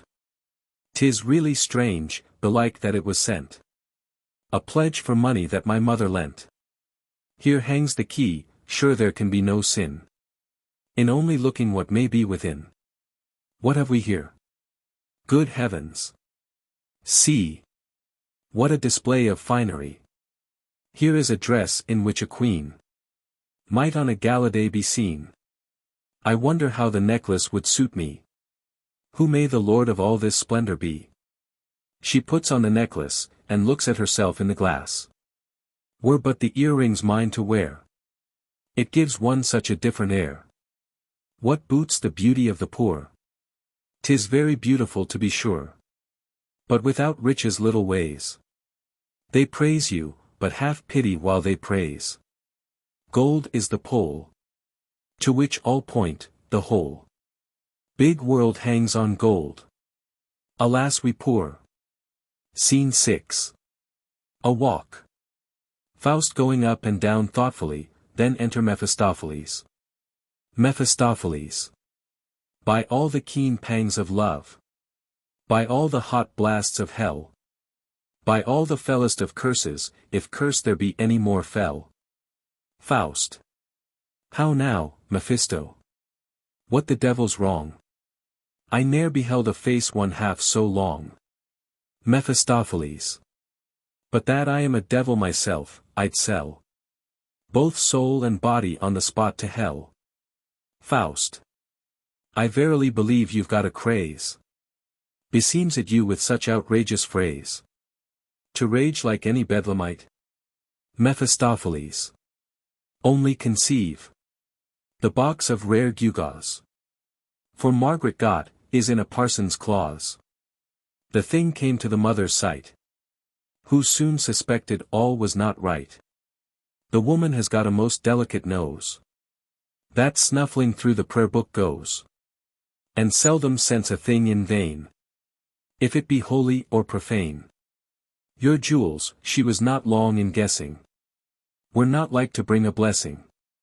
My child, quoth she, ill-gotten gear ensnares the soul, consumes the blood. We'll give it to Mary Mother dear, and she will feed us with heavenly food.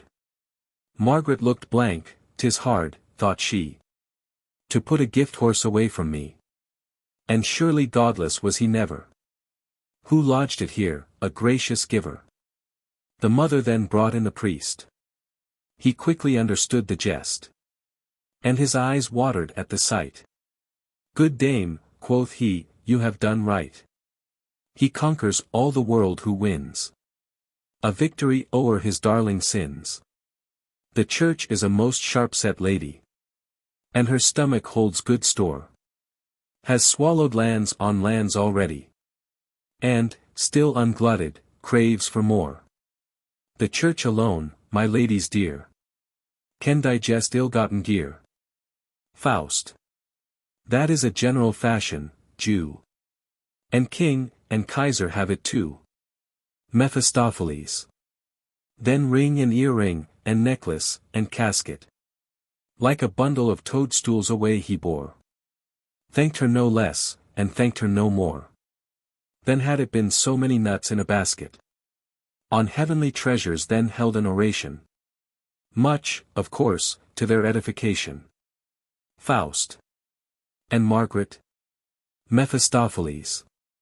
Sits now in restless mood. Knows neither what she would, nor what she should.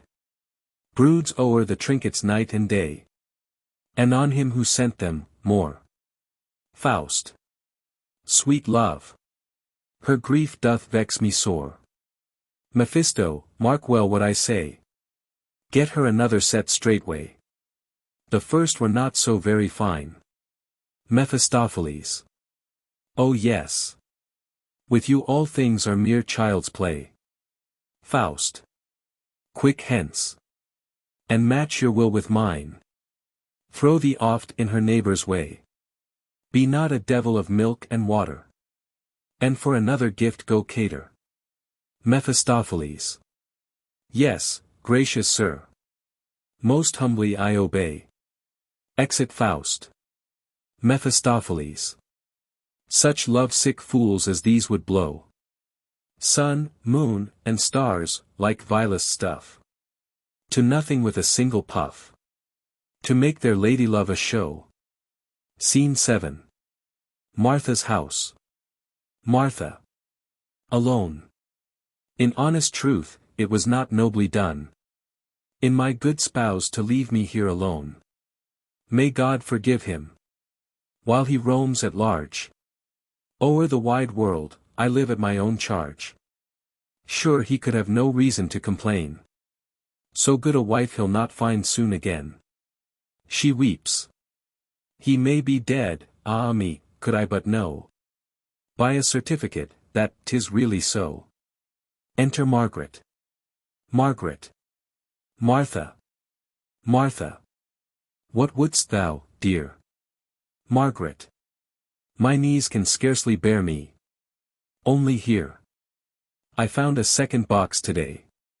Of ebon wood, just where the first one lay. Brimful of jewels passing rare. Much finer than the others. Martha. Have a care. You keep this well masked from your mother. 'Twould fare no better than the other. Margaret. Only come near, and see. Look here. Martha. Decking her with the jewels. Thou art a lucky little dear. Margaret. And yet I dare not thus be seen, in church, or on the public green. Martha.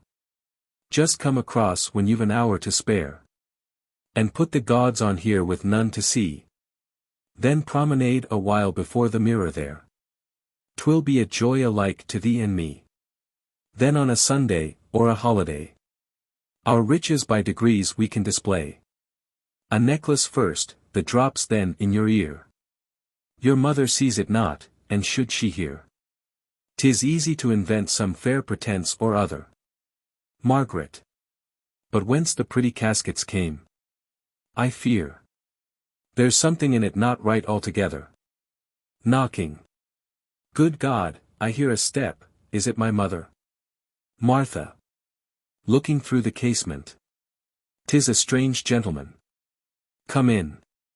Enter Mephistopheles. Mephistopheles. I hope the ladies will not think me rude. That uninvited thus I here intrude. Observing Margaret, he draws back respectfully. I have commands for Mistress Martha Schwertlein. Martha. For me. What has the gentleman to say? Mephistopheles. Softly to her. Excuse my freedom. I perceive that you have visitors of rank today.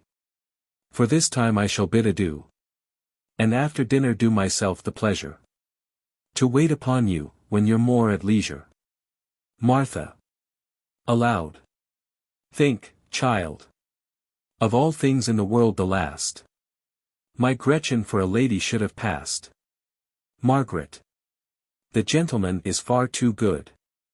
I'm a poor girl, boast neither wealth nor blood. This dress, these jewels, are not mine. Mephistopheles. 'Tis not the dress alone that I admire. She has a mien, a gait, a look so fine. That speak the lady more than costliest attire. Martha.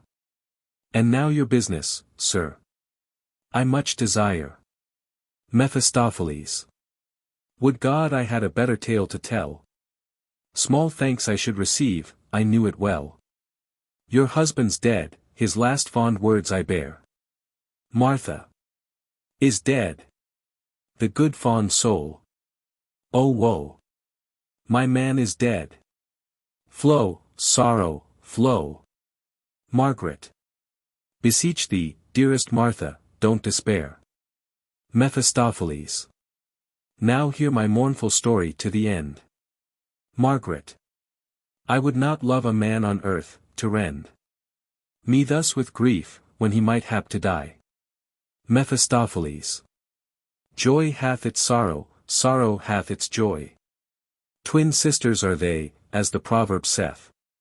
Martha. Now let me hear the manner of his death.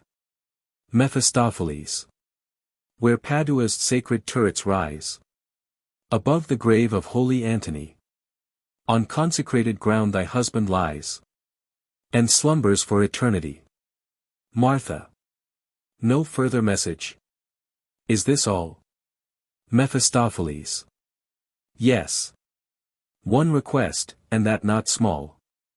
For his soul's peace, your good man wanted 300 masses to be chanted. This is the whole of my commission. Martha. What? Not a jewel. Not a coin. No journeyman, however poor, however wild, could make such an omission. But in the bottom of his pouch is sure to keep some small memorial for his wife. And rather beg, and rather pine away the remnant of his life. Mephistopheles. Madam. For your hard case I greatly grieve. But your good husband had no gold to leave. His sins and follies he lamented sore. Yes. And bewailed his own mishap much more. Margaret. Alas for all the miseries of mankind. He shall not want my oft-repeated prayer. Mephistopheles. To Margaret. Thou, gentle heart, dost well deserve to find a husband worthy of a bride so fair. Margaret. Ah no, for that, it is too soon. Mephistopheles. A lover, then, might in the meantime do. 'Tis bounteous heaven's choicest boon. To fondle in one's arms so sweet a thing as you. Margaret. Such things are never done with us. Mephistopheles. Done or not done, it may be managed thus. Martha. Now let me hear. Mephistopheles. By his deathbed I stood. It was a little better than of dung. Of mouldy straw, there, as a Christian should. With many a sin repented on his tongue. He died. Oh. How must I, he said. Myself detest so to throw up my trade. And my dear wife abandon so. It kills me with the simple memory, oh. Might she but now forgive me, ere I die. Martha. Weeping. Good soul. I have forgiven him long ago. Mephistopheles. Continuing his interrupted narrative. And yet was she, God knows, much more to blame than I. Martha. What? Did he lie? On the grave's brink to lie. Mephistopheles. He fabled to the last, be sure. If I am half a connoisseur. In sooth, I had no time to gape, he said. First to get children, then to get them bred. To clothe them, and to put them to a trade. From toil and labor I had no release. And could not even eat my own thin slice in peace. Martha. Can it then be? Has he forgotten quite? My fag and drudgery, by day and night? Mephistopheles. Not quite. Attend the sequel of my tale. When last we sailed from Malta, so he said. For wife and children fervently I prayed. And heaven then blew a favorable gale. We came across a Turkish ship that bore home bullion to increase the Sultan's store. And soon, by valor's right, were masters of all the infidel piastres. The precious spoil was shared among the crew. And I received the part that was my due. Martha. But where and how, has he then buried it? Mephistopheles. Who knows where the four winds have hurried it? A lady took him under her protection. At Naples, as he wandered to and fro. She left him many a mark of her affection. As to his life's end he had cause to know. Martha. The knave, to treat his helpless orphans so. To all our misery and all our need. Amid his reckless life, he gave no heed. Mephistopheles. And for that 'cause he's dead. If I were you. Now mark me well, I tell you what I'd do. I'd mourn him decently for one chaste year. Then look about me for another dear. Martha. Alas. God knows it would be hard to find another so completely to my mind. A better-hearted fool you never knew. A love of roving was his only vice. And foreign wine, and foreign women too. And the accursed gambling dice. Mephistopheles. Such marriage articles were most convenient. Had he to you been only half so lenient. On terms like these myself had no objection. To change with you the ring of conjugal affection. Martha. You jest, main her. Mephistopheles. Aside. A serious jest for me. I'd better go, for, if I tarry here. She'll take the devil at his word, I fear. To Margaret. How stands it with your heart then, is it free? Margaret. I scarce know what you mean. Mephistopheles. Sweet guileless heart. Ladies, farewell. Margaret. Farewell. Martha. One word before we part. I fain would have it solemnly averred. How my dear husband died, and where he was interred. Order was I my special virtue. And 'tis right both where and when he died should stand. In the newspapers. Mephistopheles. Yes, when to attest. As Scripture saith, the truth is manifest. I have a friend, who, at your requisition, before the judge will make a deposition. I'll bring him here. Martha. Yes, bring him with you, do. Mephistopheles. And we shall meet your fair young lady too. To Margaret. A gallant youth, has been abroad, and seen the world, a perfect cavalier, I trow. Margaret. 'Twould make me blush, should he bestow a single look on one so mean. Mephistopheles. You have no cause to be ashamed before the proudest king that ever scepter bore. Martha. This evening, in the garden then, behind the house, you'll find warm hearts and welcome kind. Scene 8. A street. Faust. How now? What news? How speed your labors? Mephistopheles. Bravo! 'Tis well you are on fire. Soon shall you have your heart's desire. This evening you shall meet her at her neighbor's. A dame 'tis to a nicety made. For the bawd and gypsy trade. Faust. 'Tis well. Mephistopheles. But you must lend a hand, and so must I. Faust. One good turn deserves another. Mephistopheles. We must appear before a judge together. And solemnly there testify. That stiff and stark her worthy spouse doth lie. Beside the shrine of holy Antony. Faust. Most wise. We must first make a goodly travel. Mephistopheles. Sancta simplicitas. What stuff you drivel. We may make oath, and not know much about it. Faust. If that's your best is bad. I scout it. Mephistopheles.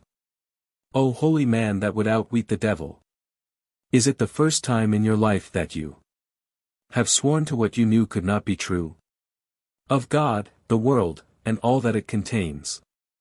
Of man, and all that circles in his veins. Or dwells within the compass of his brains. Have you not pompous definitions given? With swelling breast and dogmatizing brow. As if you were an oracle from heaven. And yet, if the plain truth you will avow.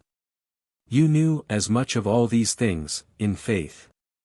As now you know of Master Schwertlein's death. Faust. Thou art, and wert, a sophist and a liar. Mephistopheles. Yes, unless one could mount a little higher. Tomorrow I shall hear you pour false vows that silly girl before. Swear to do everything to serve her. And love her with a quenchless fervor.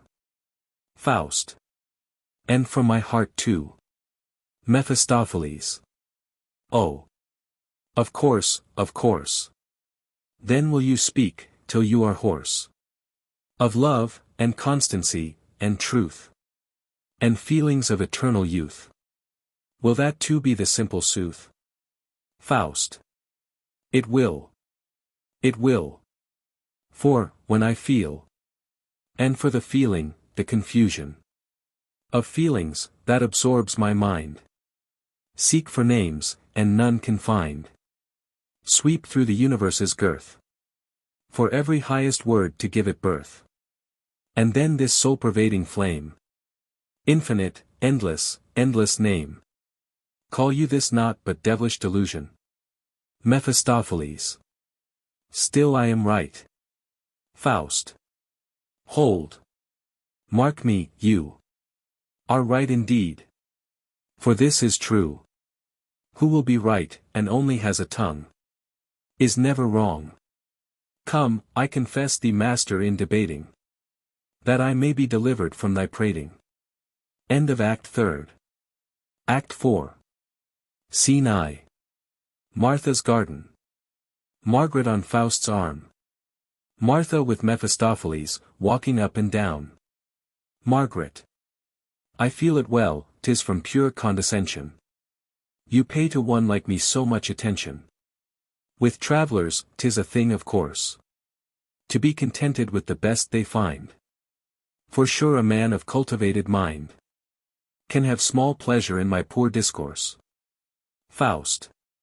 One look from thee, one word, delights me more than all the world's high-vaunted lore. He kisses her hand. Margaret. Oh, trouble not yourself. How could you kiss it so? It is so coarse, so rough. For I must go through all the work above stairs and below. Mother will have it so. They pass on. Martha. And you, sir, will it still be your delight from place to roam? Mephistopheles. In this our duty guides us, not our will. With what sad hearts from many a place we go, where we had almost learned to be at home. Martha. When one is young it seems a harmless gamble, thus round and round through the wide world to ramble. But soon the evil day comes on, and as a stiff old bachelor to die has never yet done good to any one. Mephistopheles. I see ahead, and fear such wretched fate. Martha. Then, sir, take warning ere it be too late. They pass on. Margaret. Yes, out of sight, and out of mind. You see me now, and are so kind.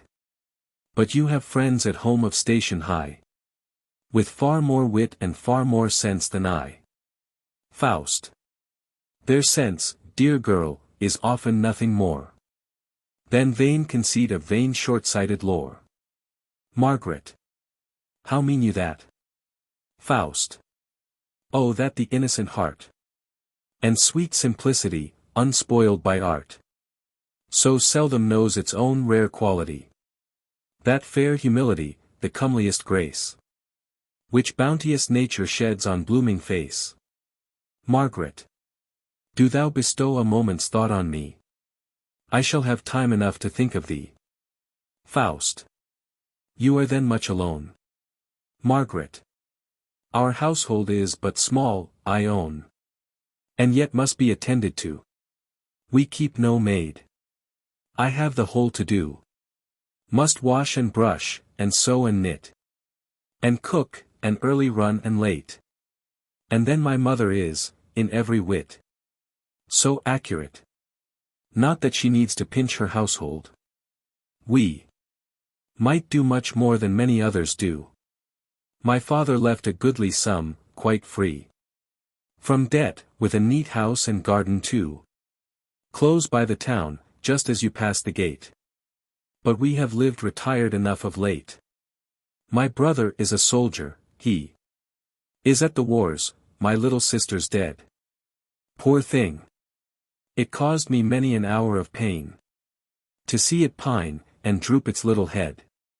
But gladly would I suffer all again, so much I loved the child. Faust. An angel, if like thee. Margaret. I nursed it, and it loved me heartily. My father died before it saw the light. My mother was despaired of quite, so miserably weak she lay. Yet she recovered slowly, day by day. And as she had not strength herself to suckle the poor helpless elf, she gave it in charge to me, and I with milk and water nursed it carefully. Thus in my arm, and on my lap, it grew, and smiled and crowed, and flung its legs about, and called me mother too. Faust. To thy pure heart the purest joy, no doubt. Margaret. Ay. But full many an hour, heavy with sorrow, and with labor sour, the infant's cradle stood beside my bed, and when it stirred or cried, I must awake, sometimes to give it drink, sometimes to take it with me to my bed, and fondle it. And when all this its fretting might not stay, I rose, and danced about, and dandled it. And after that I must away to wash the clothes by break of day. I make the markets too, and keep house for my mother. One weary day just like another. Thus drudging on, the day might lack delights, but food went lightly down, and sleep was sweet o' nights. They pass on. Martha. A woman's case is not much to be vaunted. A hardened bachelor is hard to mend. Mephistopheles.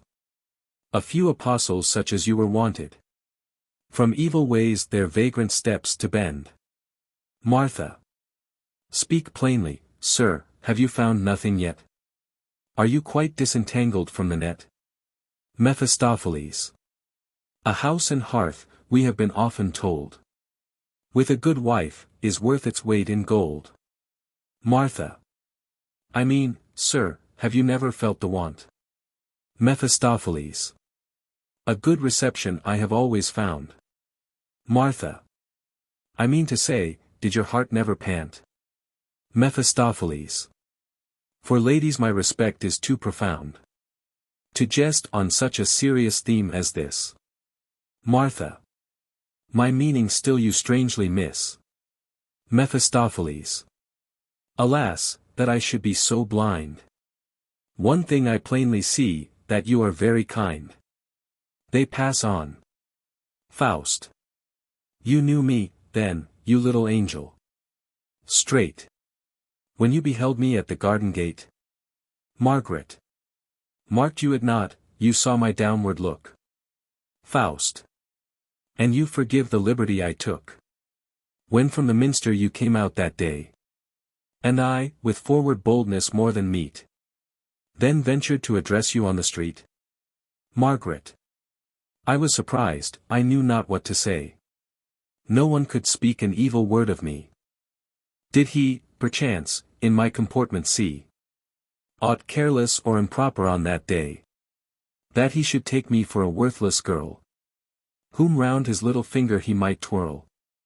Not yet the favorable thoughts I knew, that even then were rising here for you. One thing I know, myself I sharply chid, that I could treat you then no harshlier than I did. Faust. Sweet love. Margaret. Let go. She plucks a star-flower, and pulls the petals off one after another. Faust. What's that? A nosegay? Let me see. Margaret. 'Tis but a game. Faust. How so? Margaret. Go. You would laugh at me. She continues pulling the petals, and murmuring to herself. Faust. What are you murmuring now, so sweetly low? Margaret. Half loud.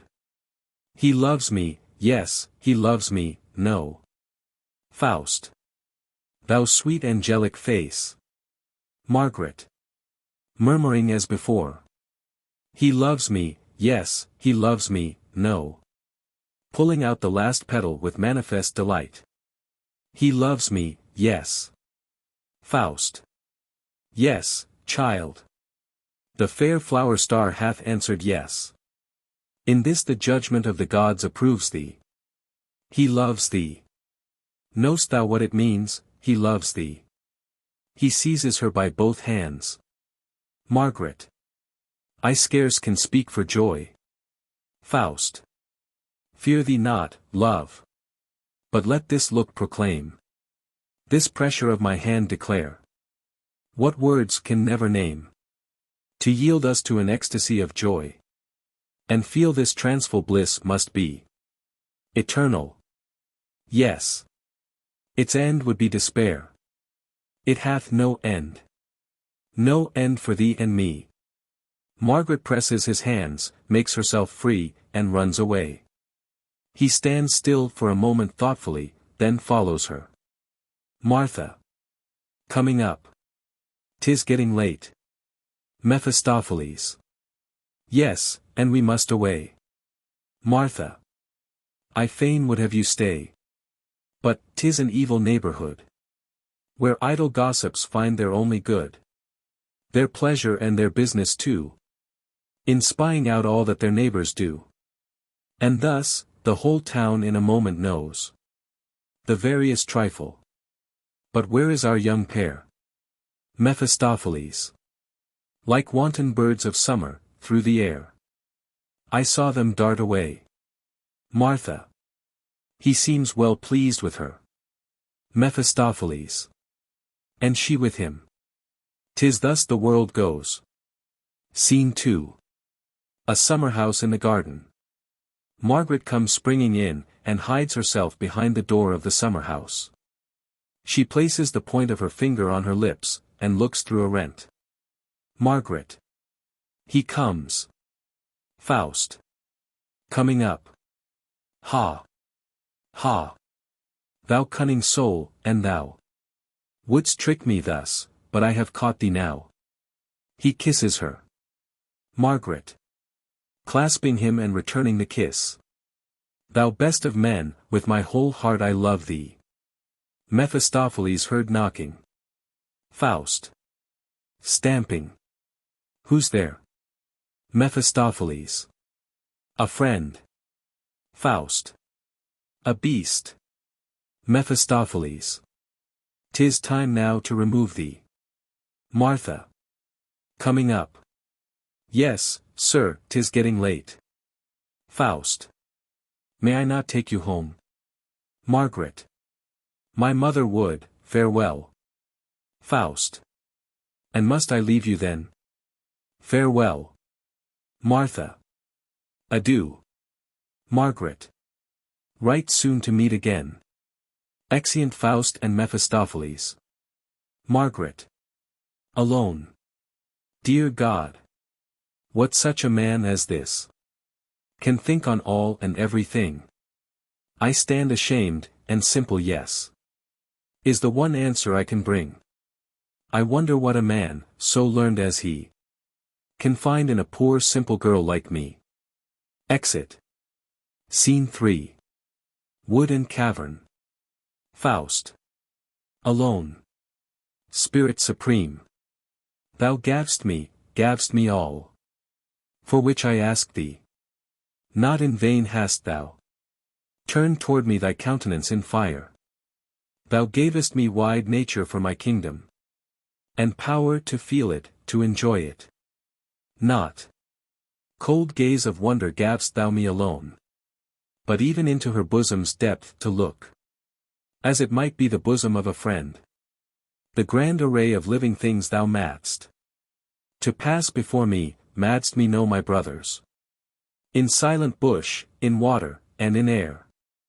And when the straining storm loud roars, and raves through the dark forest, and the giant pine, root-wrenched, tears all the neighboring branches down, and neighboring stems, and strews the ground with wreck. And to their fall the hollow mountain thunders. Then dost thou guide me to the cave, where safe I learn to know myself, and from my breast deep and mysterious wonders are unfolded.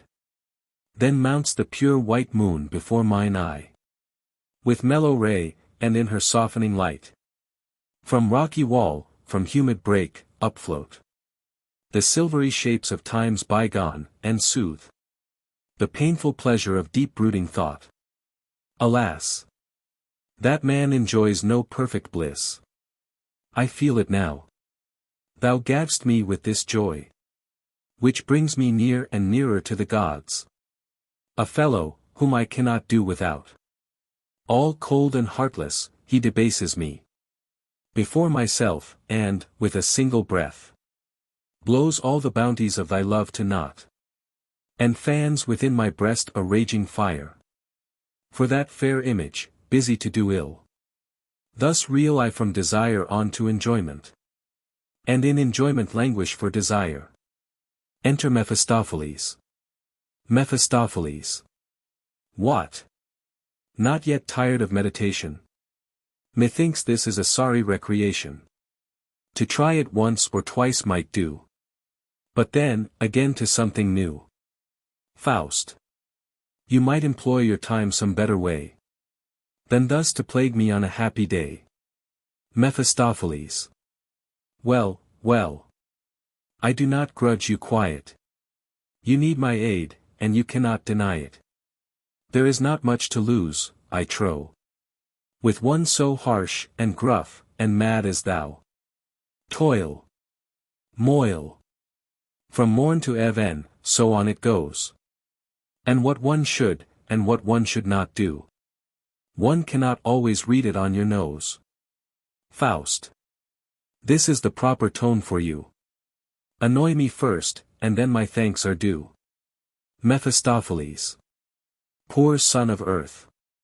Without my timed assistance, how had you ever dragged on your existence? From freakish fancies fevered effervescence. I have worked long ago your convalescence. And, but for me, you would have marched away. In your best youth, from the blessed light of day. What have you here, in caves and clefts, to do? Like an old owl, screeching to wit, to who? Or like a torpid toad, that sits alone sipping the oozing moss and dripping stone. A precious condition to be in. I see the doctor sticks yet in your skin. Faust. Couldst thou but know what reborn vigor springs from this lone wandering in the wilderness? Couldst thou conceive what heavenly joy it brings? Then wert thou fiend enough to envy me my bliss. Mephistopheles. A supermundane bliss. In night and dew to lie upon the height, and clasp the heaven and earth in wild delight. To swell up to the Godhead's stature, and pierce with clear miraculous sight the inmost pith of central nature. To carry in your breast with strange elation the ferment of the whole 6 days' creation. With proud anticipation of, I know not what, to glow in rapturous overflow, and melt into the universal mind, casting the paltry sun of earth behind. And then, the heaven-sprung intuition, with a gesture, to end, I shall not say in what, fruition. Faust. Shame on thee. Mephistopheles. Yes. That's not quite to your mind. You have a privilege to cry out shame when things are mentioned by their proper name. Before chaste ears one may not dare to spout what chastest hearts yet cannot do without. I do not envy you the pleasure of palming lies upon yourself at leisure. But long it cannot last, I warrant thee. You are returned to your old whims, I see. And, at this rate, you soon will wear your strength away, in madness and despair. Of this enough. Thy love sits waiting thee in doubt and darkness, cabined and confined. By day, by night, she has thee in her mind. I trow she loves thee in no common kind. Thy raging passion gone to flow, like a torrent in spring from melted snow. Into her heart thy tide gushed high. Now is thy shallow streamlet dry. Instead of standing here to overbrim with fine ecstatic rapture to the trees, methinks the mighty gentleman might please to drop some words of fond regard, to ease the sweet young chick who droops and pines for him. Poor thing, she is half dead of ennui, and at the window stands whole hours, to see the clouds pass by the old town wall along.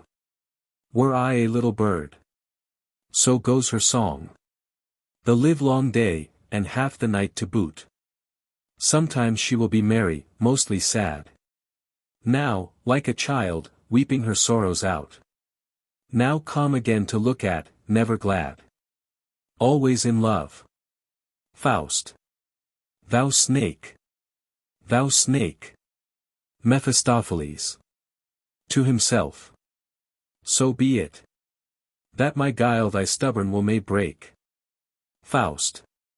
Hence and begone, thou son of filth and fire. Name not the lovely maid again. Bring not that overmastering desire once more to tempt my poor bewildered brain. Mephistopheles. What then? She deems that you are gone forever. And half methinks you are. Faust. No. I am nigh, and were I ne'er so far, I could forget her, I could lose her never. I envy even the body of the Lord, when on the sacred cake her lips she closes. Mephistopheles. Yes.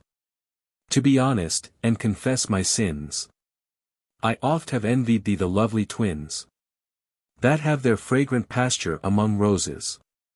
Faust. Avaunt, thou pimp.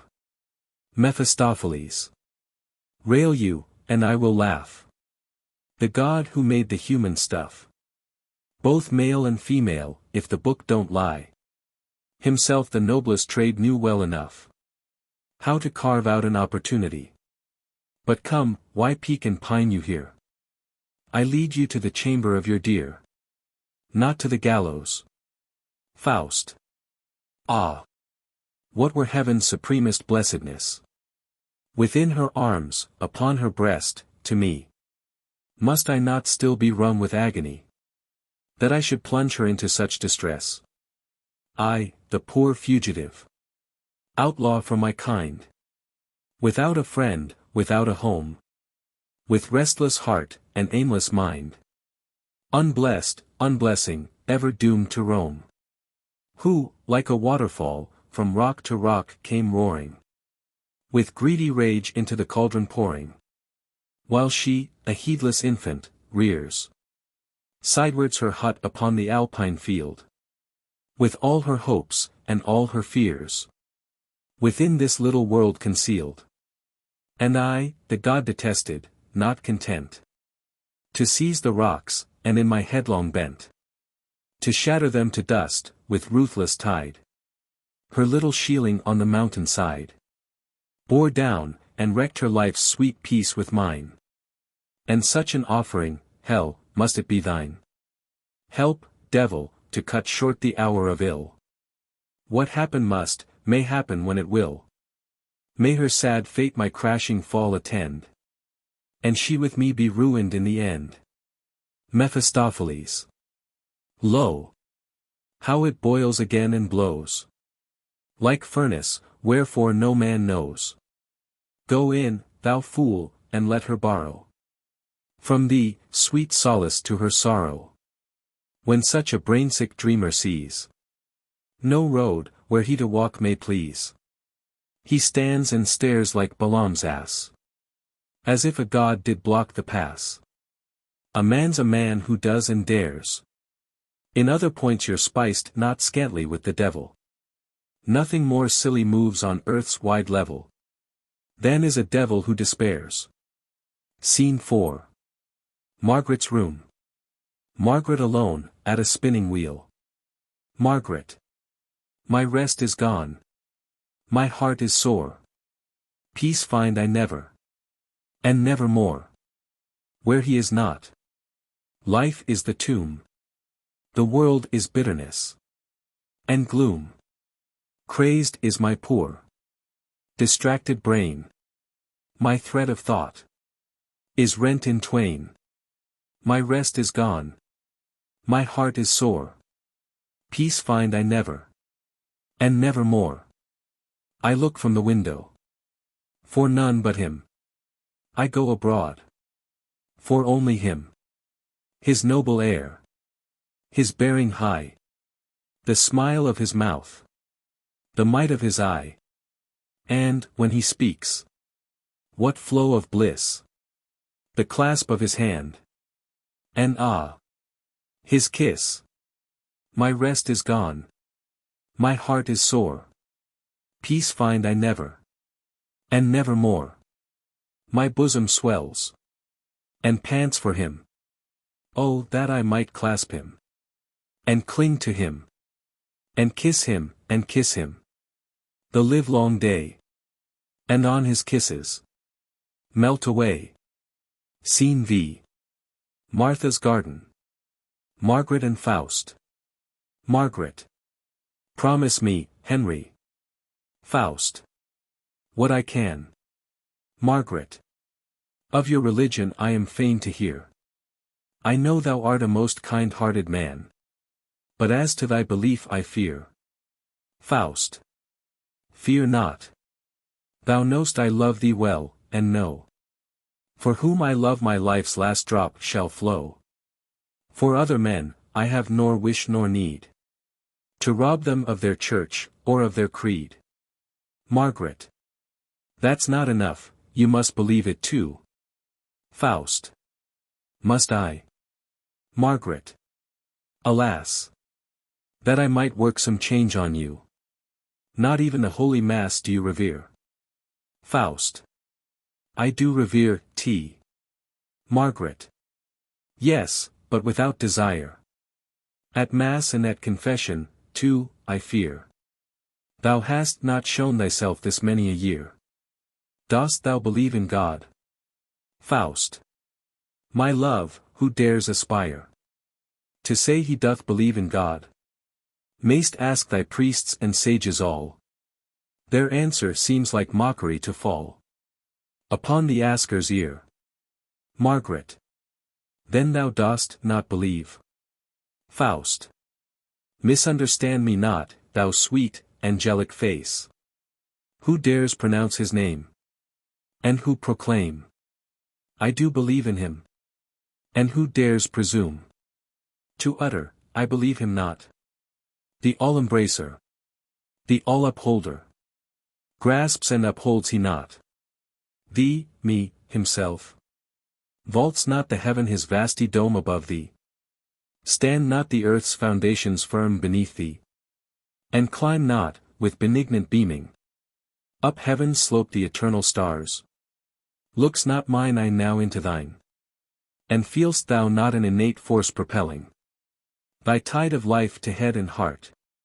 A power that, in eternal mystery dwelling, invisible visible moves beside thee. Go, fill thy heart therewith, in all its greatness.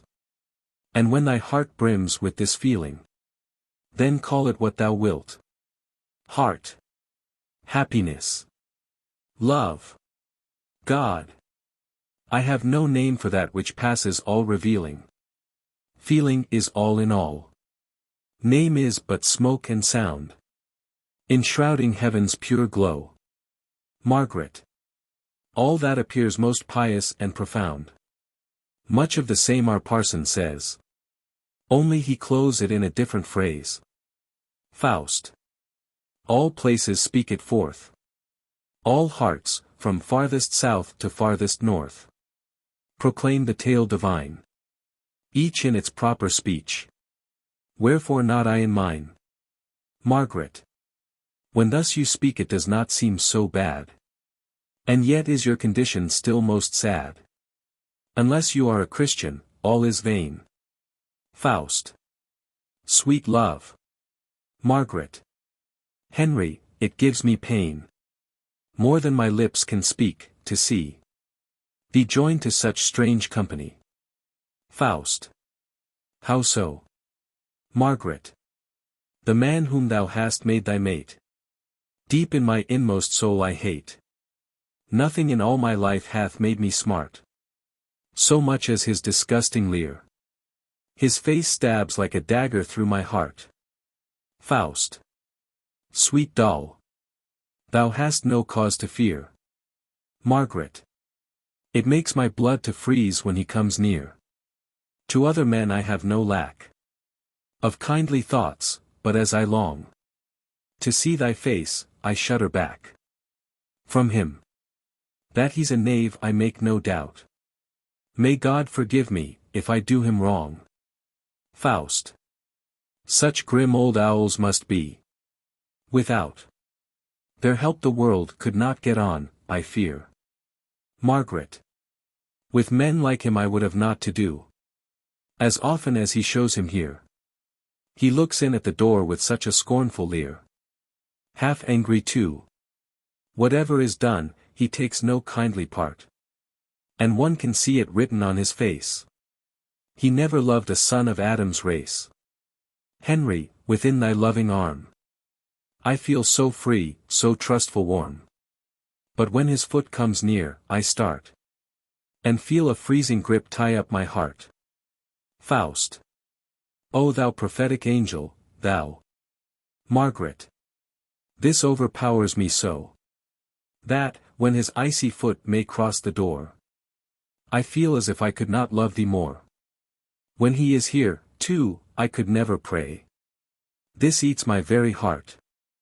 Now say, Henry, is not the same with thee? Faust. Nay now, this is mere blind antipathy. Margaret. I must be gone. Faust. Oh. May it never be that I shall spend one quiet hour with thee. One single little hour, and breast on breast, and soul on soul, with panting love, be pressed. Margaret. Alas! Did I but sleep alone, this night, the door unbarred thy coming should invite. But my good mother has but broken sleep. And, if her ears an inkling got, then were I dead upon the spot. Faust. Sweet angel. That's an easy fence to leap. Here is a juice, whose grateful power can steep her senses in a slumber soft and deep. 3 drops mixed with her evening draught will do. Margaret. I would adventure this and more for you. Of course, there's nothing hurtful in the phial. Faust. If so, would I advise the trial? Margaret. Thou best of men, if I but look on thee, all will deserts me to thy wish untrue. So much already have I done for thee, that now scarce aught remains for me to do. Exit. Enter Mephistopheles. Mephistopheles. Well, is the monkey gone? Faust. And you, must I submit again to see you play the spy? Mephistopheles. I have been duly advertised. How Dr. Faust was catechized. I hope it will agree with you. The girls are wont, they have their reasons too, to see that one, in every point, believes the faith, that from his fathers he receives. They think, if little metal here he shows, we too may lead him by the nose. Faust. Thou monster! Dost not know how this fond soul, who yields her being's whole to God, and feels and knows that from such faith alone her own salvation flows, with many an anxious holy fear is tossed, lest he, whom best she loves, should be forever lost. Mephistopheles. Thou supersensual sensual fool! A silly girl takes thee to school. Faust. Thou son of filth and fire, thou monster, thou! Mephistopheles. And then her skill in reading faces is not the least of all her graces. When I come near, she feels, she knows not how, and through my mask can read it on my brow, that I must be, if not the very devil, a genius far above the common level. And now tonight. Faust. What's that to thee? Mephistopheles. What brings my master joy, brings joy to me. Scene 6. At the well. Margaret and Eliza, with water pitchers. Eliza. Have you heard naught of Barbara? Margaret. Nothing at all. I seldom stray from home, to hear of other folks' affairs. Eliza. You may believe me every whit. Sibylla told it me today. She too has been befooled, that comes of it, when people give themselves such airs. Margaret. How so? Eliza. 'Tis rank. She eats and drinks for 2, not now for 1. Margaret. Poor girl. Eliza. Well, well. She has herself to thank. How long did she not hang upon the fellow? Yes. That was a parading, a dancing and a promenading. Must always be before the rest, and to wines and pasties be pressed. Began then to be proud of her beauty, and was so reckless of her duty, as to take presents from him too. That was a cooing and a caressing. No wonder if the flower too be a-missing. Margaret. I pity her. Eliza. Methinks you have not much to do. When we were not allowed to venture o'er the threshold, night and day kept close at spinning, there stood she, with her paramour, upon the bench, before the door, or in the lane, an hour for hour. Scarce knew the end from the beginning. 'Tis time that she should go to school, and learn, on the repentance stool. Margaret. But he will take her for his wife. Eliza. He marry her. Not for his life. An active youth like him can find, where'er he pleases, quarters to his mind. Besides, he's gone. Margaret. That was not fair. Eliza. And if he should come back, she'll not enjoy him more. Her marriage wreath the boys will tear, and we will strew chopped straw before the door. Exit. Margaret. Going homewards. How could I once so boldly chide, when a poor maiden stepped aside? and scarce found words enough to name the measure of a sister's shame. If it was black, I blackened it yet more. And with that blackness not content, more thickly still laid on the paint. And blessed my stars, as cased in mail, against all frailties of the frail. And now myself am what I chid before. Yet was each step that lured my slippery feet so good, so lovely, so enticing sweet. Scene 7. An enclosed area. In a niche of the wall an image of the Mater Dolorosa, with flower jugs before it. Margaret. Placing fresh flowers in the jugs. O mother rich in sorrows! Bend down to hear my cry. O bend thee, gracious mother, to my sore agony. Thy heart with swords is pierced, and tears are in thine eye, because they made thy dear son a cruel death to die. Thou lookest up to heaven, and deeply thou dost sigh. His God and thine beholds thee, and heals thine agony. Oh! Who can know what bitter woe doth pierce me through and through? The fear, the anguish of my heart, its every pang, its every smart. Know'st thou, and only thou, and wheresoe'er I wend me, what woes attend me, and how my bosom quakes, and in my chamber lonely, with weeping, weeping only, my heart for sorrow breaks. These flower pots on the window I wet with tears, ah me! When with the early morning I plucked these flowers for thee, and when the morn's first sunbeam into my room was shed, I sat, in deepest anguish, and watched it on my bed. O save me, mother of sorrows! Unto my prayer give heed. By all the swords that pierced thee, O save me in my need. Scene 8. Night. Street before Margaret's door.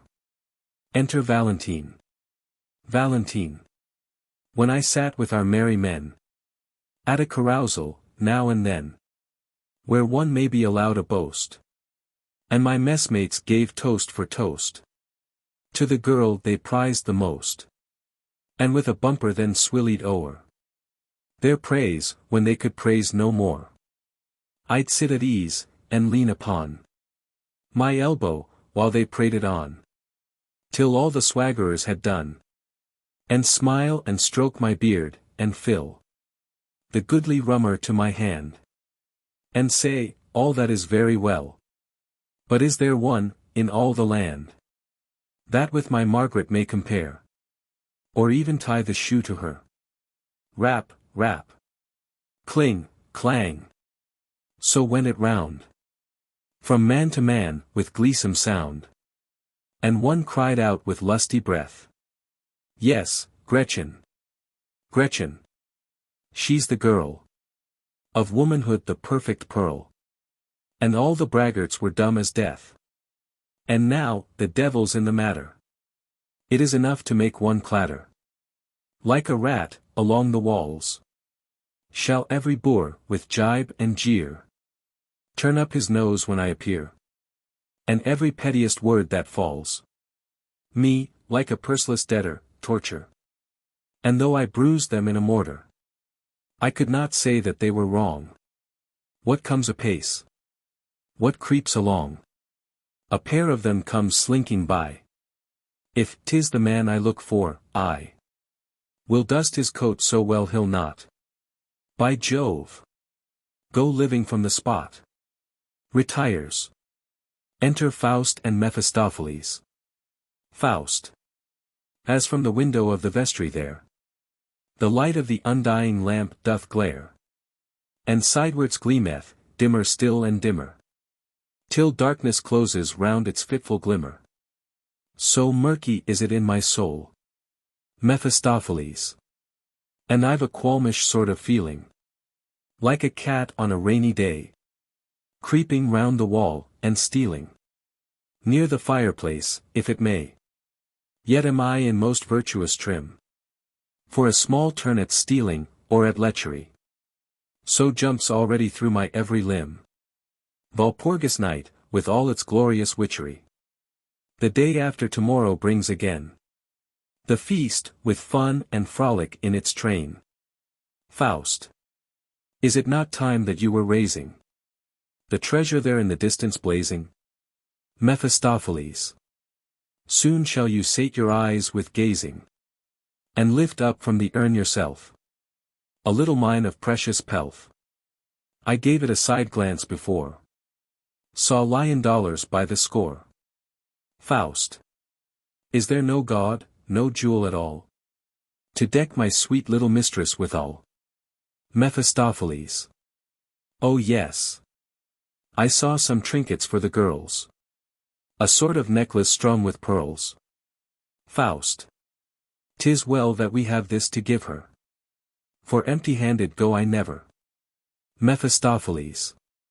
And yet a wise man ought to learn to enjoy gratis, as well as to earn. Now, that the stars are bright and clear the sky, I'll give you a touch of choicest melody. A moral song, that, while we seem to school her, with the more certainty we may befool her, sings to the guitar. Why stands before her lover's door young Catherine here, at early break of day? Beware, beware. He lets thee in. A maiden in. A maiden not away. When full it blows, he breaks the rose, and leaves thee then, a wretched outcast thing. Take warning, then, and yield to none. But who hath shown and changed with thee the ring? Valentine. Advancing. Ho, serenaders! By the element! You whoreson rascals! You rat-catchers, you! First, to the devil with the instrument, and, after it, the harper too. Mephistopheles. Donner and Blitz. My good guitar is broken. Valentine. And your skull, too, anon, by this sure token. Mephistopheles. Quick, doctor. Here's no time to tarry. Keep close, as I shall lead the way. Out with your goose-wing. Out, I say. Make you the thrusts, and I will parry. Valentine. Then parry that. Mephistopheles. Why not? Valentine. And that. Mephistopheles. Of course. Valentine. I deem the devil is here, or something worse. Good God! What's this? My arm is lamed. Mephistopheles. To Faust. Have at him there. Valentine. Falls. Oh woe! Mephistopheles. Now is the lubber tamed. But let's be gone. Why stand you gaping there? They'll raise a cry of murder. I can play a game with the policeman, any day. But blood spilt is a dangerous affair. Exeunt Mephistopheles and Faust. Martha. At the window. Ho! Murder, ho! Margaret. At the window. A light. A light. Martha. As above. They bawl, they brawl, they strike, they fight. The people. And here lies one already dead. Martha. Appearing below. Where are the murderers? Are they fled? Margaret. Below. Who's this lies here? The people. Thy mother's son. Margaret. Almighty God. My brother dead. Valentine. I die. I die, 'tis quickly said. And yet more quickly done. Why stand you, women, and weep and wail? Draw near, and listen to my tale. They all come round him. My Margaret, mark me, you are young, and in sense not over-strong. You manage matters ill. I tell thee in thine ear, that thou art, once for all, a strumpet, now. Mayst go and take thy fill. Margaret. My brother. God. What do you mean? Valentine. Leave the Lord God out of the jest. Said is said, and done is done. Now you may manage, as you best know how to help the matter on. You commence the trade with one. We shall have 2, 3, 4, anon. Next a dozen, and next a score. And then the whole town at your door. When sin is born it shuns the light. For conscience guilt may not abide it. And they draw the veil of night over head and ears, to hide it. Yeah, they would murder it, if they might. But anon it waxes bolder, and walks about in broad daylight. And, uglier still as it grows older, the less it offers to invite, the more it courts the public sight. Even now, methinks, I see the day, when every honest citizen, as from a corpse of tainted clay, from thee, thou whore, will turn away. Thy very heart shall fail thee then, when they shall look thee in the face. No more shall golden chain thee grace. The church shall spurn thee from its door. The altar shall not own thee more. Nor longer, with thy spruce lace tippet, where the dance wheels, shalt thou trip it. In some vile den of want and woe, with beggars and cripples thou shalt bed. And, if from heaven forgiveness flow, earth shall rain curses on thy head. Martha. Speak softly, and prepare thy soul for death. Nor mingle slander with thy parting breath. Valentine. Could I but reach thy withered skin. Thou hag, thou bawd, so vile and shameless. For such fair deed I might pass blameless. To score the black mark from my blackest sin. Margaret. Brother, thou makest me feel a hell of pain. Valentine. I tell thee, all thy tears are vain.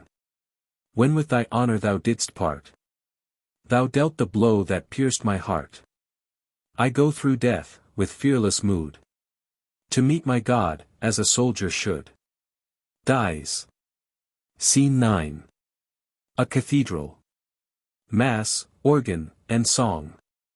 Margaret amid a crowd of people, evil spirit behind her. Evil spirit.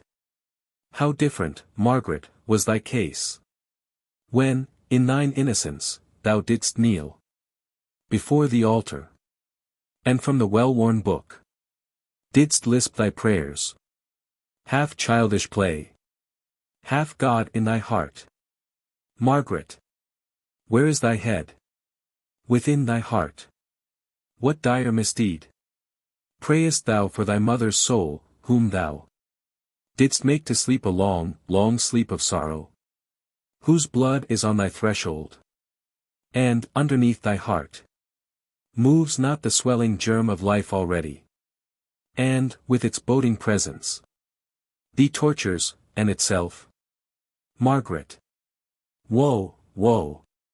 That I might shake away the thoughts that hither flit and thither against me. Choir. Dies irae, dies illa. Solvet seclum in favilla. The organ sounds. Evil spirit. Terror doth seize thee. The trumpet sounds. The graves quake. And thy heart, from its rest of ashes to fiery pain, created again, quivers to life. Margaret. Would I were hence. I feel as if the organ stopped my breath, and, at the hymn, my inmost heart melted away. Choir. Judex ergo cum sedebit. Quidquid latet et perbit. Nil annultum remanebit. Margaret. I feel so straitened. The pillar shafts enclasp me round. The vault is closing o'er me, ere.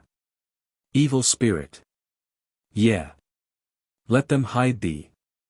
But thy sin and shame no vault can hide. Air. Light? No. Woe on thee! Woe! Choir. Quid sa miser tunc dicturus? Quem patronum rogaturis? Cum vix justus sit securus. Evil spirit. The blessed turn their looks away, and the pure shudder from touch of thee. Woe! Margaret. Neighbor, help! Help! I faint. She falls down in a swoon. End of Act 4th. Act V. Scene I. Walpurgis Night. The Harz Mountains. Neighborhood of Schurk and Eland. Faust and Mephistopheles. Mephistopheles. Would you not like a broomstick to bestride? Would God I had a stout old goat to ride. The way is long, and I would rather spare me this uphill work. Faust. While my good legs can bear me, this knotted stick will serve my end. What boots it to cut short the way through the long labyrinth of valleys to wend these rugged mountain steeps to climb, and hear the gushing waters ceaseless chime? No better seasoning on my wish today could wait, to make the Brocken banquet prime. The spring is waving in the birchen bower, and even the pine begins to feel its power. Shall we alone be strangers to its sway? Mephistopheles. Know if I feel that hath a smell of May. I am most wintry cold in every limb. I'd sooner track my road o'er frost and snow. How sadly mounts the imperfect moon, so dim shines forth its red disk, with belated glow. We run the risk, at every step, on stones or stumps of crazy trees, to break our bones. You must allow me to request the aid of a will-o'-the-wisp. I see one right ahead, and in the bog it blazes merrily. Holla! My good friend, dare I be so free? Two travelers here stand much in need of thee. Why shouldst thou waste thy flickering flame in vain? Pray be so good as light us up the hill. Will-o'-the-wisp. Out of respect to you, I will restrain, if possible, my ever-shifting will.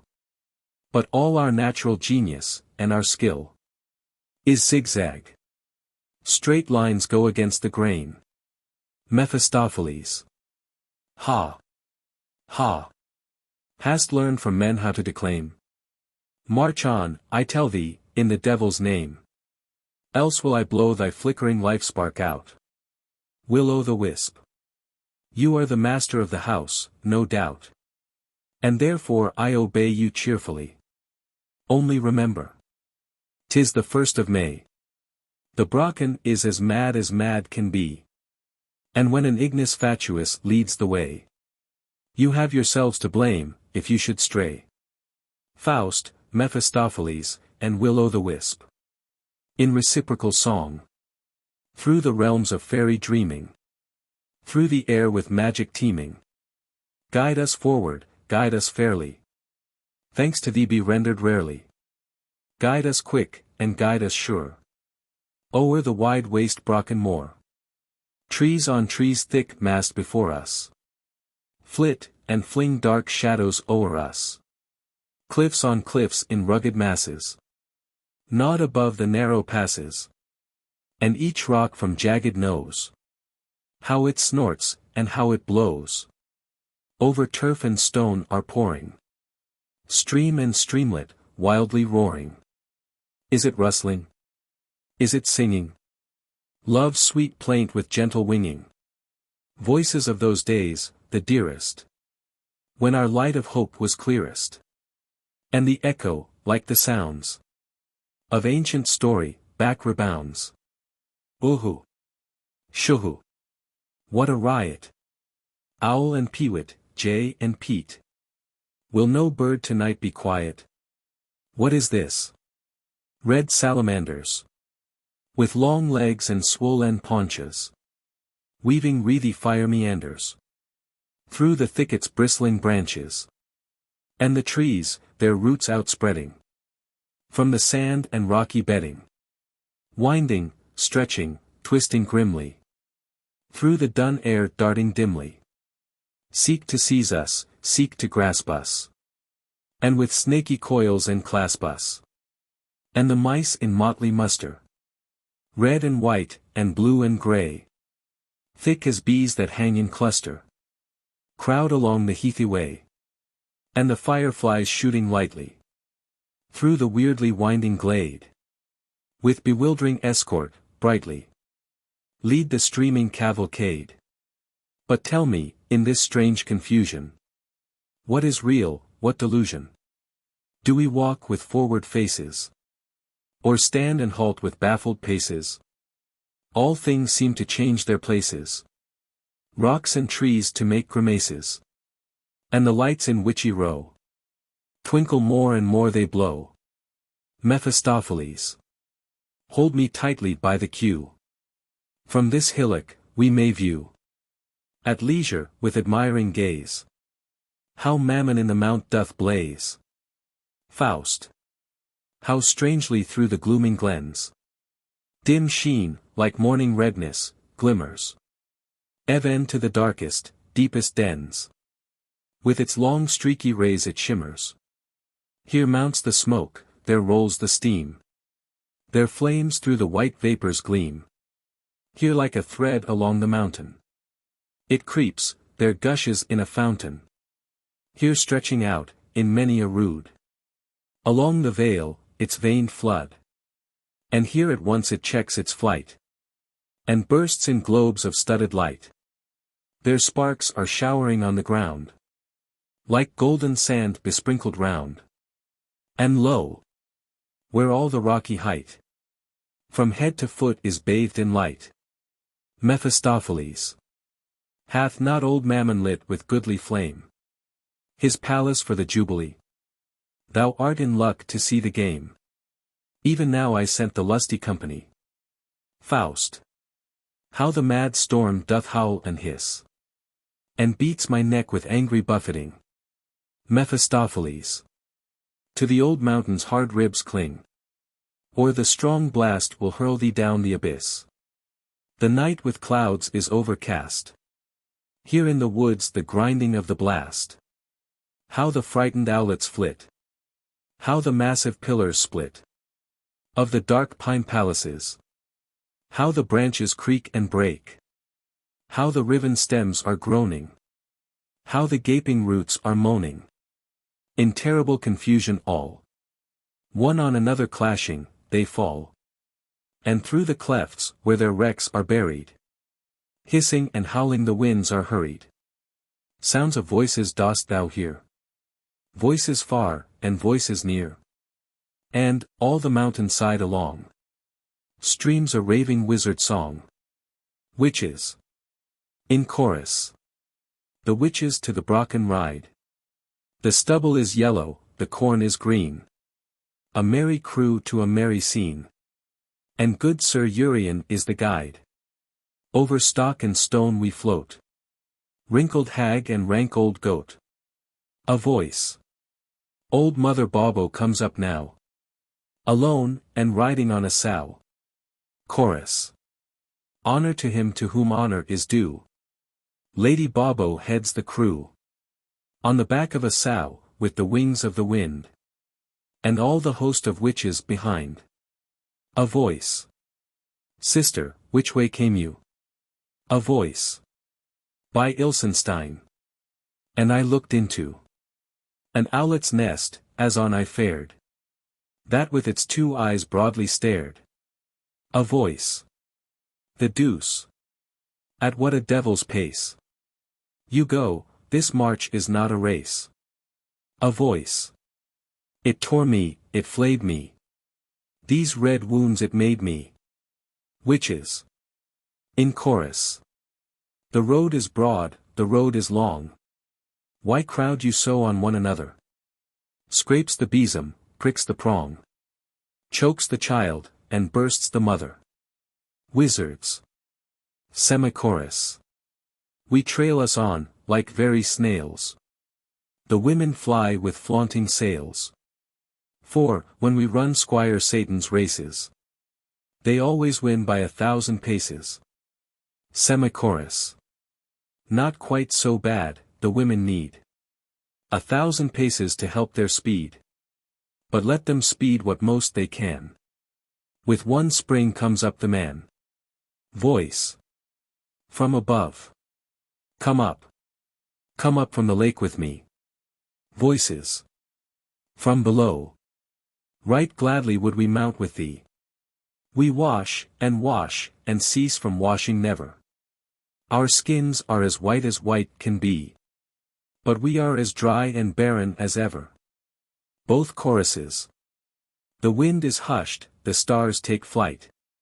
The sullen moon hath veiled her light.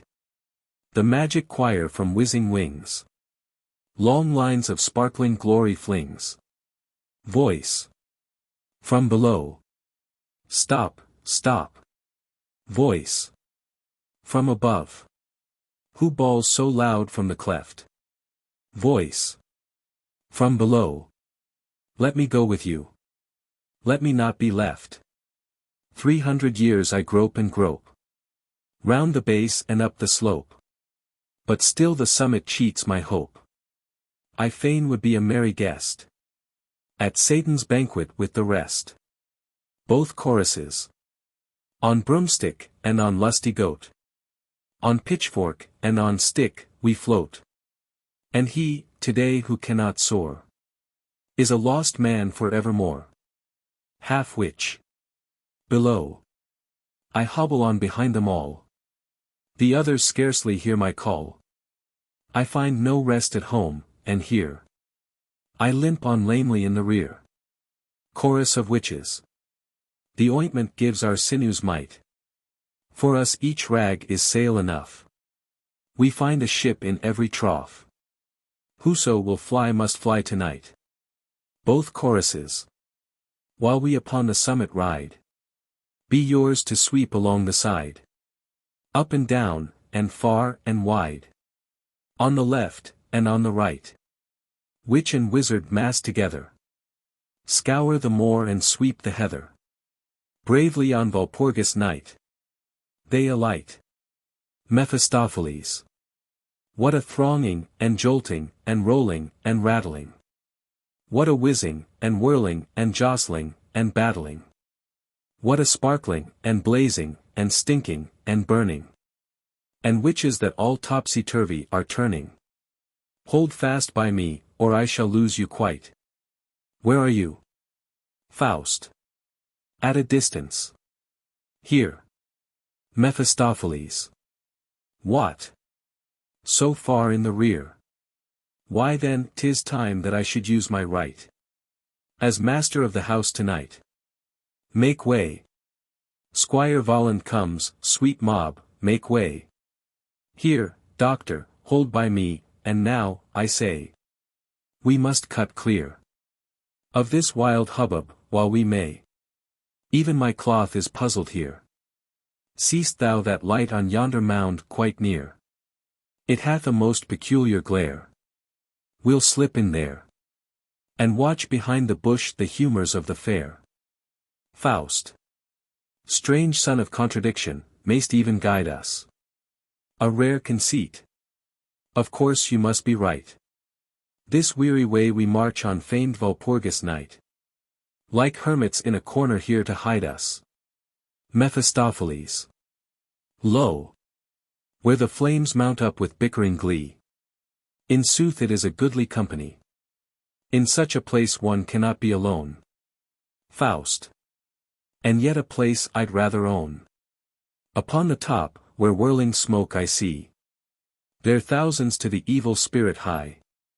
And many a riddle there he will untie. Mephistopheles.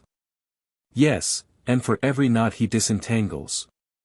He'll make another to produce new wrangles. Let the great world rant and riot. We'll know to house us here in quiet. In the great world 'tis a sanctioned plan. Each makes a little world the best he can. Look there, you see young witches without cover.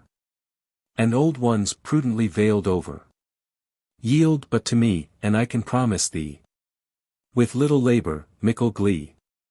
I hear their noisy instruments begin. Confound their scraping, one must bear the din. Come, come. What must be, let's go in. With my good introduction on this night. Thou shalt have laughter to thy heart's delight. What say'st thou, friend? This is no common show. 100 lights are burning in a row. You scarce may see the end. They dance, they talk, they cook, they drink, they court. Now tell me, saw you ever better sport? Faust. Say, in what character do you intend to appear here, and introduce your friend? Devil or conjurer? Mephistopheles. I love incognito. Yet on a gala day my order I may show. And, though a garter here is but of small avail, the famous horse's foot I ne'er yet knew to fail. See even now that cautious creeping snail. With her long feeling visage, she has smelt out something of hell in me. Do what I can, they have a snout in this keen air to scent me out. Come. Come, from fire to fire we roam, the game. Be mine to start, and yours to woo the dame. To some who are sitting round a glimmering coal fire. Why mope you here, old sirs, toasting your toes? Methinks your Brocken hours were better spent amid the youthful roar and merriment. One is enough alone at home, God knows. General. Who would rely upon the faith of nations? They leave you thankless, when their work is done. The people, like the women, pour libations only in honor of the rising sun. Minister. The liberties these modern changes bring, I must confess I cannot praise. The good old times, when we were everything. These were the truly golden days. Parvenu. We, too, pushed forward with the pushing crew. And for the need could stretch a point or two. But now all's changed. And with the whirling bucket, we lose the fruit, just when our hand would pluck it. Author. No solid work now suits the reading nation. And year by year the world more shallow grows. And, for the glib-tongued rising generation, they hang their wisdom on their upturned nose. Mephistopheles. Who all at once appears very old. The people here seem ripe for doomsday. I suspect the world is now on its last legs. And, since mine own good cask is running dry, men and their ways, I guess, are near the dregs. Peddler witch.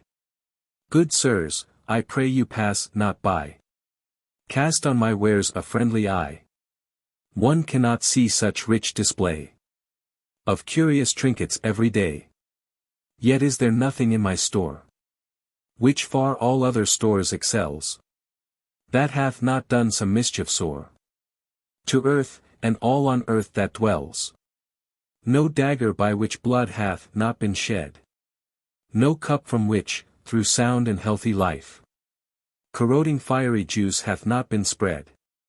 No god but hath seduced some lovely wife. No sword that hath not made a truce miscarry, or stabbed behind the back its adversary. Mephistopheles. Good lady cousin. You come rather late. Your wares, believe me, are quite out of date. Deal in the new and newest, that our palate smacks, all else is flat. Faust. This is a fare that beats the Leipzig hollow. My head is so confused, I scarce can follow. Mephistopheles. To the top the stream is rushing. And we are pushed, when we think we are pushing. Faust. Who, then, is that? Mephistopheles. Look at her well. 'Tis Lilith. Faust. Who? Mephistopheles. Adam's first wife. Beware. Art thou a wise man, of her glossy hair? 'Tis fair to look on, but its look is fell. Those locks with which she outshines all the train. When she hath bound a young man with that chain, she'll hold him fast. He'll scarce come back again.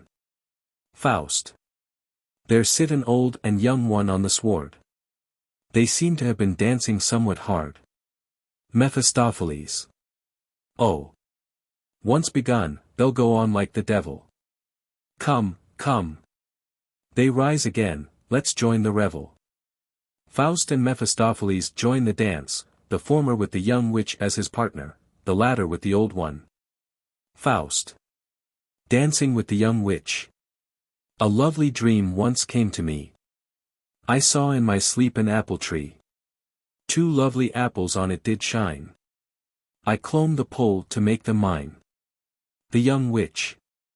For apples your sire in paradise.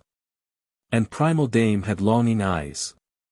And, if your eyes are wise to see, you'll find such apples on my tree. Mephistopheles. Dancing with the old witch. An ugly dream once came to me. I dreamed I saw a cloven tree. In the tree there sat an ugly owl. I called it fair, though it was foul. The old witch. My best salute this night shall be. Thou knight of the cloven foot, to thee. A cloven tree with an ugly owl. Am I for thee, or fair, or foul? Proctophantasmist. To the dancers. Listen to order, you presumptuous brood. Have we not proved beyond disputing that ghosts on terra firma have no footing? And yet you dance like any flesh and blood. The young witch. Dancing. What wants he here, that rude-like fellow there? Faust. Dancing. Oh, he is everywhere. What others dance, 'tis his to prize. Each step he cannot criticize. Had as well not been made. But in the dance, it grieves him most when we advance. If we would, we'll still round and round in a ring, as he is fond to do in his old mill. He would not take it half so ill. Especially if you take care to bring your praiseful offering to his master skill. Proctophantasmist. What? Still there, phantoms? This is past endurance.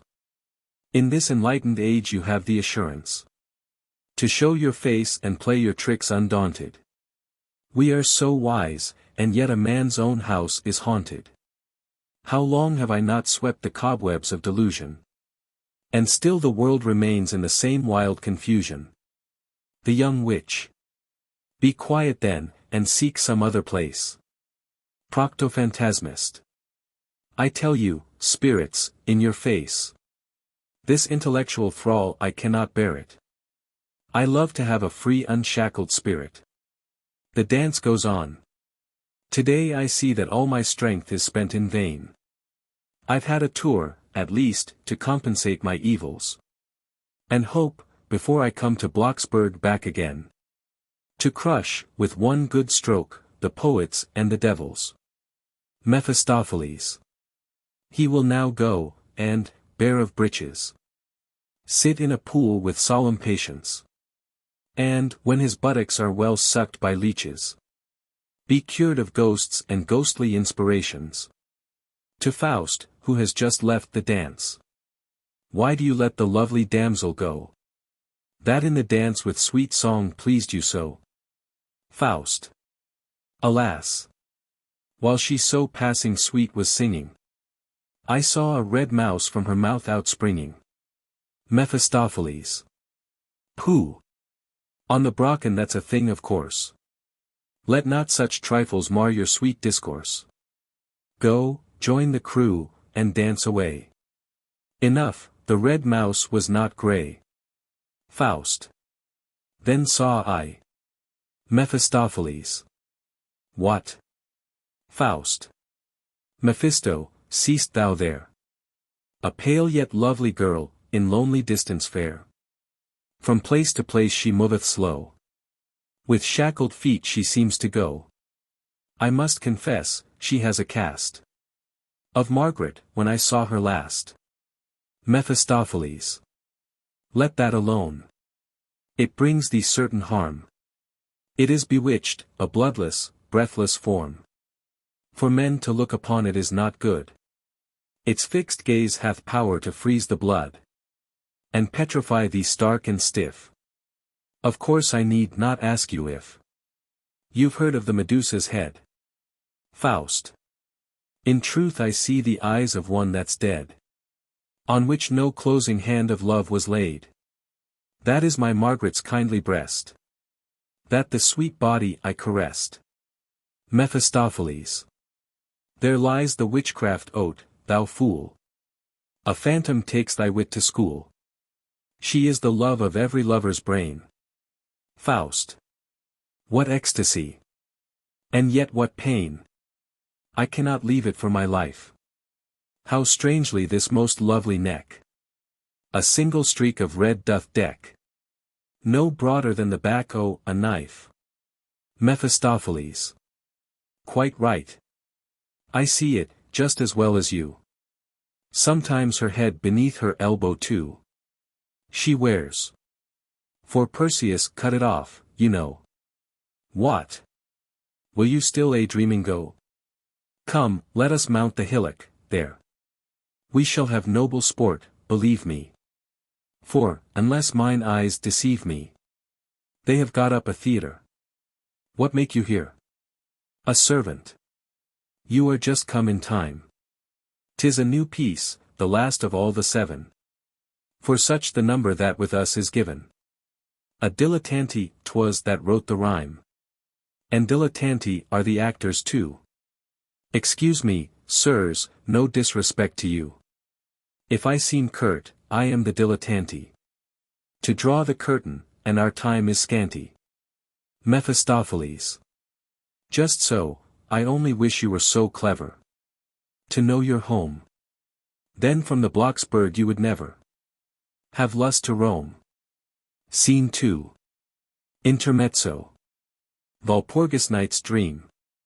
Or Oberon and Titania's Golden Hightide. Director of the theatre. We players here may take our ease. For all we need for scenery is mountain mead, and trees, and seas of nature's leafy greenery. Herald. The golden hightide is it then, when 50 years pass over. But doubly golden is it when all brawls and strifes they cover. Oberon. Ye spirits, who obey my law, are to this feast invited, when Oberon and Titania in love are reunited. Puck. Puck comes in first, and turns athwart his merry circles wheeling, and hundreds more behind him dart. Loud shouts of laughter pealing. Ariel. I fill the air with thrilling song, a virtue quite enchanting. Though ugly imps I lure along, the fair are never wanting. Oberon. When man and wife begin to strive, just give them length of tether. They will learn in peace to live, when not too much together. Titania. When pouts the wife, and frets the man, this cure is best in nature. Him to the Arctic Circle ban, and her to the equator. Orchestra. Tutti. Fortissimo. Snout of fly, and nose of gnat, lead on the band before us. Frog and cricket, cat and bat, join merry in the chorus. Solo. A soap bell for a doodle sack, the merry waters troubling. Hear the sneck snick snack, from its snub nose bubbling. Embryo spirit. Legs of spider, paunch of toad, and wings, if you would know it. Nor fish, nor fowl, but on the road. Perhaps to be a poet. A pair of dancers, with many a nimble pace and spring, through honey-dew and vapor.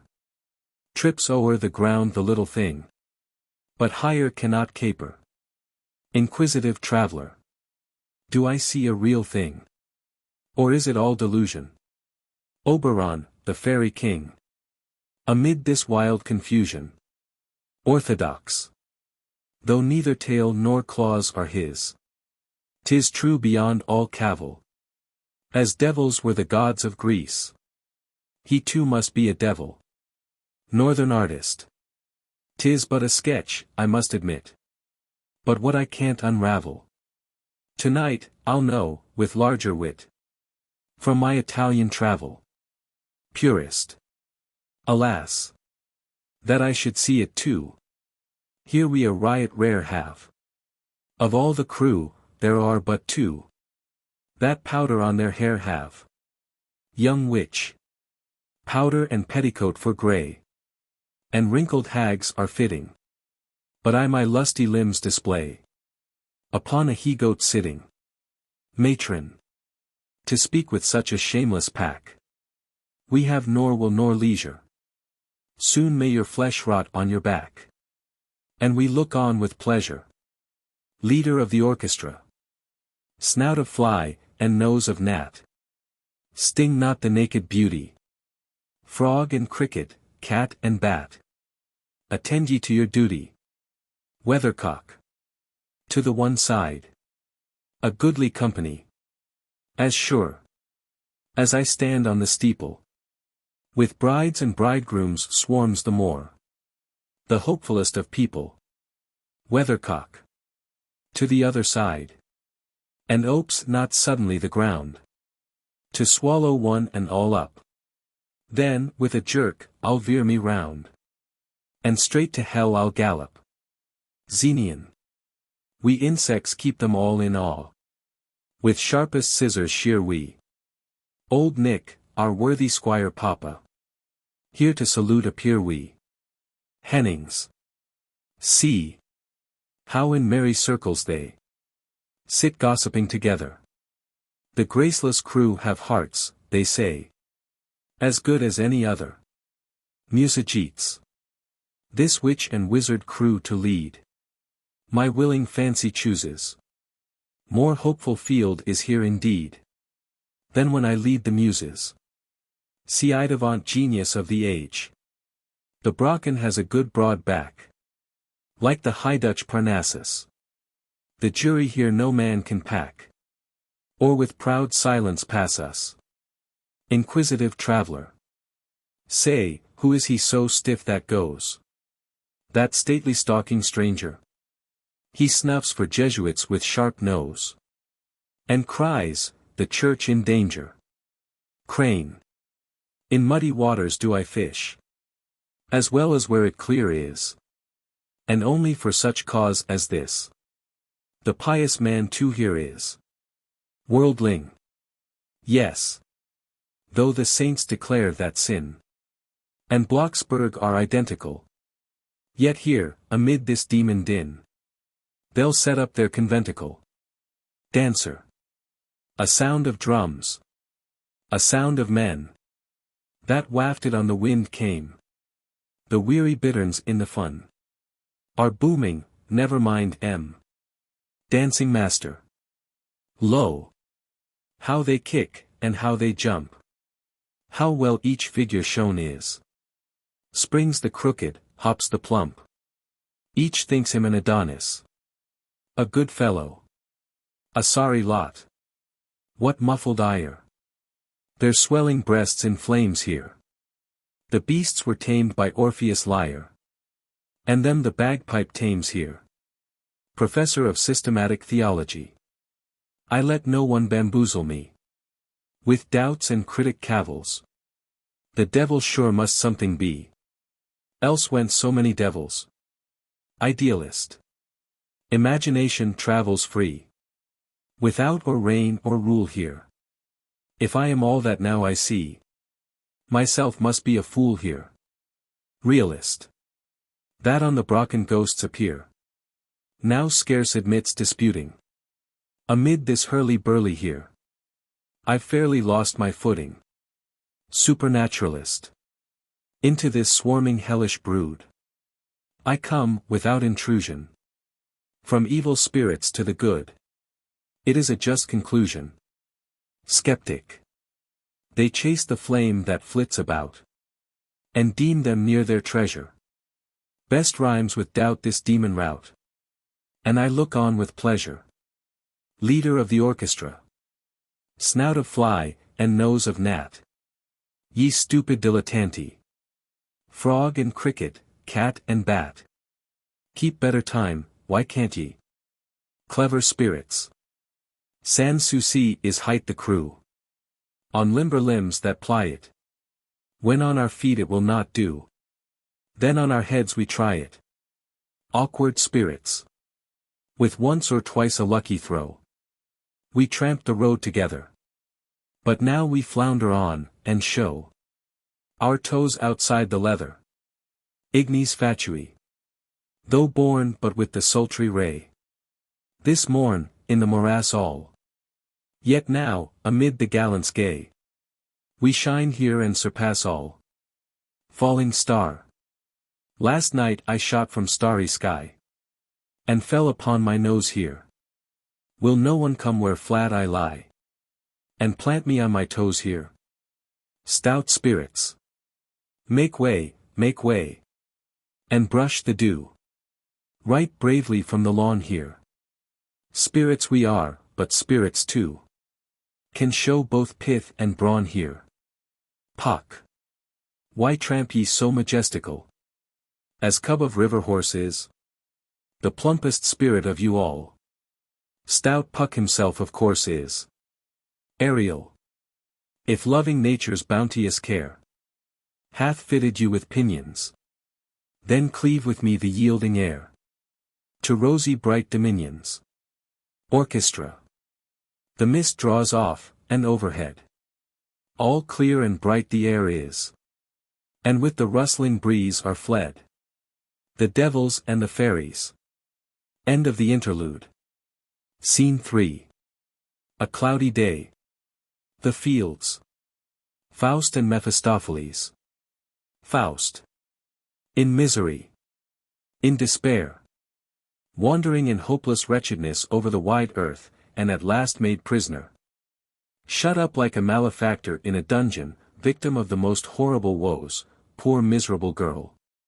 Must it then come to this? Thou treacherous and worthless spirit. This hast thou concealed from me, stand thou there. Stand, roll round thy fiendish eyes, infuriate in thy head. Stand and confront me with thy insupportable presence. A prisoner. In irredeemable misery. Given over to evil spirits, and to the condemning voice of the unfeeling world. And me, meanwhile, thou cradlest to sleep amid a host of the most vapid dissipations, concealing from my knowledge her aggravated woes. While she is left in hopeless wretchedness to die. Mephistopheles. She's not the first. Faust. Dog. Abominable monster, change him, O thou infinite spirit. Change the reptile back again into his original form, the poodle that ran before me in the twilight, now cowering at the feet of the harmless wanderer, now springing on his shoulders. Change him again into his favorite shape, that he may crouch on his belly in the sand before me, and I may tramp him underneath my feet, the reprobate, not the first. Misery, misery. By no human soul to be conceived. That more than one creature of God should ever have been plunged into the depth of this woe. That the first, in the writhing agony of her death, should not have atoned for the guilt of all the rest before the eyes of the All-Merciful. It digs even into the marrow of my life, the misery of this one, and thou grinnest in cold composure over the wretchedness of thousands. Mephistopheles. Here we are arrived once more at the limit of our wits, where the thread of human reason snaps in sunder. Wherefore seekest thou communion with us, unless thou wouldst carry it through? Wouldst fly, and yet art not proof against giddiness? Did we thrust ourselves on you, or you on us? Faust. Whet not thy rows of voracious teeth at me. I loathe it. Great and glorious Spirit, who didst condescend to reveal thyself to me, who knowest my heart and my soul, wherefore didst thou yoke me to this vilest of complices, who feeds on mischief and banquets on destruction? Mephistopheles. Art done? Faust. Deliver her. Or woe thee, the direst of curses lie on thee forever. Mephistopheles. I cannot loose the bonds of the avenger, nor open his bars. Deliver her. Who was it that plunged her into ruin? I or thou? Faust looks wildly round. Mephistopheles. Continues. Wouldst grasp the thunder? 'Tis well that you, poor mortals, have it not to wield. To smash the innocent in pieces is the proper tyrant's fashion of venting one's spleen in a dilemma. Faust. Bring me to her. She shall be free. Mephistopheles. And the danger to which thou exposest thyself. Know that the guilt of blood from thy hand still lies upon the town. Above the spot where the slain fell, avenging spirits hover and lie in wait for the returning murderer. Faust. That too from thee? Murder and death of a world on thee, thou monster. Bring me to her, I say, and deliver her. Mephistopheles. I'll lead thee thither, and what I can do that I will do. Mark me. Have I all power in heaven and on earth? I will cloud the wits of the warder, and thou mayst seize the keys, and bring her out with the hand of a man. I wait for you with the magic horses to ensure your escape. This I can do. Faust. Up and away. Scene 4. Night. The open field. Faust. Mephistopheles. Galloping past on black horses. Faust. What are they about there, bustling round the Ravenstone? Mephistopheles.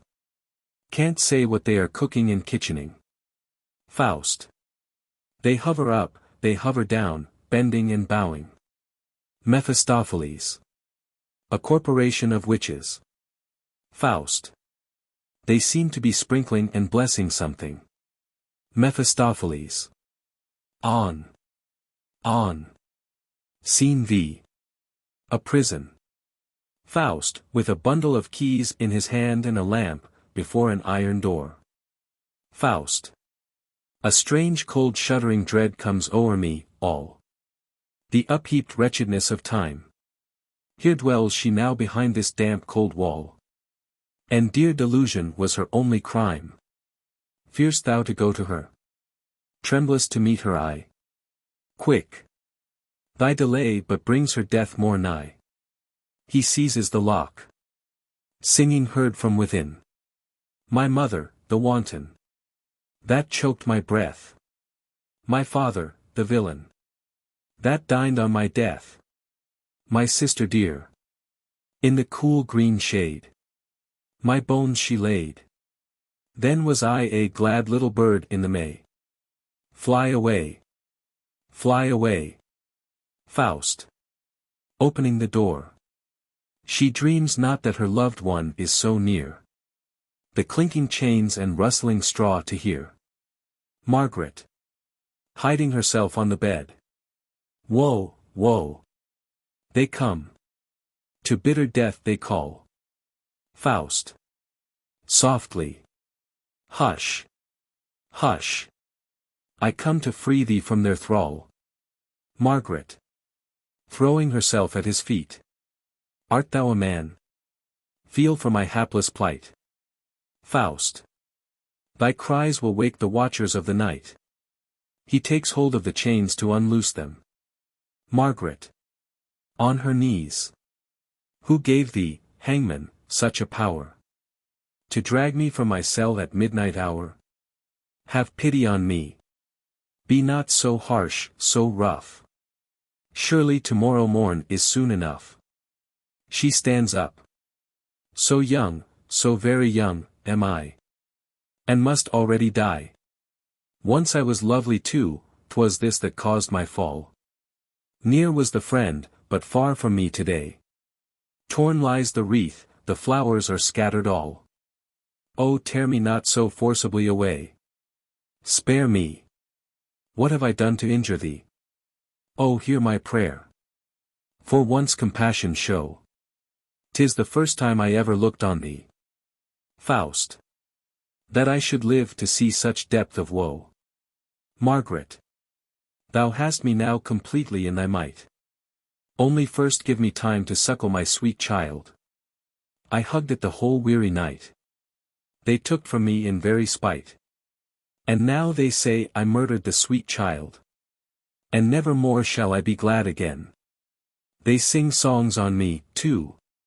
A wicked thing to do. 'Tis the refrain of a grim old melody. Who taught them that its words were meant for me? Faust. Throwing himself down. Here, at thy feet, behold who loves thee fall. To strike thy shackles, and to break thy thrall. Margaret. Falling beside him on her knees. Yes. Let us kneel and call upon the saints. Beneath these steps. I hear it well. Beneath the threshold. Boileth hell. The evil one. His fury vents. With fearful yell. Faust. Loud. Gretchen. Gretchen. Margaret. Attentive. That was the loved one's voice. She springs up, the chains fall away. Where is he? Where? I heard him call on me. Now I am free. And none shall hinder me. To his neck will I fly. On his bosom lie. He called me his Gretchen. He stood at the door. Through the wild howling and hissing of hell. Through the loud laughing scorn and the fiendish uproar. Came the sweet voice of love that I know so well. Faust. 'Tis I. Margaret. 'Tis thou.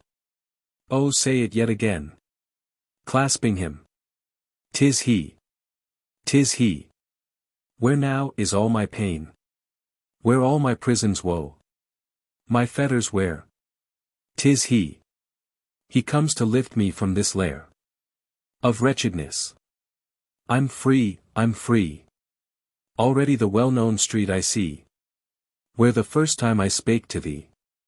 And the pleasant garden, where Martha and I did wait for thee. Faust. Striving forward. Come, come. Margaret. Oh, stay, stay.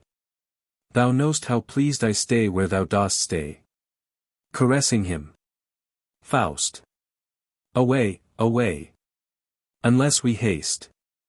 Dearly we'll pay for these few moments' waste. Margaret. How? Giv'st thou me no kiss?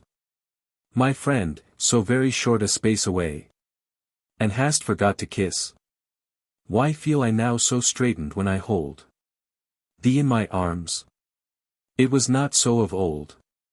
When from thy words and looks, a heaven of bliss came down. And thou didst kiss. As thou wouldst smother me. Come, kiss me. Kiss. Else kiss I thee. She embraces him. Oh woe! Thy lips are cold. Are dumb. Where is the love thy swelling bosom bore? Whilome for me. Why are thy lips so cold? She turns away from him. Faust. Come with me, sweet love, come. I'll hug thee 10 times closer than before. Only come with me now. Come, I implore. Margaret. Turning to him. Art thou then he? Art thou then truly he? Faust. 'Tis I, in truth. Come, love, and follow me. Margaret. And these vile chains thou breakest. And me again unto thy bosom takest? How canst thou dare to turn fond eyes on me? Know'st thou then, Henry, whom thou comest to free? Faust. Come, come. The night sinks fast. Come, follow me. Margaret. My mother slept a sleep profound. I drugged her to't. My little babe I drowned. Was it not heaven's boon to me in thee? Thee, too, 'tis thou. I scarce may deem. My sense speaks true. Give me thy hand. It is no dream. Thy dear, dear hand. Alas! But it is wet. Wipe it, for it is wet. With blood. O God! What hast thou done? Put up thy sword. I pray thee put it up. Faust. Let gone be gone. Thou stabbest me with daggers, every word. Margaret. No. Thou shalt survive our sorrow. I will describe the graves to thee, where thou shalt bury them and me. Tomorrow. The best place thou shalt give my mother. Close beside her lay my brother.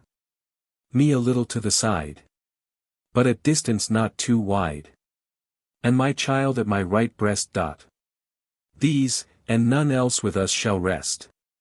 Me on thy loving side to press. That was a heaven of blessedness. But now, I cannot do it more. I feel as I must force my love to thee. And thou didst coldly fling me back from thee. And yet, 'tis thou, as good, as loving as before. Faust. 'Tis I, even I, come, sweet love, come. Margaret. Out there. Faust. Into the open air. Margaret. If the grave be there, and death there waits, then come. Hence to my eternal home. Not a step more dot. Thou leav'st me now, would I might go with thee. Faust. Thou canst, if thou but wilt. I have unbarred the door. Margaret. I may not go. No hope for me remains. They watch me close, my home is with my chains. It is so sad to beg from door to door. A guilty thing from human love's outcast. A homeless earth to wander o'er. And they are sure to find me out at last. Faust. I will protect thee. Margaret. Quick. Quick. Save thy poor child. Away, away. Keep the path. Up the stream. Across the bridge. To the left hand. Where the plank stands. In the pond. Seize it, quick. It rises up. It kicks. It lives. Oh, save it, save it. Faust. Only bethink thee. One step more, and thou art free. Margaret. Would we were past that mountain grey. There sits my mother on a stone. I feel a hand that pulls me back. As cold as clay. There sits my mother on a stone. Her head sways heavily. She winks not, she nods not, her head she may not raise. She slept so long, she never more may wake. She slept that we might our enjoyment take. Oh, these were happy days. Faust. Here words and prayers will only make things worse. Come. Come, or I must hale thee hence by force. Margaret. Let me alone. Lay no rough hands on me. Nor with such murderous clutches seize me. Thou know'st I have done everything to please thee. Faust. The day dawns. Come, my Gretchen, follow me. Margaret. Day. Yes, it is day. The judgment day breaks in. My marriage day it should have been. Let no one know thou wert before with Margaret. Woe to my wreath. 'Tis done. Oh, pain. We will meet again. But not at the dance. The thronging crowds advance. With bated breath. No word is spoken. The squares, the streets, cannot contain them all. The bell doth call. The staff is broken. They bind me with cords, they drag me away. And on the bloody block me lay. And every trembling eye doth quake. At the blade that is brandished o'er my neck. Mute lies the world as the grave. Faust. Oh, had I ne'er been born. Mephistopheles. Appearing from without. Up. Or no help can save. Profitless whining, whimpering, and prating. Meanwhile my eager steeds are waiting. Snuffing the scent of the morning air. Margaret. What's that from the floor uprising there? 'Tis he. 'Tis he. Oh, send his hateful face away. What seeks he in this holy place? He comes for me. Faust. No. Thou shalt live. Margaret. Judgment of God. To thee my soul I give. Mephistopheles. To Faust. Come, come. Else will I leave you to your fate. Margaret. Thine am I, Father. O shut not the gate of mercy on me. Ye angels. Ye most holy spirits. Now. Encamp around me. And protect me now. Henry, I tremble when I think on thee. Mephistopheles. She is judged. Voice. From above. Is saved. Mephistopheles. To Faust. Hither to me. Voice. From within, dying away. Henry. Henry. The end. Footnotes. Introduction. De Demonibus, Ficini, Aldus, and Horst, Zauberbibliothek, 6. Page 72. Giordano Bruno de Monade, numero et figura, apud Horst, z. b. 3. Page 70. John 12. 31, 1 John 3. 8, and the remarks in Bretschneider's Dogmatic, section 108. The weary bitterns in the fun are booming, never mind them. Walpurgis Night's Dream. See this particularly proved of Ficinus, in Bull's Geschichte der Philosophie, 6. Thiel. Section 889. Bull Ubi Supra, section 897. The most deliberate attempt of this kind that I have seen, is that of Durr, in the 6th volume of Schellhorn's Amenitates Literarii, where the story of Faust is called Historiola Pueris et Iniculus Credita. And the hero himself, Dr. Faust fictitius il et imaginarius. Faust, eine Tragödie, von August Klingemann, Leipzig, 1815, of which there is a good account in one of the numbers of Blackwood's magazine. Christ. August. Humans glaubwürdigst Nachricht von die Fossen. In einem Schreiben Herrn die Hauburn. Bib Mag, Volume 3. Page 84. Die Sage von Dr. Faust, von die Christian Ludwig Stieglitz, in Romer's Historisches Taschenbuch, 5 ter Jahrgang, Leipzig, 1834. The same number contains a dissertation on Wallenstein. Apud Human. From the Latin of Manlius. Apud Human, ut supra. Virii Opera, Amstellotomy, 1660. De Magus Infamibus, page 105. He is as little favorable to our hero as Manlius. He says, indeed, that he practiced magic over the whole of Germany, cum multorum admiration, and that, nihil non potuit, but it was all inni jactantia et felicitationibus. Disquisite. Mag. lib 2. Dissert. 12. Apud Stieglitz, ubi supra, p. 130.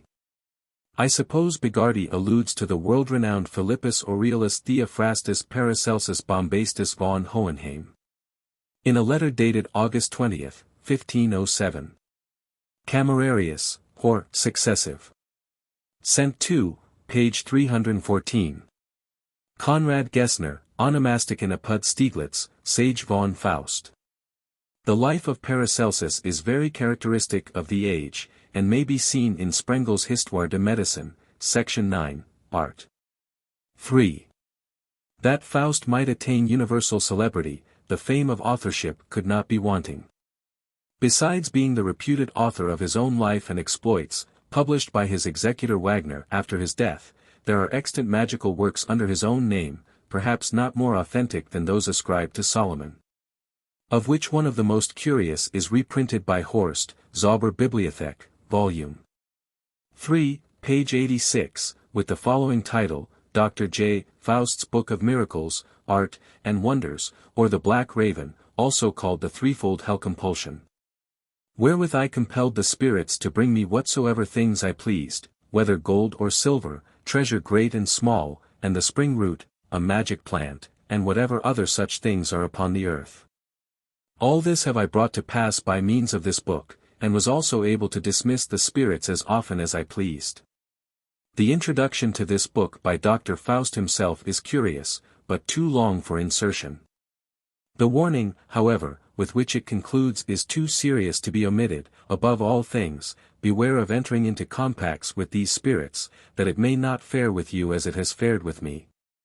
Roscoe's German Novelists, Volume 1. To which the curious may add, 1. Faust, Dans l'histoire et dans la légende par Ristelhuber. Didier. 1863, 2. Faustus, His Life, Death, and Doom, A Romance in Prose, from the German.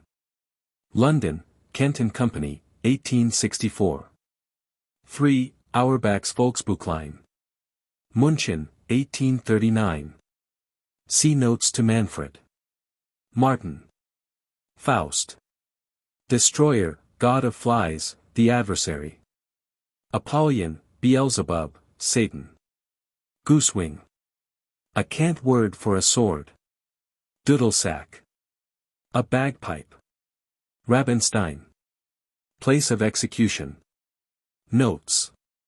And this mysterious magic page. From Nostradamus' hand so sage. Nostradamus was born at Saint Remy, a town of Provence, in 1503, and was a great friend of Julius Scaliger. He must thus have been likewise a contemporary of the famous alchemist Cornelius Agrippa, whom, as we have seen, vide intrad. Remarks, Del Rio makes a companion of Dr. Faust.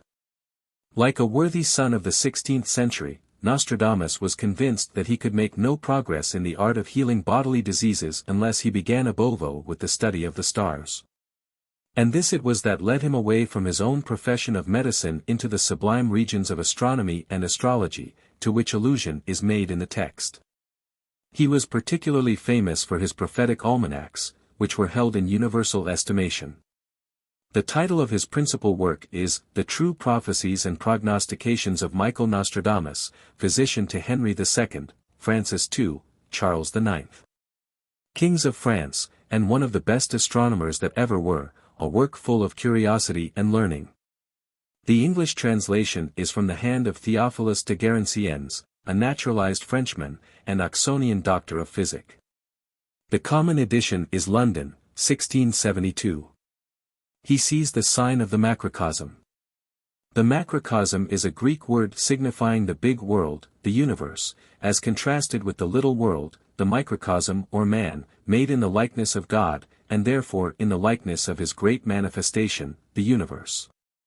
The terms were in familiar use with the theosophists of the 16th and 17th centuries. As may be seen from the title page of a great physico-metaphysical book by our countryman, Robert Flood, printed at Oppenheim 1617-19, Utrius Cosmi, Majoris Silicet et Minoris, Metaphysica, Physica et Technica Historia, in duo volumina. Secundum Cosmi differentium divisa. Auctor Roberto Flood, alias de Fluctibus, Armigero, et in Medicina Doctor Oxoniensi, etc. The book is rare, but the curious may find a beautiful copy in the library of the Writers to the Signet, Edinburgh. The Key of Solomon the Wise. Is surest spell to exorcise. Solomon was a magician among the Jews, for the same reason that Roger Bacon has acquired that reputation amongst us, on account of his great wisdom. The Jewish exorcists, of whom mention is made in several passages of the New Testament, Matthew 12:27, used to invoke the evil spirit by the name of Solomon, Joseph. Antique 8, 2, 5, Apud Brechneider Dogmatic, Volume 1, p. 764, and the Kabbalistic Talmudists were, of course, not negligent in taking advantage of this popular belief for giving authority to their occult science of numbers. Accordingly, we find Solomon, in the Middle Ages, looked upon as the patriarch and patron saint of the magic art, and many curious books, under his name, were in common circulation among its professors. It is to the title of these books that the text alludes, Clavicula Solomonis, or Key of Solomon, supposed to be of supreme power in compelling spirits to obey the will of man. They are now become exceedingly rare, but some notice of them will be found in Reichard's work Von Geistern, and in Horst's Zauberbibliothek. Let the salamander glow. Undine twine her crested wave. Sylphy into ether flow. And kobold vex him, drudging slave. Here we have the four elemental spirits, of which Mr. Pope has discoursed so learnedly to Mrs. Annabella Fermor in his preface to The Rape of the Lock. With sylphs and salamanders I may suppose the English reader sufficiently acquainted, as they have been almost naturalized on British ground. Undines and kobolds still remain more closely attached to their German soil. The former, sometimes called Wassernixen, are a sort of Teutonic nymphs or sirens, familiar now to a large class of English readers, from Heine's Ballad of the Lurley, and Fuchs' beautiful extravaganza of Undine. The latter, seemingly from a Greek original, Kappa Beta Alpha Lambda Omicron, well known to the readers of Aristophanes, are called gnomes by Pope, and appear as brownies in many a Scotch ballad. For special details of their character and proceedings the German work of Hennings von Geistern may be consulted, page 800, and Horst's Zauberbibliothek, volume 4. Page 250. Bend thee this sacred emblem before which the powers of darkness trembling adore. Jam experimento comprobatum est nullum malum daemonem, nullum inferiorum virtutem, in his quae vexant aut obsident homines, posse huic nomini resistere quando nomen Jesu debita pronunciation illis proponitor venerandum. Nec solum nomen, sed etiam ilius signaculum crucem pavant. Agrippa de Occult. Philos, Lib 3. c. 12. The pentagram stands in your way. Inter alios plurimos characters, duo tantum sunt veri et precipui, quorum primus constat ex duo bus trigonis super se in visum ita depictus ut hexagonum constituent. Alterum dicunt esse priori potentiarum et efficaciarum et esse pentagonon. Paracelsus de Characteribus apud Horst, Z. B. Volume 3. Page 74. The figure thus accurately described by the oracular Bombastus occurs almost as frequently as the sign of the cross, in almost all the old books on magic. And is drawn thus. The Platonists, let Proclus serve for an example, seem to have derived from the Pythagoreans a strange mixture of religious mysticism with a great enthusiasm for the mathematical sciences. And this same pentagonal figure very probably derives not a little of its supreme efficacy from the fact of its having been transmitted to us from the most ancient times. Poetry is not the only thing that receives a sacredness from age. When left you Ripek? You must have been pressed for time. Supped you with Squire Hans by the way? Ripek is a village near Leipzig, and to ask for Hans von Ripek, a fictitious personage, was an old joke amongst the students. The ready reply of Mephistopheles, indicating no surprise, shows Siebel and Altmaier that he is up to it. Hans is the German Jack. Hayward. Cat-apes. These nimble little animals, which play such a distinguished part in this which scene, are denominated in the original Meerkatzen, literally, sea cats. Of which Ade Lung, in voce, gives the following account, a name given to a certain kind of monkeys with a cat's tail, of which there are many species, Cebus, Linnei. They are so called from coming across the sea from warm countries. I originally intended to retain the German phrase, sea cat, but afterwards had no hesitation to adopt the happy translation given by the writer in Blackwood's Magazine, Volume 7. There is something mystical in the idea of an animal half cat and half ape, which agrees wonderfully with the witch-like antic character of this whole scene. Besides, the term cat-ape is far more expressive of the nature of the animal than that in the original. And we will strew chopped straw before the door. A German custom prevalent among the common people, when they suspect the virginity of a bride.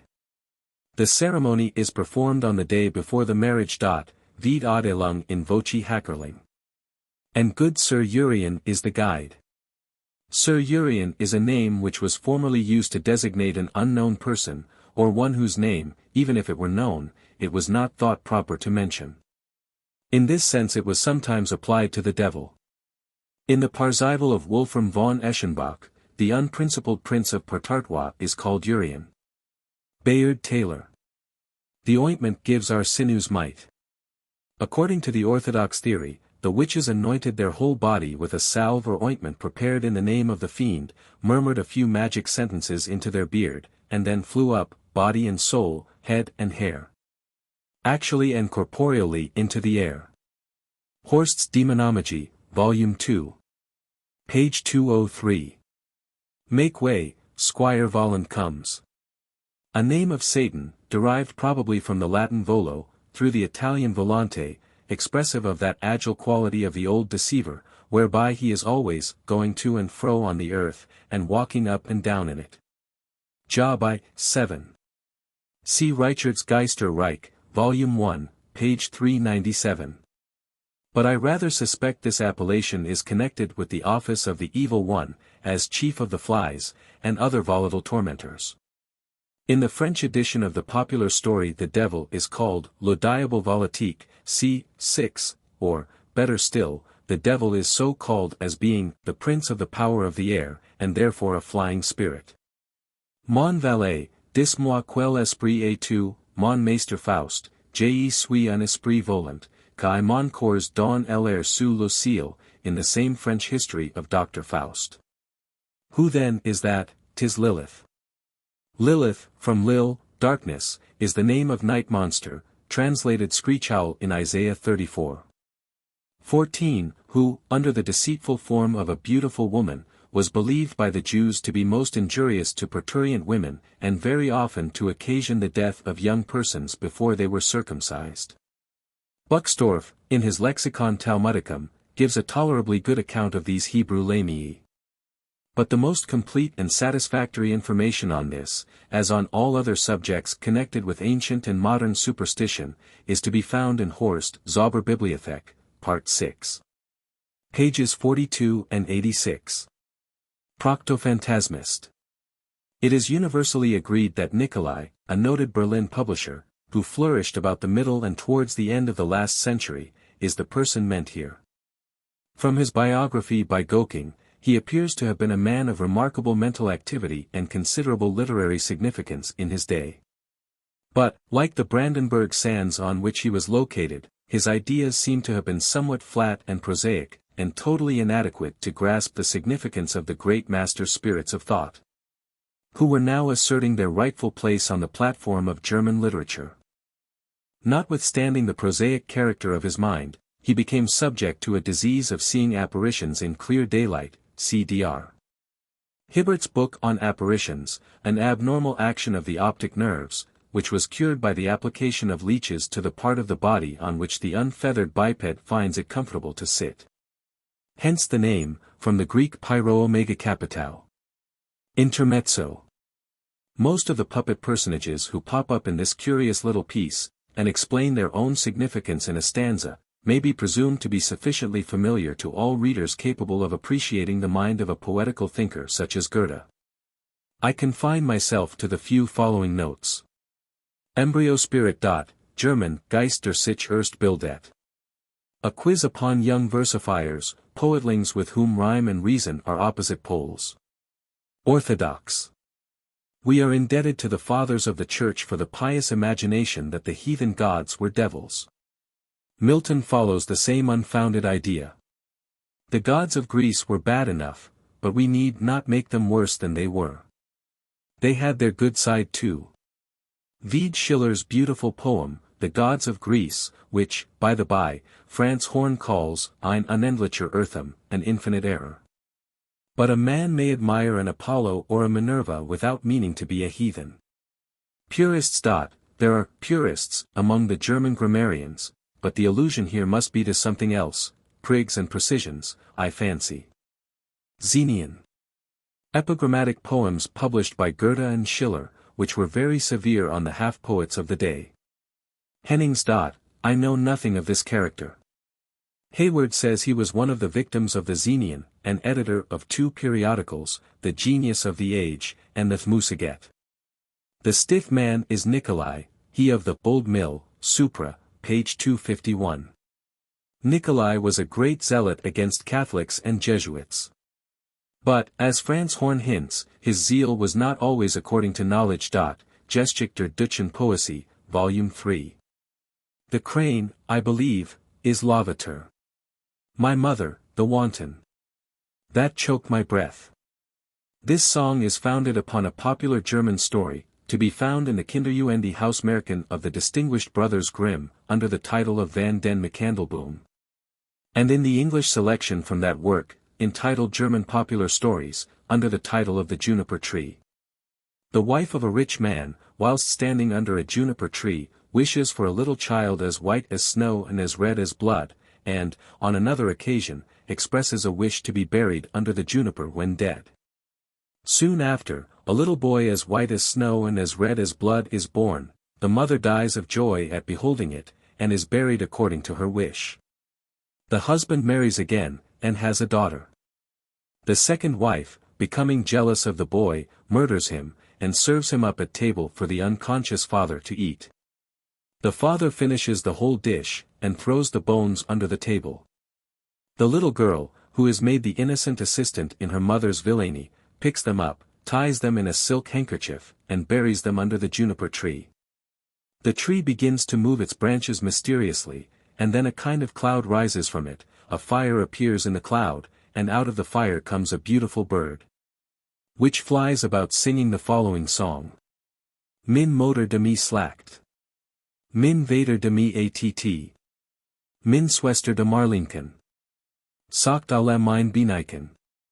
Unbeit sie in een Seiden duk. Legts unner den Miskandelboom. Kaiwit, Kaiwit. Ach what en Sean Vagel Benich. Hayward's prose translation of Faust. 2D edition, page 294. The end. Transcriber's notes. Alterations to text. Add TOC and Dramatis Personae listing. Relabel footnote markers and link to footnotes at end of work. Add note markers to play and link to notes at end of work. Minor changes to the formatting of some play elements, speaker names, stage directions, etc. Introduction, footnote number 6. Bull ubi subra, section 897. Change subra to supra. Act 2/Scene I. Change let's go to Bergdorf, there you'll find, I know, to there. Act 2/Scene 7. To know its mother's breast, but soon to its. Round which another years of labor spends, to year. Act 3/Scene 2. Addressing him to the flames. To himself. Act 3/Scene V. Then looking lustfully at her to then. Act 3/Scene 7. To fondle in one's arms so sweet a thing as you. To arms. When last we sailed from Malta, so he said, to from. Act 4/Scene 8. Change the speaker of, who's this lies here, from Gretchen to Margaret. I tell thee in thine car, that thou, to ear. Act V/Scene 2. Him to the Arctic Circle ban, to Arctic.